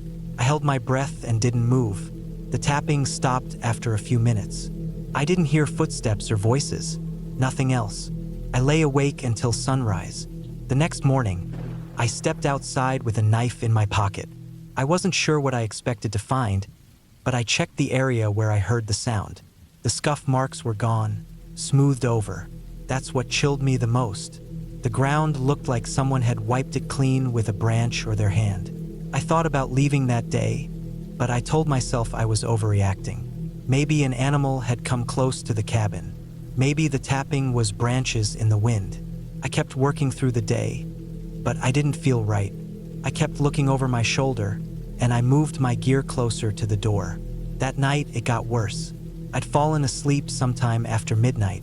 I woke up to a sound I couldn't ignore. It was the sound of my cooler opening. The old latch had a sharp metal click. I sat up in bed, heart pounding. I stayed quiet, listening. Then I heard footsteps inside the cabin. Bare feet, slow and heavy. I didn't move. I kept my eyes closed, barely breathing. The steps moved toward the desk. I heard the chair creak slightly, then nothing. After a long time, maybe 30 minutes, I opened one eye. The cabin was dark. My fire had burned low. I grabbed the flashlight beside my bed and flicked it on quickly, sweeping the room. No one was there. The door was still locked. I got up, heart racing, and checked the cooler. The lid was slightly open. A bag of jerky was missing. I looked around again and noticed something else. A small smear of mud on the wooden floor near the door. That was it. I decided I had to leave. But when I opened the door the next morning, I saw something that made me stop in my tracks. On the porch, laid out in a neat row, were 5 items: a cigarette butt, a rusted pocket knife, a small roll of string, a spent shotgun shell, and my missing bag of jerky. Opened, mostly eaten, and left with greasy fingerprints on the plastic. I didn't smoke. I didn't bring a gun. I packed as fast as I could, threw everything into my duffel, and ran to the car. But when I turned the key, the engine didn't even click. The battery was dead. I popped the hood. Nothing looked disconnected. I tried again. Nothing. I looked around. The woods were still. The dirt road out of there was nearly 10 miles before I'd even get to gravel. I thought about walking, but it would take half a day to reach the nearest place with a phone, and I didn't know if whoever was out there was watching. Instead, I went back inside, locked the door, and sat with the knife in my hand until night fell again. I didn't sleep. I just sat there in the dark with the fire out, trying to listen over the sound of my own heartbeat. That night, nothing happened. No sounds, no movement. But when I stepped outside at dawn, I saw fresh footprints in the frost, barefoot, leading from the woods to the shed, and from the shed straight to the porch. That day I walked. I carried my duffel and followed the road back toward town. I kept looking over my shoulder. Once, about 3 miles in, I swore I saw movement between the trees. A shape, someone stepping behind a trunk. But when I looked again, it was gone. I didn't stop walking. It took me almost 6 hours to reach the gas station at the edge of the town. My feet were blistered, my throat was dry, and I barely managed to explain what had happened. The guy at the counter let me use the phone, and I called a tow truck. When we got back to the cabin, the tow truck driver walked around with me while I packed the rest of my stuff. The porch was clear. No items, no footprints. The car started on the first try when he jumped it. I never heard from Rick again. I sent him 3 emails asking about the cabin, telling him something weird happened. No reply. The listing was gone a week later. I've never gone back. And even now, years later, I still wonder. There was no ghost, no monster. Just someone living out there quietly in those woods, watching me, coming close enough to touch the things I used, sitting in the dark while I slept just feet away, eating my food, leaving signs, but never saying a word. They didn't want to hurt me. If they had, they could have. But they wanted me to know they were there, that I wasn't alone. And the worst part of it all was how quiet they were, how patient, how careful. Because someone who can get that close without ever being seen is someone who's done it before and will probably do it again.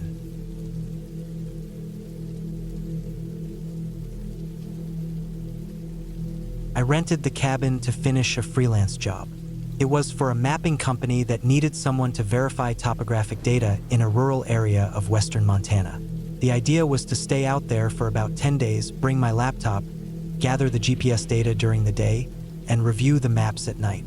I chose the cabin because it was about 30 miles from the nearest town and supposedly had no cell signal, which I actually wanted.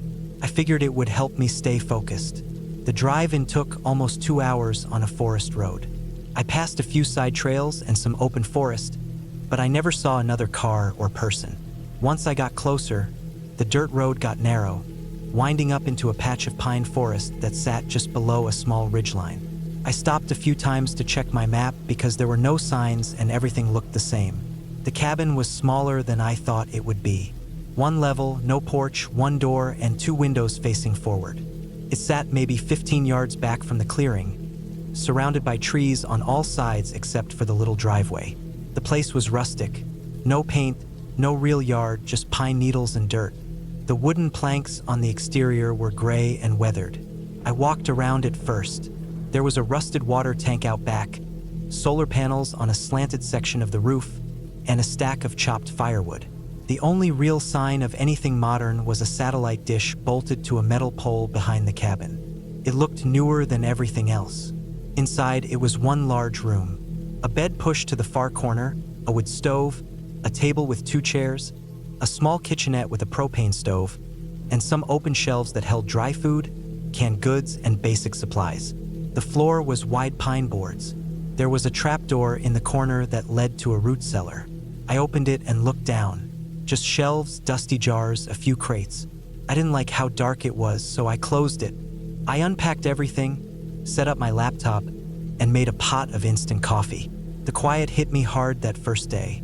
I'd lived in cities most of my life, and the total silence out there had a weight to it. There were no distant engines or people, just trees, wind, and the occasional creak of the roof. The first 2 days were uneventful. I hiked short distances to check out terrain features, took GPS readings, made notes, and came back before sunset. I cooked basic meals on the propane stove, then worked on the computer until I was too tired. I slept hard those first nights, and nothing disturbed me. It was the third day when I first noticed something strange. I was coming back from a hike in the late afternoon and saw footprints in the dirt path that leads to the cabin. They weren't mine. I could see the difference. My boots were wide and had deep treads. These were narrow, flatter, and smaller. At first, I told myself it was from the last person who rented the place. Maybe the tracks hadn't been disturbed. But then I remembered it had rained the day I arrived, and I'd walked that path at least 10 times since. The prints looked recent. The edges were clean. I looked around the trees but didn't see anyone. The woods were quiet. The shadows were long already, and a breeze moved through the pines. I went inside and locked the door, then checked all the windows. Nothing looked disturbed. That night I kept waking up, not from noise, just this unsettled feeling. I'd open my eyes and stare into the darkness, thinking I heard something soft, but it was never clear. Eventually, I fell asleep out of exhaustion. The next morning, I went out and looked again at the path. The tracks were mostly blown over by wind now, but I saw one near the edge that looked fresher than before. I hadn't left the cabin since seeing them. That meant someone had come back during the night or early morning. I walked a loop through the woods around the cabin. I looked for signs of a camp, a fire, anything. I found nothing, just old stumps, moss, and fallen branches. Later that day, I set out further east to mark a hilltop, and when I got back around I noticed the front door was slightly open. I froze about 30 feet out. I always locked it when I left.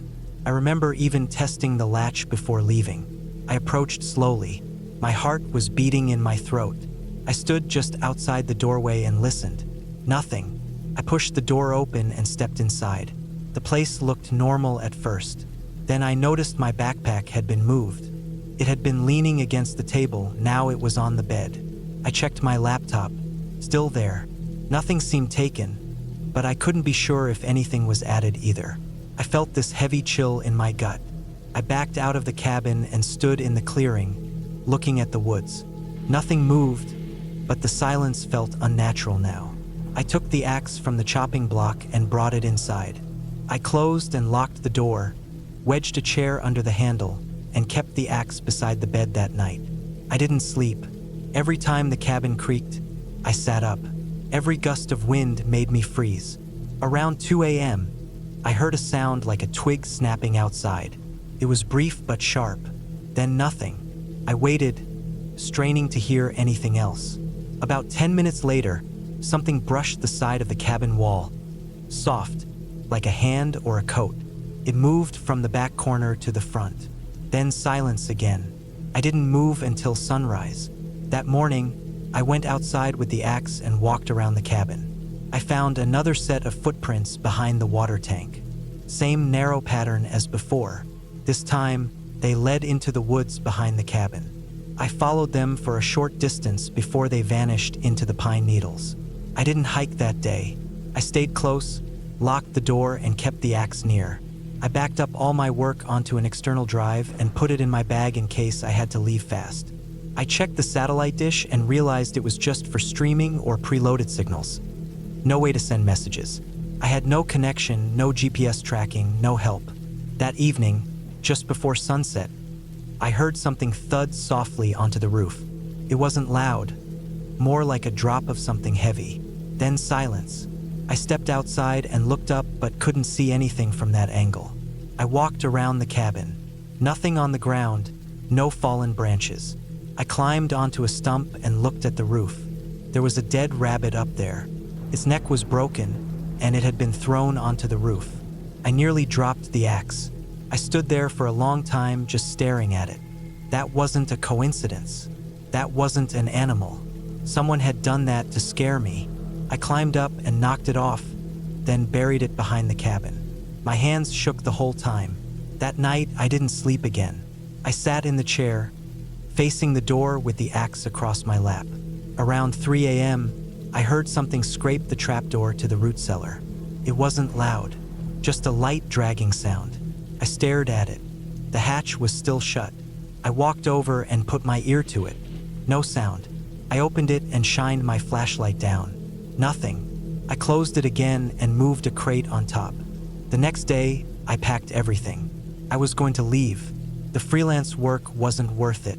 I loaded the car and locked the cabin. As I got in and started the engine, I looked back one last time. There was a man standing between the trees at the edge of the clearing. He wasn't moving. He was tall, wore a dark jacket, and his face was mostly hidden under a hood. I couldn't see details, but I knew he was watching me. I didn't stop. I drove straight down the dirt road, pushing the car faster than I should have. Every bend, every shadow in the trees made me flinch. It took over an hour to get back to a paved road, and I drove until I found a gas station with signal. I called the rental agency and told them someone had broken into the cabin. They said no one was scheduled to be out there.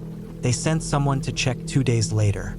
They told me the cabin was empty, no signs of anyone, no footprints, nothing left behind. But I know what I saw. I know what I heard. I didn't tell them about the man in the woods. I didn't tell them about the rabbit on the roof or the cellar sounds. I just said it didn't feel safe and that I wouldn't be back. I stayed in a motel for 3 nights before going home. I kept the axe in my trunk the whole time. Even now, months later, I still wake up sometimes thinking I hear something at the door. I don't go into the woods alone anymore. I don't stay in cabins. And I never finished the job.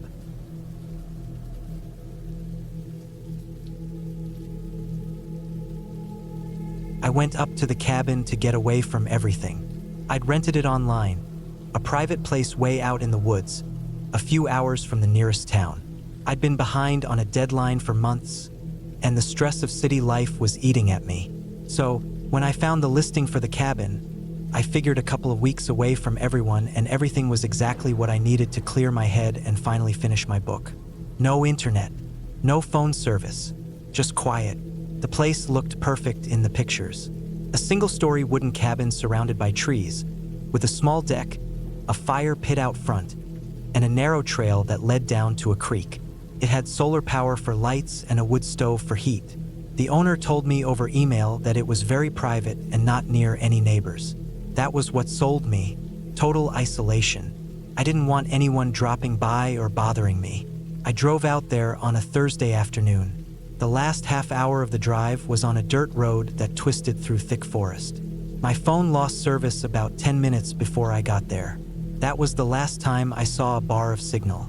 The road ended in a little gravel clearing, just enough space to park, and the cabin sat a short walk up a mossy path. When I stepped out of my car, I heard nothing but the wind in the trees. No traffic, no voices, not even birds at first. Just silence. The cabin looked older than it had in the photos. Some of the siding was weathered and gray. The windows had spider webs in the corners. The deck boards creaked under my feet, but it still had charm. Felt solid. Lived in, but not in a bad way. There was a lockbox with the key hanging by the door, just like the owner said. I let myself in. Inside, it was simple. One open room with a small kitchen against one wall, a table and 2 chairs, a wood stove in the center, and a bed under the window. There was a door at the back that led to a small bathroom. The floor was rough wood planks. The place smelled faintly of old smoke and pine. There were some dusty shelves with old paperbacks, a couple of flashlights, some batteries, a box of matches, and a first aid kit. I felt a little nervous, being so far from people, but mostly it felt peaceful. That first night, I unpacked my stuff, lit a fire in the stove, made some canned soup on the gas burner, and sat on the porch for a while with a flashlight, watching the trees sway. It was quiet in a way I wasn't used to, not just lack of sound, total stillness. I went to bed early and slept hard. The next few days went as planned. I spent most of my time writing. I'd get up with the sun, make coffee, and sit at the table for hours. Without the distractions of emails and phone calls, the words started flowing. I took short breaks to walk the trail down to the creek or chop firewood or just sit on the porch. The isolation felt good. But around the fourth day, things started to feel off. It was small stuff at first. I'd wake up in the morning and feel like something in the cabin was different. I think I left a book on the table, but find it on the shelf. Or I'd be sure I folded my jacket and left it on the bed, but find it hanging by the door. I assumed I was just tired. I was writing long hours and not sleeping as well as I thought. Maybe I was just forgetting. Then one evening, after coming back from a walk to the creek, I noticed the back door, the one that led to the bathroom, was unlocked. I always locked both doors before leaving. I was careful about that. I didn't want any animals getting in. I told myself maybe I forgot this one time. I didn't like the thought of a raccoon or a bear nosing around in there, so I checked every corner of the place, even under the bed, just to be sure. Nothing. Everything seemed normal, but I couldn't shake the feeling. That night, I lay in bed staring at the ceiling for hours. I kept thinking I heard something outside. Twigs snapping, faint shuffling. I told myself it was just the wind, maybe a deer, but the sound came back again and again. Not constant, but just enough to keep me alert. Around 3 in the morning, I got up and stood at the window with the flashlight. I swept the beam across the clearing, the trail, the trees. Nothing, just black forest. In the morning, I found something that made my stomach drop. On the porch railing, just below the window where I'd been sleeping, were muddy smudges. Long smears like handprints, but smeared and uneven. Too high for an animal. I stared at them for a long time, trying to come up with another explanation. But there wasn't one. Someone had been standing there, inches from where I was sleeping, their hands on the railing, watching me.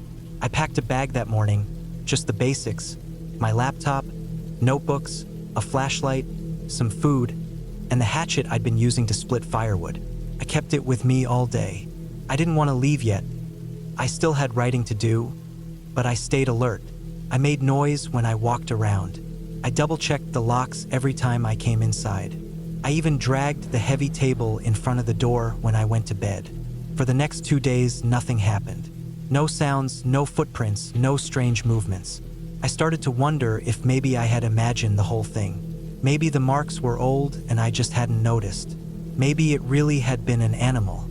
I started to relax again, until I woke up the next night and saw the back door was open.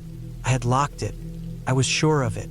The table was still against the front door, untouched, but the back door stood wide open, the cold air drifting in. I got out of bed slowly and picked up the hatchet. My heart was racing. I stepped toward the bathroom, checked every corner again. Nothing, but I saw something on the floor. Dirt, not a lot, just some smudges near the door. Someone had been there. I didn't sleep the rest of the night. I sat at the table with the flashlight and the hatchet and waited for morning. As soon as the sun came up, I checked all around the cabin. The woods were still and silent.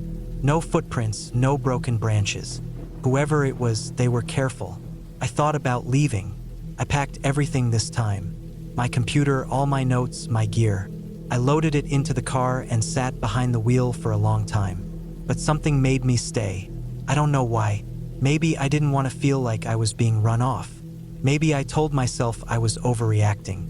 I stayed one more night, this time with both doors locked, the table wedged under the knob, and the hatchet by my side. And that was the night I heard footsteps on the roof. I was lying in bed, trying to sleep, when I heard it. A slow, deliberate creaking. Not the wind, not an animal. Footsteps, directly above me. Someone was on the roof, moving slowly, carefully. I didn't move. I lay perfectly still, staring at the ceiling, the sound of my own heartbeat drowning everything else out. The footsteps paused, then moved again, toward the edge. Then they stopped. I sat up, quietly, and moved to the window. I couldn't see anything on the roof, but I shined the flashlight across the clearing. Still nothing. Whoever was up there must have climbed down the far side. I waited for hours, listening. I didn't sleep. In the morning, I walked around the cabin. I found deep scuff marks on the back wall, below the gutter. Scrapes in the wood like someone had climbed down using the trim for support. That was it. I threw everything in the car and left. I didn't clean up.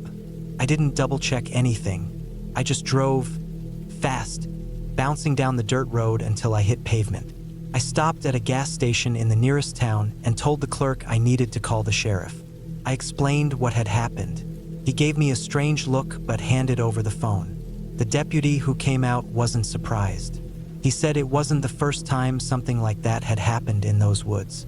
Sometimes drifters passed through, sometimes squatters, people looking to hide out where nobody would bother them. The cabin had been empty a long time before the owner put it up for rent.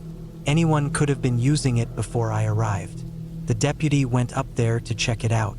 He called me later and said the place looked like someone had been staying in the crawl space under the cabin. There were food wrappers, an old sleeping bag, and a pile of clothes stuffed into one corner.